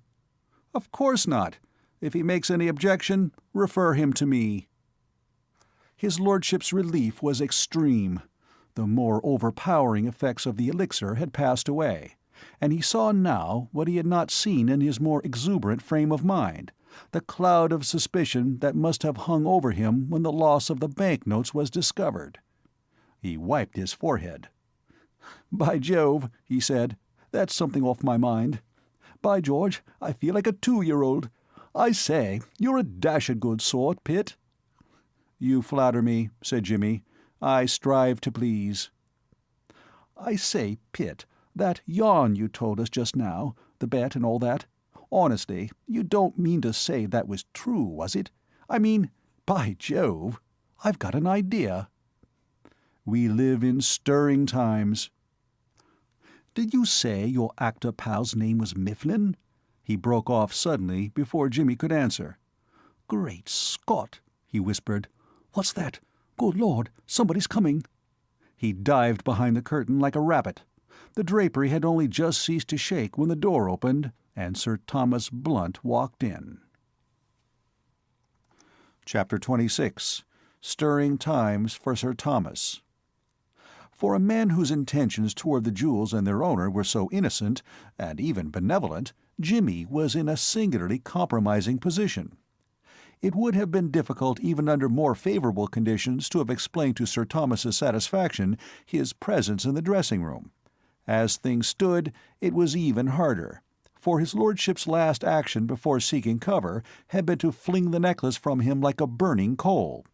For the second time in 10 minutes it had fallen to the carpet, and it was just as Jimmy straightened himself after picking it up that Sir Thomas got a full view of him.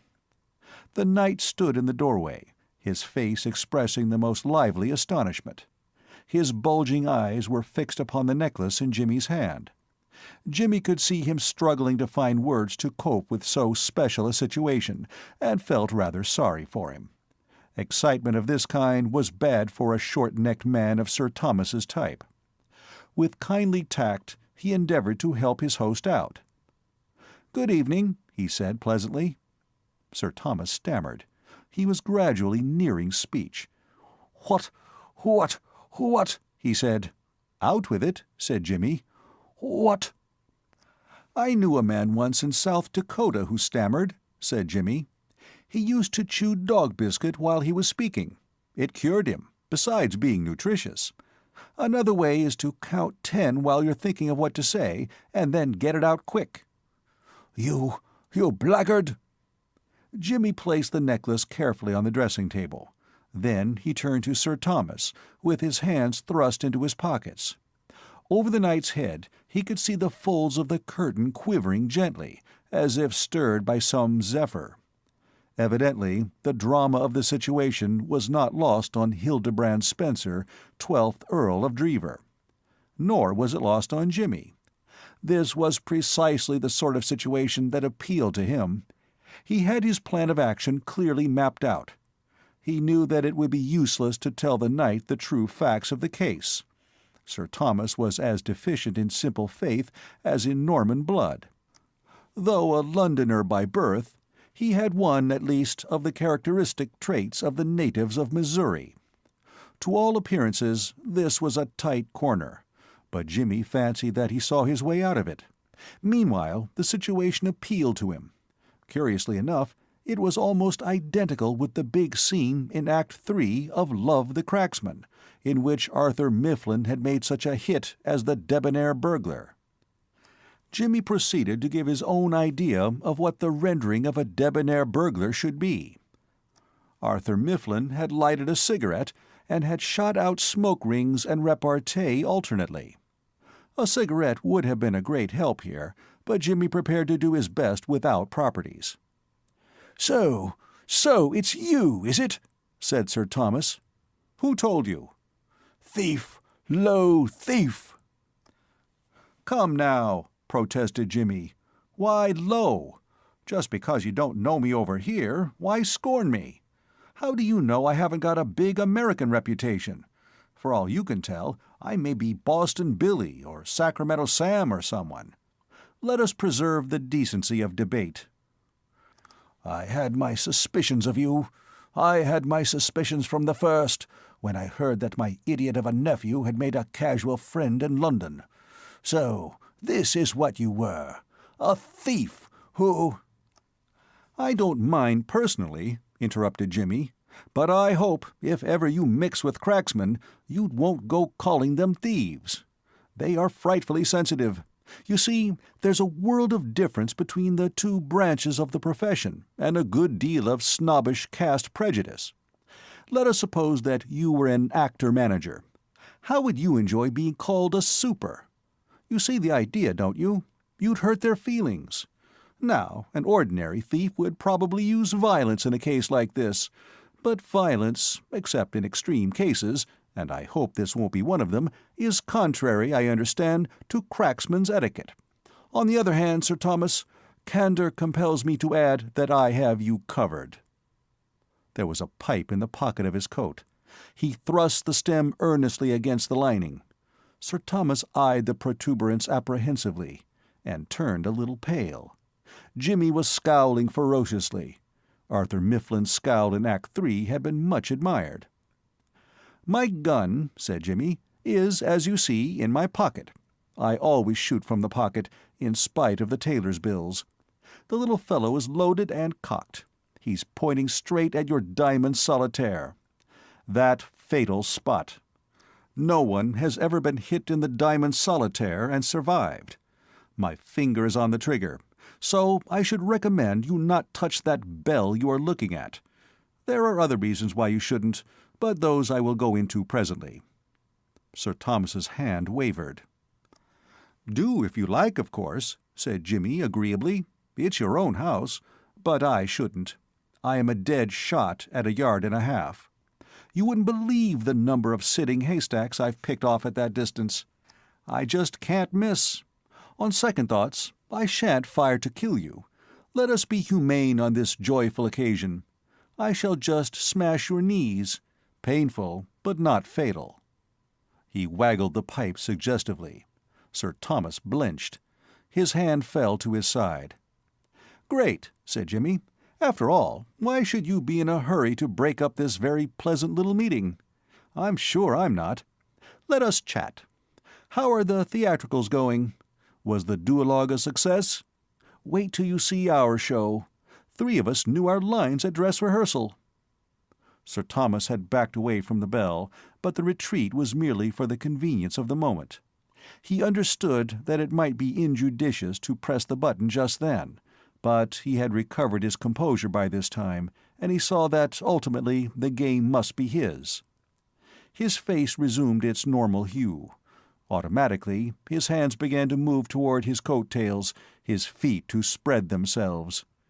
Jimmy noted with a smile these signs of restored complacency. He hoped ere long to upset that complacency somewhat. Sir Thomas addressed himself to making Jimmy's position clear to him.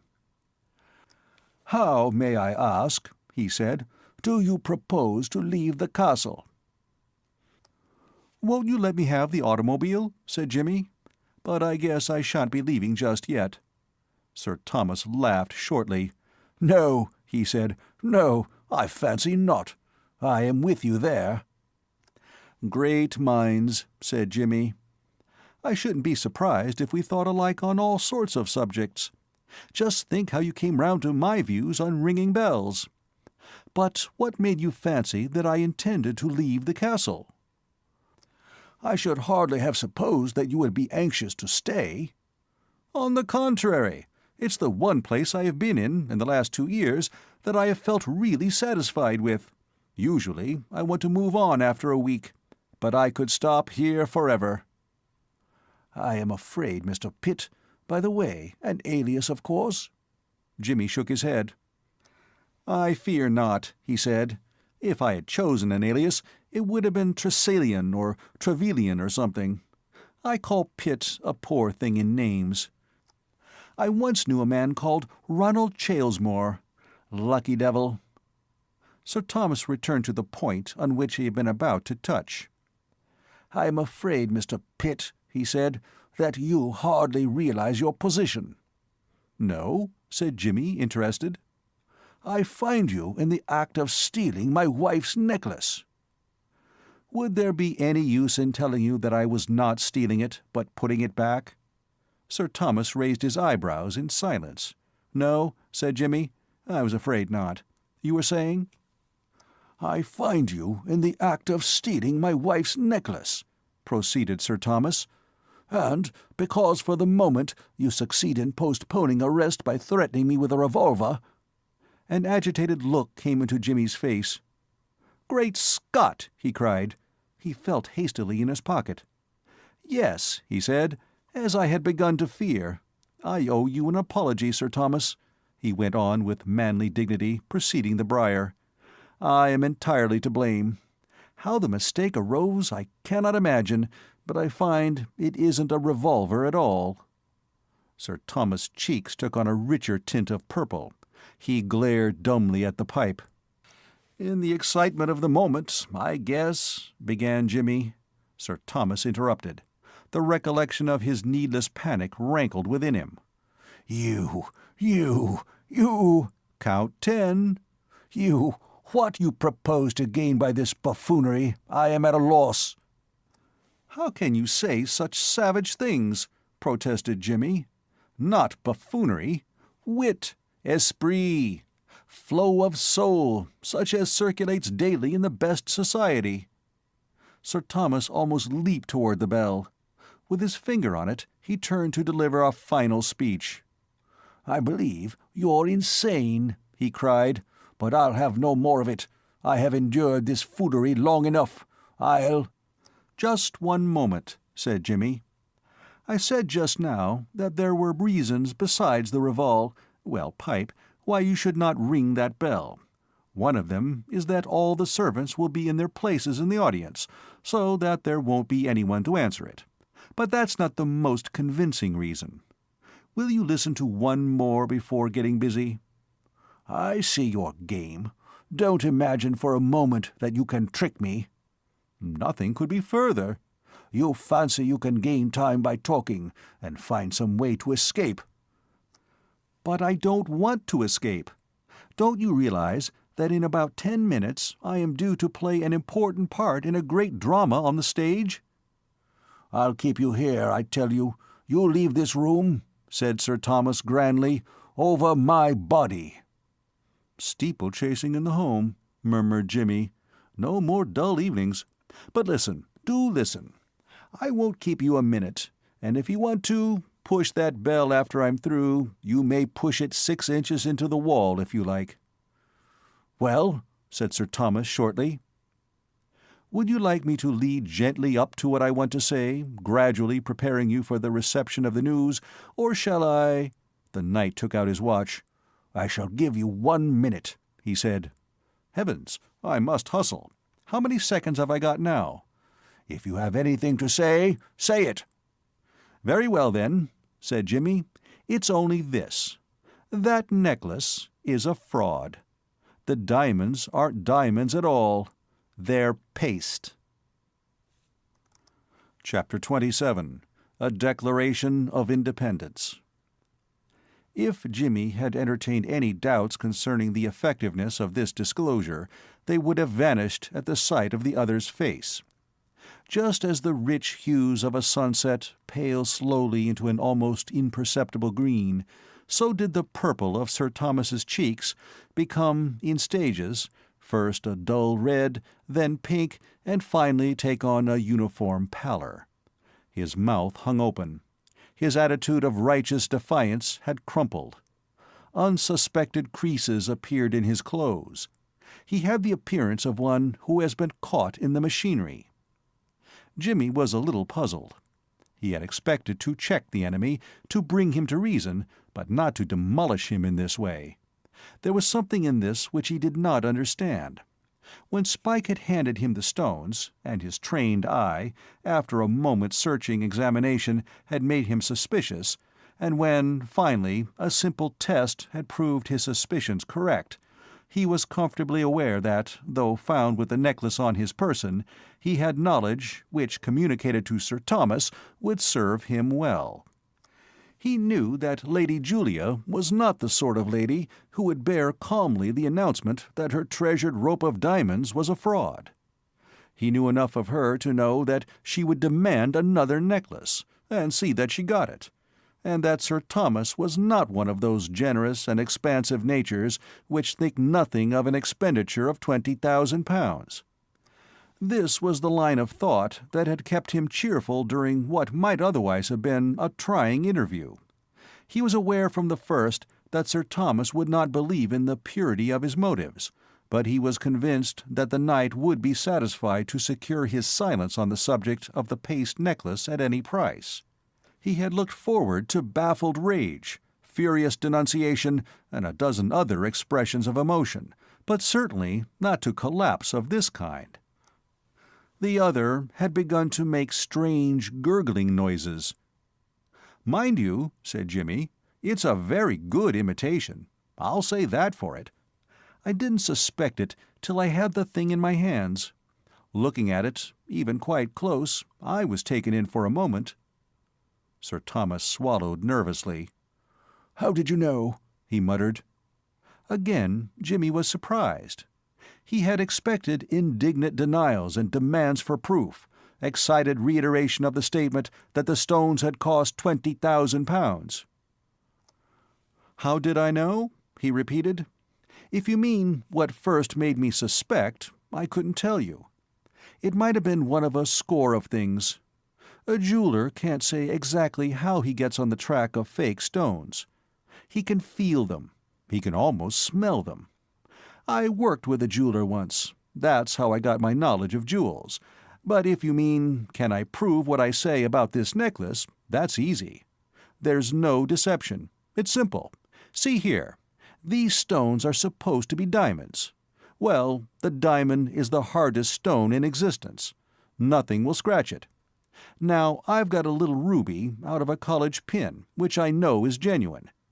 By rights, then, that ruby ought not to have scratched these stones. You follow that? But it did. It scratched 2 of them, the only 2 I tried. If you like, I can continue the experiment, but there's no need. I can tell you right now what these stones are. I said they were paste, but that wasn't quite accurate. They're a stuff called white jargoon. It's a stuff that's very easily faked. You work it with the flame of a blowpipe. You don't want a full description, I suppose? Anyway, what happens is that the blowpipe sets it up like a tonic, gives it increased specific gravity and a healthy complexion and all sorts of great things of that kind. 2 minutes in the flame of a blowpipe is like a week at the seashore to a bit of white jargoon. Are you satisfied? If it comes to that, I guess you can hardly be expected to be. Convinced is a better word. Are you convinced, or do you hanker after tests like polarized light and refracting liquids? Sir Thomas had staggered to a chair.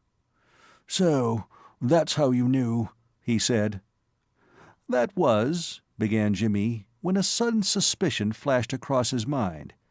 He scrutinized Sir Thomas' pallid face keenly. "Did you know?" he asked. He wondered that the possibility had not occurred to him earlier. This would account for much that had puzzled him in the other's reception of the news. He had supposed, vaguely, without troubling to go far into the probabilities of such a thing, that the necklace which Spike had brought to him had been substituted for the genuine diamonds by a thief. Such things happened frequently, he knew. But, remembering what Molly had told him of the care which Sir Thomas took of this particular necklace, and the frequency with which Lady Julia wore it, he did not see how such a substitution could have been effected. There had been no chance of anybody's obtaining access to these stones for the necessary length of time. "By George, I believe you did!" he cried. "You must have! So that's how it happened, is it? I don't wonder it was a shock when I said I knew about the necklace." "Mr. Pitt." "Well?" "I have something to say to you." "I'm listening." Sir Thomas tried to rally. There was a touch of the old pomposity in his manner when he spoke. "Mr. Pitt, I find you in an unpleasant position." Jimmy interrupted. "Don't you worry about my unpleasant position," he said. "Fix your attention exclusively upon your own. Let us be frank with one another. You're in the cart. What do you propose to do about it?" Sir Thomas rallied again, with the desperation of one fighting a lost cause. "I do not understand you," he began. "No?" said Jimmy. "I'll try and make my meaning clear. Correct me from time to time if I am wrong. The way I size the thing up is as follows. When you married Lady Julia, I gather that it was, so to speak, up to you to some extent. People knew you were a millionaire, and they expect something special in the way of gifts from the bridegroom to the bride. Now you, being of a prudent and economical nature, began to wonder if there wasn't some way of getting a reputation for lavishness without actually unbelting to any great extent. Am I right?" Sir Thomas did not answer. "I am," said Jimmy. "Well, it occurred to you, naturally enough, that a properly selected gift of jewelry might work the trick. It only needed a little nerve. When you give a present of diamonds to a lady, she is not likely to call for polarized light or refracting liquids and the rest of the circus. In 99 cases out of 100, she will take the things on trust. Very well. You trot it off to a jeweler, and put the thing to him confidentially. I guess you suggested paste, but, being a wily person, he pointed out that paste has a habit of not wearing well. It is pretty enough when it's new, but quite a small amount of ordinary wear and tear destroys the polish of the surface and the sharpness of the cutting. It gets scratched easily. Having heard this, and reflecting that Lady Julia was not likely to keep the necklace under a glass case, you rejected paste as too risky. The genial jeweler then suggested white jargoon, mentioning, as I have done, that, after an application or so of the blowpipe, its own mother wouldn't know it. If he was a bit of an antiquary, he probably added that, in the 18th century, jargoon stones were supposed to be actually an inferior sort of diamond. What could be more suitable? "Make it jargoon, dear heart," you cried joyfully, and all was well. Am I right? I notice that you have not corrected me so far. Whether or not Sir Thomas would have replied in the affirmative is uncertain. He was opening his mouth to speak when the curtain at the end of the room heaved, and Lord Drever burst out like a cannonball in tweeds. The apparition effectually checked any speech that Sir Thomas might have been intending to make. Lying back in his chair, he goggled silently at the new arrival. Even Jimmy, though knowing that his lordship had been in hiding, was taken aback. His attention had become so concentrated on his duel with the knight that he had almost forgotten that they had an audience. His lordship broke the silence. "Great Scott!" he cried.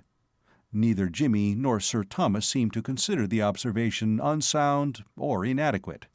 They permitted it to pass without comment. "You old scoundrel!" added his lordship, addressing Sir Thomas. "And you're the man who called me a Welsher." There were signs of a flicker of spirit in the knight's prominent eyes, but they died away. He made no reply. "Great Scott!" moaned his lordship, in a fervour of self-pity.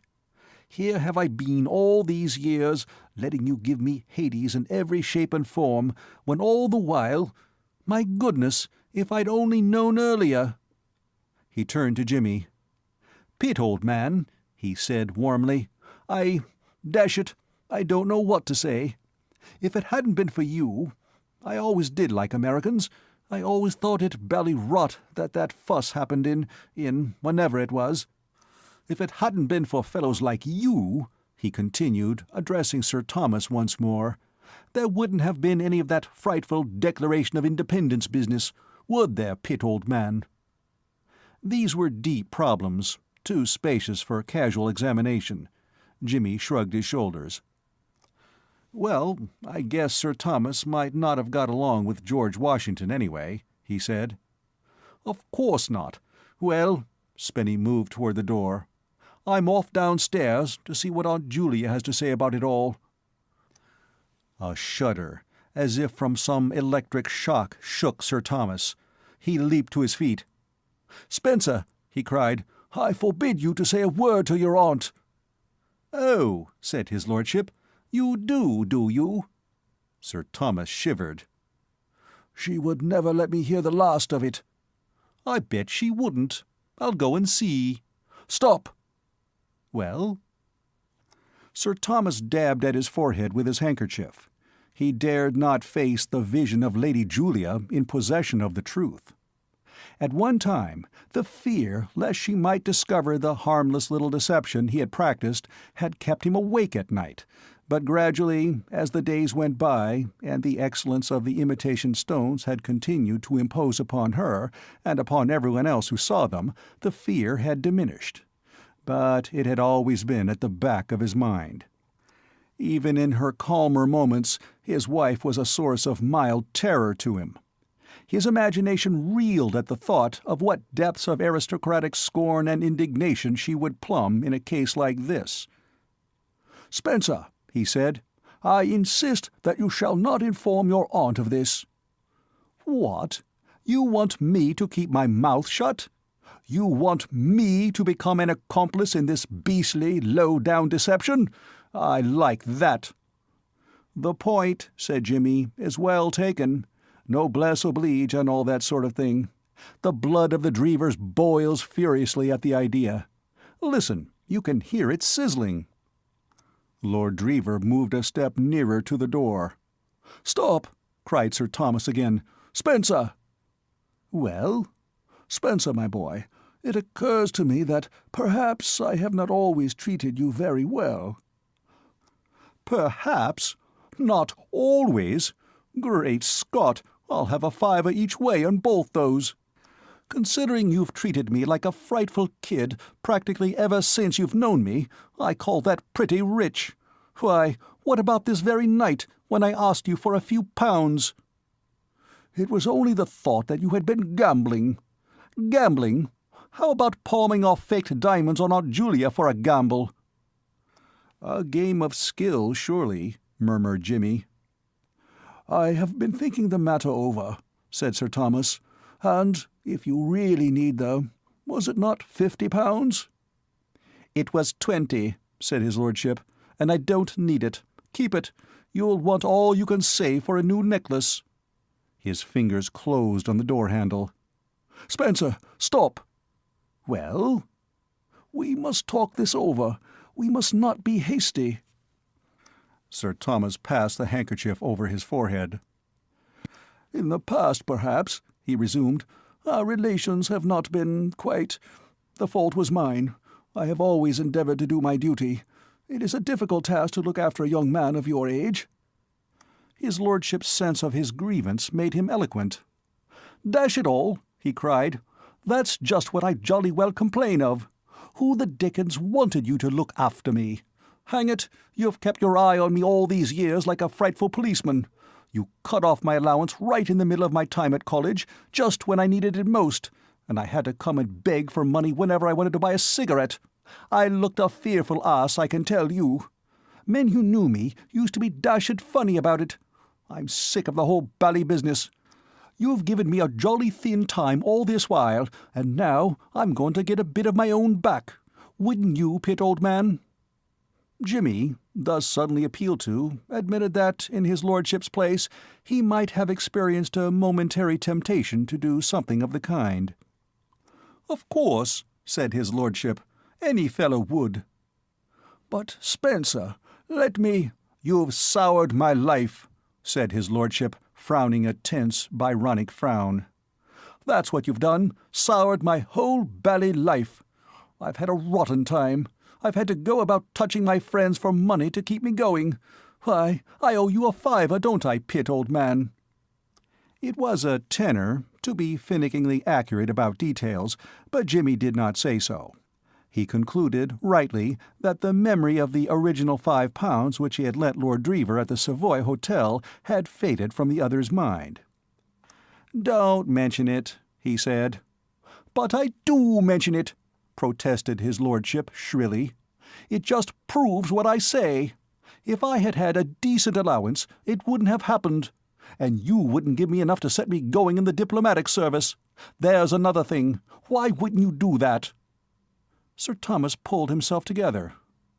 "I hardly thought you qualified, my dear boy." His lordship did not actually foam at the mouth, but he looked as if he might do so at any moment. Excitement and the memory of his wrongs, lubricated as it were by the champagne he had consumed both at and after dinner, had produced in him a frame of mind far removed from the normal. His manners no longer had that repose which stamps the caste of Vere de Vere. He waved his hands. "I know! I know!" he shouted. "I know you didn't! You thought me a fearful fool! I tell you, I'm sick of it! And always trying to make me marry money! Dashed humiliating! If she hadn't been a jolly sensible girl, you'd have spoiled Miss McEachern's life as well as mine. You came very near it.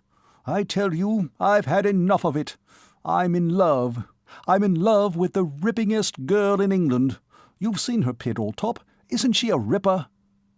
Jimmy stamped the absent lady with the seal of his approval. "I tell you, if she'll have me, I'm going to marry her." The dismay written on every inch of Sir Thomas's countenance became intensified at these terrific words. Great as had been his contempt for the actual holder of the title, considered simply as a young man, he had always been filled with a supreme respect for the Drever name. "But Spencer," he almost howled, "consider your position! You cannot—" "Can't I, by Jove? If she'll have me, and damn my position! What's my position got to do with it? Katie's the daughter of a general, if it comes to that. Her brother was at college with me. If I'd had a penny to call my own, I'd have asked her to marry me ages ago. Don't you worry about my position." Sir Thomas croaked feebly. "Now look here," said his lordship with determination. "Here's the whole thing in a jolly old nutshell. If you want me to forget about this little flutter and the fake diamonds of yours, you've got to pull up your socks and start in to do things. You've got to get me attached to some embassy for a beginning. It won't be difficult. There's dozens of old boys in London who knew the governor when he was alive who will jump at the chance of doing me a good turn. I know I'm a bit of an ass in some ways, but that's expected of you in the diplomatic service. They only want you to wear evening clothes as if you were used to them, and be a bit of a flyer at dancing, and I can fill the bill all right as far as that goes. And you've got to give your jolly old blessing to Katie and me, if she'll have me. That's about all I can think of for the moment. How do we go? Are you on?" "It's preposterous," began Sir Thomas. Lord Drever gave the door-handle a rattle. "It's a hold-up, all right," said Jimmy soothingly. "I don't want to butt in on a family conclave, but my advice, if asked, would be to unbelt before the shooting begins. You've got something worse than a pipe pointing at you now. As regards my position in the business, don't worry. My silence is presented gratis. Give me a loving smile, and my lips are sealed." Sir Thomas turned on the speaker. "As for you," he cried. "Never mind about Pitt," said his lordship. "He's a dashed good fellow, Pitt. I wish there were more like him. And he wasn't pinching the stuff either. If you had only listened when he tried to tell you, you mightn't be in such a frightful hole. He was putting the things back as he said. I know all about it. Well, what's the answer?" For a moment Sir Thomas seemed on the point of refusal, but just as he was about to speak, his lordship opened the door, and at the movement he collapsed again. "I will!" he cried. "I will!" "Good," said his lordship with satisfaction. "That's a bargain. Coming downstairs, Pitt, old man? We shall be wanted on the stage in about half a minute." "As an antidote to stage fright," said Jimmy as they went along the corridor, "little discussions of that kind may be highly recommended. I shouldn't mind betting that you feel fit for anything." "I feel like a 2-year-old," assented his lordship enthusiastically. "I've forgotten all my part, but I don't care. I'll just go down and talk to them." "That," said Jimmy, "is the right spirit. Charteris will get heart disease, but it's the right spirit. A little more of that sort of thing, and amateur theatricals would be worth listening to. Step lively, Roscius. The stage waits." End of Part 9. Part 10 of The Intrusion of Jimmy by P.G. Wodehouse. Chapter 28.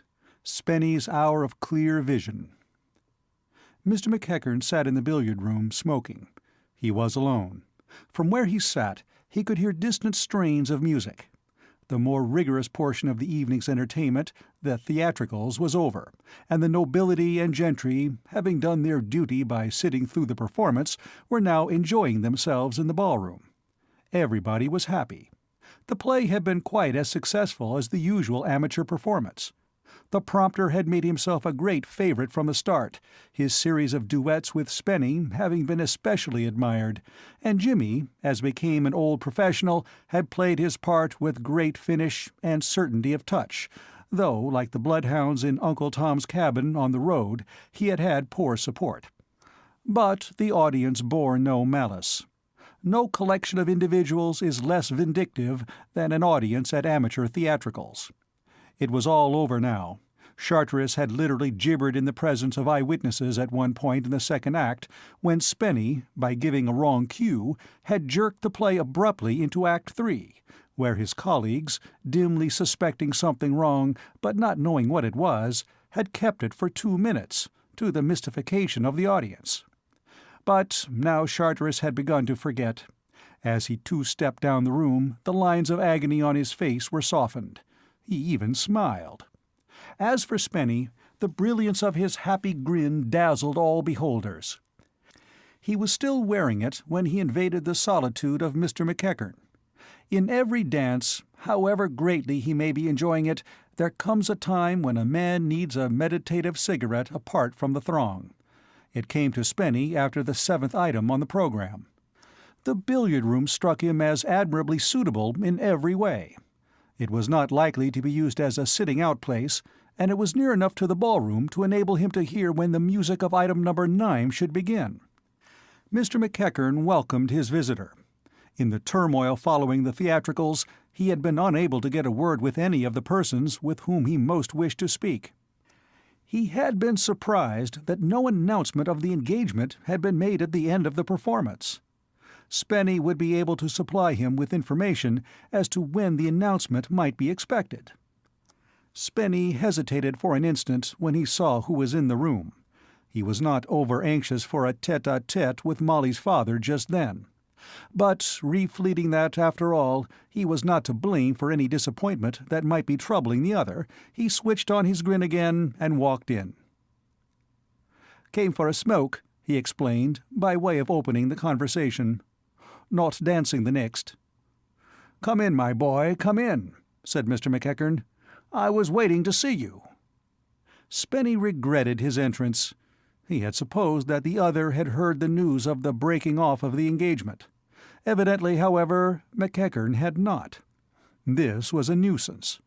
The idea of flight came to Spenny, but he dismissed it. As nominal host that night, he had to dance many duty dances. This would be his only chance of a smoke for hours, and the billiard-room was the best place for it. He sat down and lighted a cigarette, casting about the while for an innocuous topic of conversation. "Like the show?" he inquired. "Fine," said Mr. McEachern. "By the way—" Spenny groaned inwardly. He had forgotten that a determined man can change the conversation to any subject he pleases by means of those 3 words.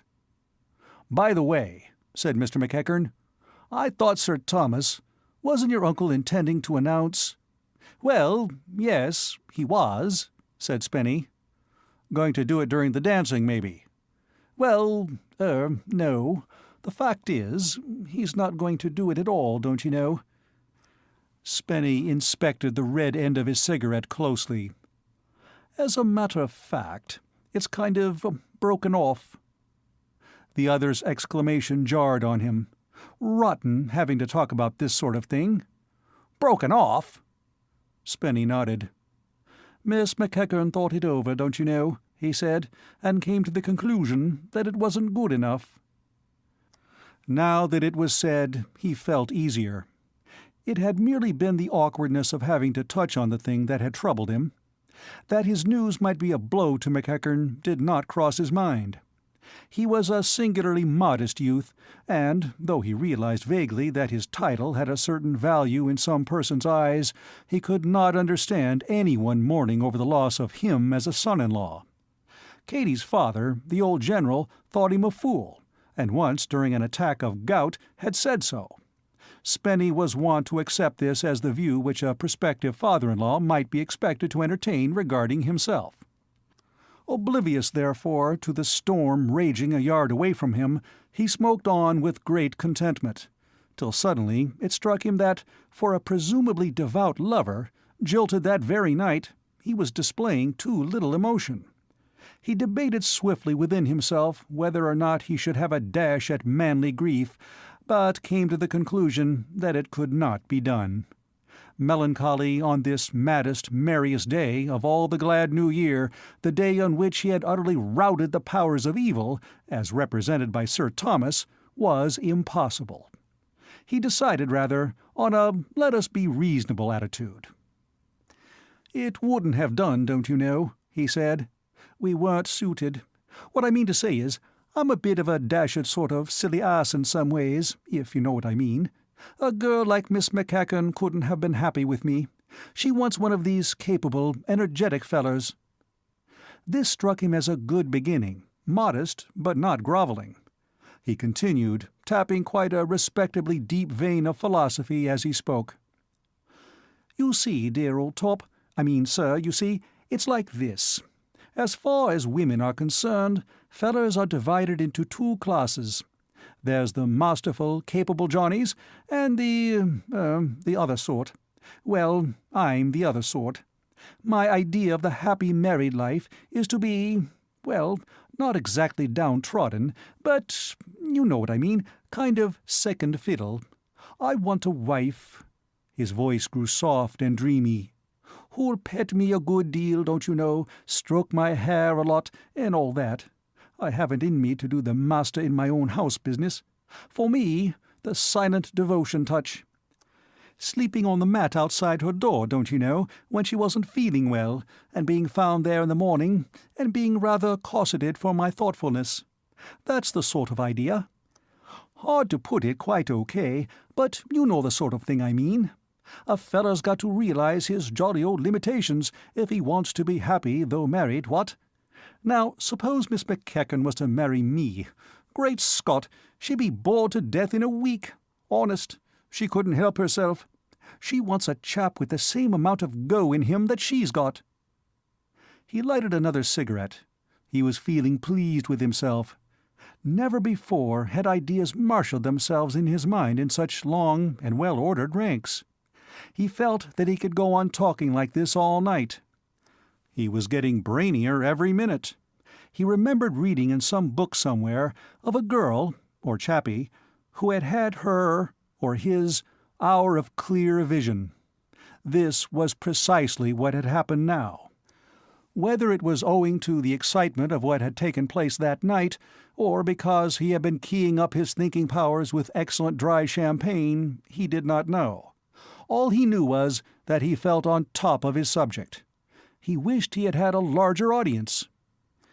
A girl like Miss McEachern doesn't want any of that hair-stroking business.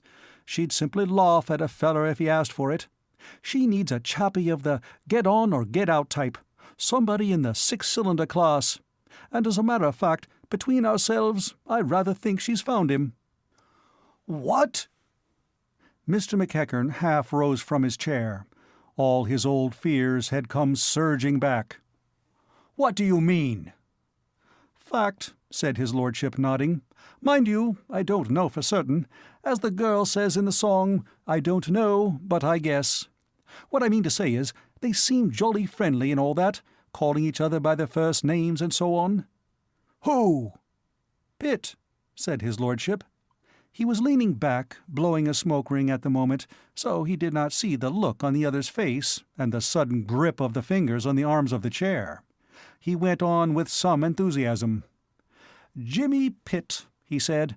"Now there's a feller, full of oats to the brim, and fairly bursting with go and energy. A girl wouldn't have a dull moment with a chap like that. You know," he proceeded confidently, There's a lot in this idea of affinities. Take my word for it, dear old sir. There's a girl up in London, for instance. Now, she and I hit it off most amazingly. There's hardly a thing we don't think alike about.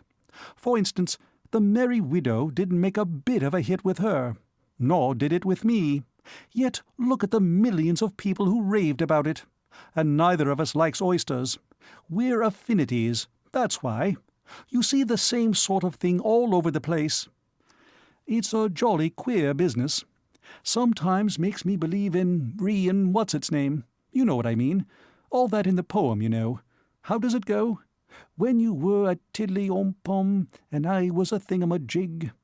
Dashed brainy bit of work. I was reading it only the other day. Well, what I mean to say is, it's my belief that Jimmy Pitt and Miss McKecken are by way of being something in that line. Doesn't it strike you that they are just the sort to get on together? You can see it with half an eye. You can't help liking a fellow like Jimmy Pitt. He's a sport. I wish I could tell you some of the things he's done, but I can't, for reasons. But you can take it from me, he's a sport. You ought to cultivate him. You'd like him. Oh, dash it, there's the music. I must be off. Got to dance this one. He rose from his chair and dropped his cigarette into the ashtray. So long, he said with a friendly nod. Wish I could stop, but it's no go. That's the last let-up I shall have tonight. He went out, leaving Mr. McEachern a prey to many and varied emotions. Chapter 29. The Last Round. He had only been gone a few minutes when Mr. McEachern's meditations were again interrupted. This time the visitor was a stranger to him, a dark-faced, clean-shaven man. He did not wear evening clothes, so could not be one of the guests, and Mr. McEachern could not place him immediately. Then he remembered. He had seen him in Sir Thomas Blunt's dressing-room. This was Sir Thomas's valet. "Might I have a word with you, sir?" "What is it?" asked McEachern, staring heavily. His mind had not recovered from the effect of Lord Drever's philosophical remarks. There was something of a cloud on his brain. To judge from his lordship's words, things had been happening behind his back, and the idea of Molly's deceiving him was too strange to be assimilated in an instant. He looked at the valet dully. "What is it?" he asked again. "I must apologize for intruding, but I thought it best to approach you before making my report to Sir Thomas." "Your report?" "I am employed by a private inquiry agency." "What?" "Yes, sir, Rags. You may have heard of us. In Holborn Bars. Very old established. Divorce a specialty. You will have seen the advertisements. Sir Thomas wrote, asking for a man, and the governor sent me down. I have been with the house for some years. My job, I gathered, was to keep my eyes open generally. Sir Thomas, it seemed, had no suspicions of any definite person. I was to be on the spot just in case, in a manner of speaking, and it's precious lucky I was, or her ladyship's jewels would have been gone. I've done a fair cop this very night." He paused and eyed the ex-policeman keenly. McEachern was obviously excited.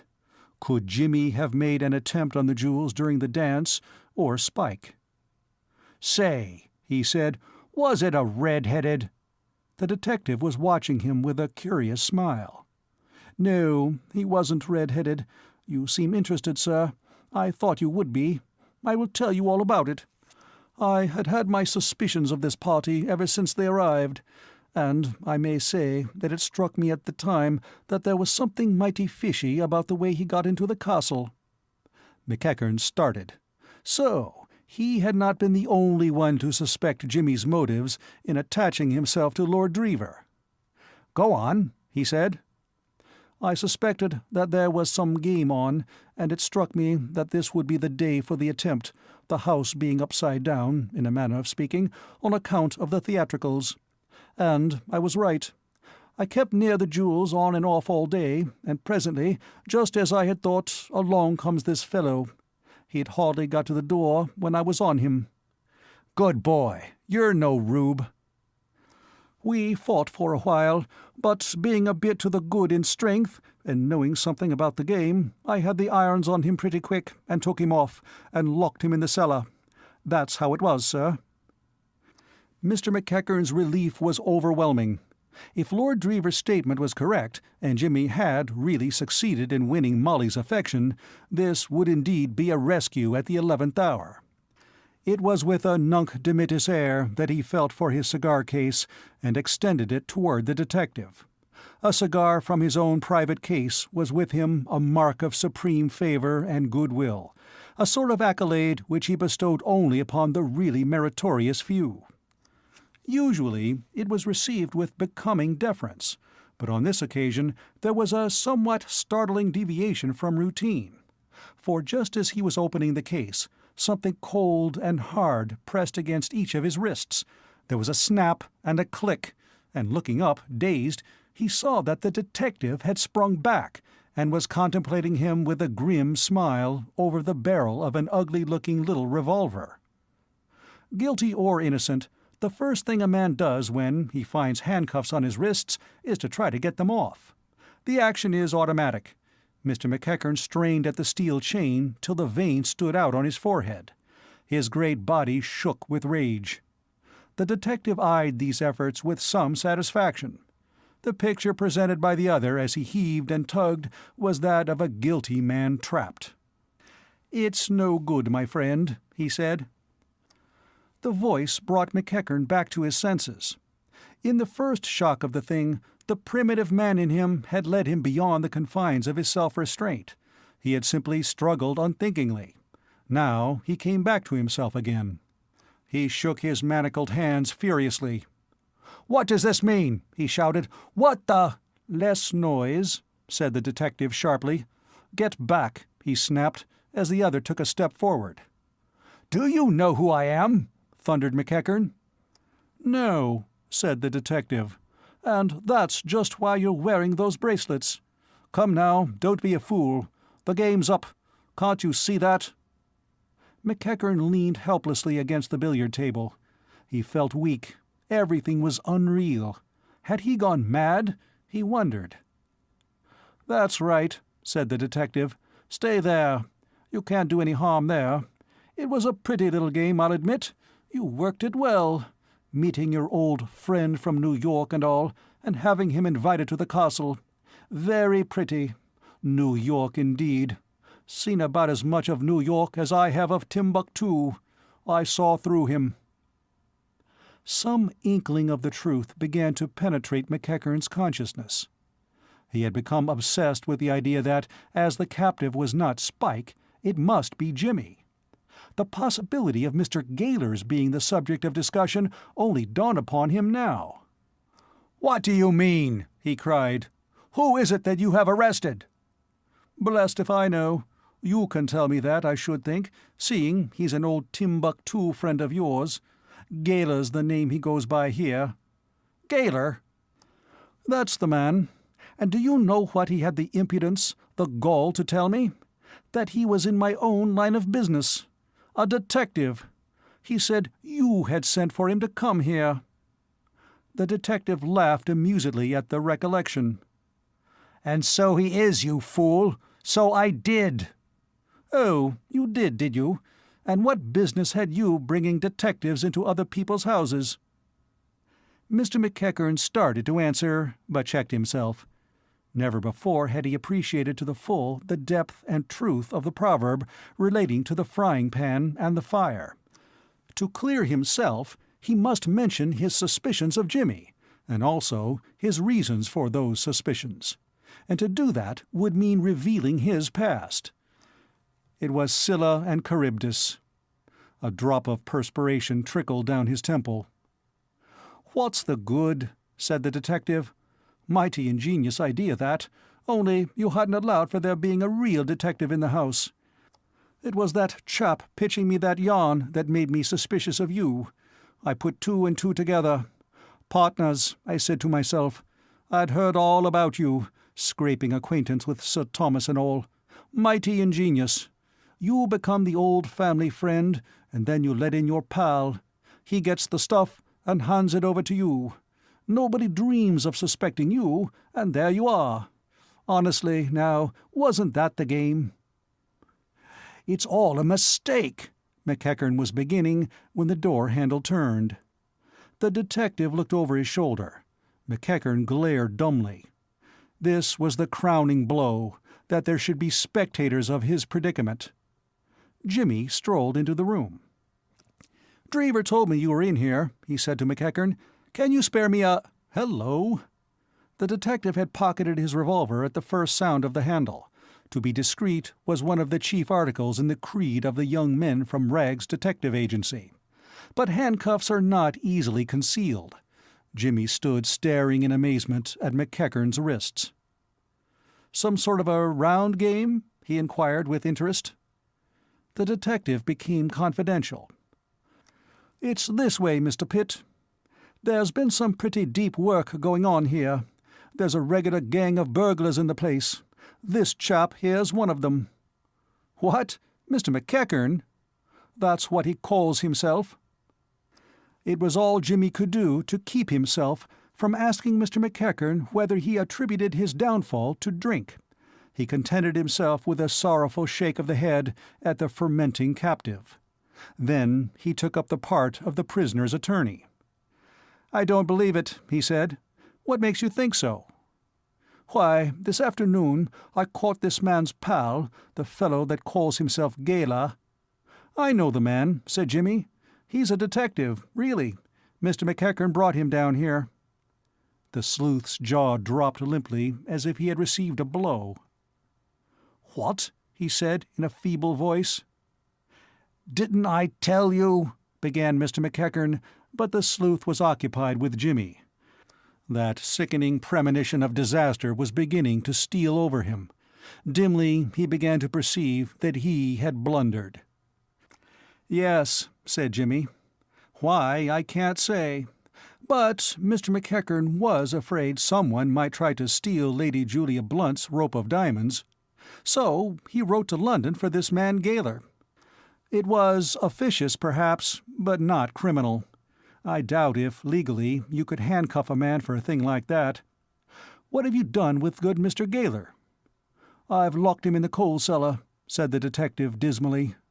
The thought of the interview in prospect with the human bloodhound he had so mishandled was not exhilarating.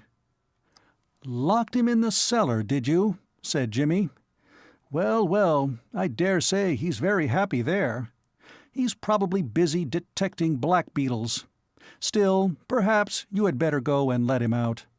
Possibly, if you were to apologize to him— just as you think. I only suggest. If you want somebody to vouch for Mr. McEachern's non-burglariousness, I can do it. He is a gentleman of private means, and we knew each other out in New York. We are old acquaintances." "I never thought—" "That," said Jimmy, with sympathetic friendliness, "if you will allow me to say so, is the cardinal mistake you detectives make. You never do think." "It never occurred to me." The detective looked uneasily at Mr. McEachern. There were indications in the policeman's demeanor that the moment following release would be devoted exclusively to a carnival of violence, with a certain sleuth-hound playing a prominent role. He took the key of the handcuffs from his pocket and toyed with it. Mr. McEachern emitted a low growl. It was enough. "If you wouldn't mind, Mr. Pitt," said the sleuth obsequiously. He thrust the key into Jimmy's hands and fled. Jimmy unlocked the handcuffs. Mr. McEachern rubbed his wrists. "Ingenious little things," said Jimmy. "I'm much obliged to you," growled Mr. McEachern, without looking up. "Not at all. A pleasure. This circumstantial evidence thing is the devil, isn't it? I knew a man who broke into a house in New York to win a bet, and to this day the owner of that house thinks him a professional burglar." "Who's that?" said Mr. McEachern sharply. "Why do I say a man? Why am I so elusive and mysterious? You're quite right. It sounds more dramatic, but after all, what you want is facts. Very well. I broke into your house that night to win a bet. That's the limpid truth." McEachern was staring at him. Jimmy proceeded. "You are just about to ask, what was Spike Mullins doing with me? Well, Spike had broken into my flat an hour before, and I took him along with me as a sort of guide, philosopher, and friend." "Spike Mullins said you were a burglar from England." "I'm afraid I rather led him to think so. I had been to see the opening performance of a burglar play called Love the Cracksman that night, and I worked off on Spike some severely technical information I had received from a pal of mine who played the lead in the show. I told you when I came in that I had been talking to Lord Drever. Well, what he was saying to me was that he had met this very actor man, a fellow called Mifflin, Arthur Mifflin, in London just before he met me. He's in London now, rehearsing for a show that's come over from America. You see the importance of this item? It means that, if you doubt my story, all you have to do is find Mifflin. I forgot what theater his play is coming on at, but you could find out in a second and ask him to corroborate. Are you satisfied?" McEachern did not answer. An hour before, he would have fought to the last ditch for his belief in Jimmy's crookedness, but the events of the last 10 minutes had shaken him. He could not forget that it was Jimmy who had extricated him from a very uncomfortable position. He saw now that that position was not so bad as it had seemed at the time, for the establishing of the innocence of Mr. Gaylor could have been effected on the morrow by an exchange of telegrams between the castle and Dodson's private inquiry agency, yet it had certainly been bad enough. But for Jimmy there would have been several hours of acute embarrassment, if nothing worse. He felt something of a reaction in Jimmy's favor. Still, it is hard to overcome a deep-rooted prejudice in an instant.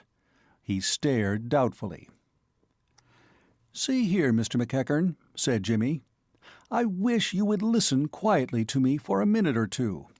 There's really no reason on earth why we should be at one another's throats in this way. We might just as well be friends. Let's shake and call the fight off. I guess you know why I came in here to see you." McEachern did not speak.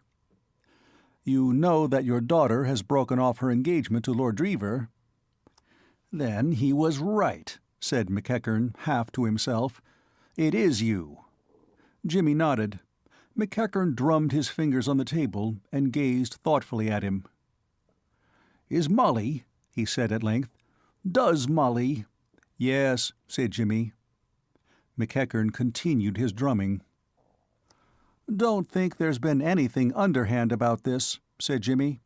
"She absolutely refused to do anything unless you gave her consent. She said you had been partners all her life, and she was going to do the square thing by you." "She did?" said McEachern eagerly. "I think you ought to do the square thing by her. I'm not much, but she wants me. Do the square thing by her." He stretched out his hand, but he saw that the other did not notice the movement. McEachern was staring straight in front of him. There was a look in his eyes that Jimmy had never seen there before, a frightened, hunted look. The rugged aggressiveness of his mouth and chin showed up in strange contrast. The knuckles of his clenched fists were white. "It's too late," he burst out. "I'll be square with her now, but it's too late. I won't stand in her way when I can make her happy. But I'll lose her. Oh, my God, I'll lose her." He gripped the edge of the table. "Do you think I had never said to myself," he went on, "the things you said to me that day when we met here? Do you think I didn't know what I was? Who should know it better than myself? But she didn't. I'd kept it from her. I'd sweat for fear she would find out some day. When I came over here, I thought I was safe. And then you came, and I saw you together. I thought you were a crook. You were with Mullins in New York. I told her you were a crook." "You told her that?" "I said I knew it. I couldn't tell her the truth, why I thought so. I said I had made inquiries in New York and found out about you." Jimmy saw now. The mystery was solved. So that was why Molly had allowed them to force her into the engagement with Drever. For a moment a rush of anger filled him, but he looked at McEachern, and it died away. He could not be vindictive now. It would be like hitting a beaten man. He saw things suddenly from the other's viewpoint, and he pitied him. "I see," he said slowly. McEachern gripped the table in silence. "I see," said Jimmy again. "You mean she'll want an explanation." He thought for a moment. "You must tell her," he said quickly. "For your own sake, you must tell her. Go and do it now.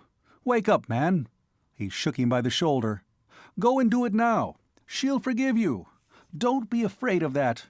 Go and look for her and tell her now." McEachern roused himself. "I will," he said. "It's the only way," said Jimmy. McEachern opened the door, then fell back a pace. Jimmy could hear voices in the passage outside. He recognized Lord Drever's. McEachern continued to back away from the door. Lord Drever entered, with Molly on his arm. "Hello," said his lordship, looking around. "Hullo, Pitt. Here we all are, what?" "Lord Drever wanted to smoke," said Molly. She smiled, but there was anxiety in her eyes. She looked quickly at her father and at Jimmy. "Molly, my dear," said McEachern huskily, "I need to speak to you for a moment." Jimmy took his lordship by the arm. "Come along, Drever," he said. "You can come and sit out with me. We'll go and smoke on the terrace." They left the room together. "What does the old boy want?" inquired his lordship. "Are you and Miss McEachern—" "We are," said Jimmy. "By Jove, I say, old chap, million congratulations and all that sort of rot, you know." "Thanks," said Jimmy. "Have a cigarette?" His lordship had to resume his duties in the ballroom after a while, but Jimmy sat on, smoking and thinking. The night was very still. Now and then a sparrow would rustle in the ivy on the castle wall, and somewhere in the distance a dog was barking. The music had begun again in the ballroom. It sounded faint and thin where he sat. In the general stillness, the opening of the door at the top of the steps came sharply to his ears. He looked up. 2 figures were silhouetted for a moment against the light, and then the door closed again. They began to move slowly down the steps. Jimmy recognized them. He got up. He was in the shadow. They could not see him. They began to walk down the terrace. They were quite close now. Neither was speaking, but presently, when they were but a few feet away, they stopped. There was the splutter of a match, and McEachern lighted a cigar. In the yellow light, his face was clearly visible. Jimmy looked, and was content. He edged softly toward the shrubbery at the edge of the terrace, and, entering it without a sound, began to make his way back to the house. Chapter 30. Conclusion. The American liner St. Louis lay in the Empress Dock at Southampton, taking aboard her passengers. All sorts and conditions of men flowed in an unceasing stream up the gangway. Leaning over the second-class railing, Jimmy Pitt and Spike Mullins watched them thoughtfully. Jimmy looked up at the blue peter that fluttered from the foremast, and then at Spike. The Bowery boy's face was stolid and expressionless. He was smoking a short wooden pipe with an air of detachment. "Well, Spike," said Jimmy, "your schooner's on the tide now, isn't it? Your vessel's at the quay. You've got some queer-looking fellow-travelers. Don't miss the 2 Cingalese sports and the man in the turban and the baggy breeches. I wonder if they're airtight. Useful if he fell overboard." "Sure," said Spike, directing a contemplative eye toward the garment in question. "He knows his business." "I wonder what those men on the deck are writing. They've been scribbling away ever since we came here. Probably society journalists. We shall see in next week's papers. Among the second-class passengers we noticed Mr. Spike Mullins, looking as cheery as ever. It's a pity you're so set on going, Spike. Why not change your mind and stop?" For a moment Spike looked wistful. Then his countenance resumed its woodenness. "There ain't no use for me on this side, boss," he said. "New York's the spot. Yous don't want none of me, and now you're married. How's Miss Molly, boss?" "Splendid, Spike, thanks. We're going over to France by tonight's boat." "It's been a queer business," Jimmy continued after a pause. "A deuced queer business. Still, I've come very well out of it, at any rate. It seems to me that you're the only one of us who doesn't end happily, Spike. I'm married. McEachern's butted into society so deep that it would take an excavating party with dynamite to get him out of it. Molly, well, Molly's made a bad bargain, but I hope she won't regret it. We're all going some, except you. You're going out on the old trail again, which begins in 3rd Avenue and ends in Sing Sing. Why tear yourself away, Spike?" Spike concentrated his gaze on a weedy young emigrant in a blue jersey who was having his eye examined by the overworked doctor and seemed to be resenting it. "There's nothin' doin' on this side, boss," he said at length. "I want to get busy." "Ulysses Mullins," said Jimmy, looking at him curiously. "I know the feeling. There's only one cure. I sketched it out for you once, but I guess you'll never take it. You don't think a lot of women, do you? You're the rugged bachelor." "Goils," began Spike comprehensively, and abandoned the topic without dilating on it further. Jimmy lighted his pipe and threw the match overboard.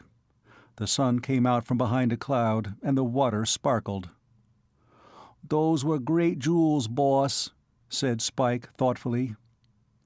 "I believe you're still brooding over them, Spike." "We could have got away with 'em if yous would have stood for it. Dead easy." "You are brooding over them. Spike, I'll tell you something which will console you a little before you start out on your wanderings. It's in confidence, so keep it dark. That necklace was paste." "What's dat?" "Nothing but paste. I got next directly you handed them to me. They weren't worth $100. A light of understanding came into Spike's eyes. His face beamed with the smile of one to whom dark matters are made clear. "So, that's why you wouldn't stand for getting away with 'em," he exclaimed. The End of The Intrusion of Jimmy by P.G. Wodehouse.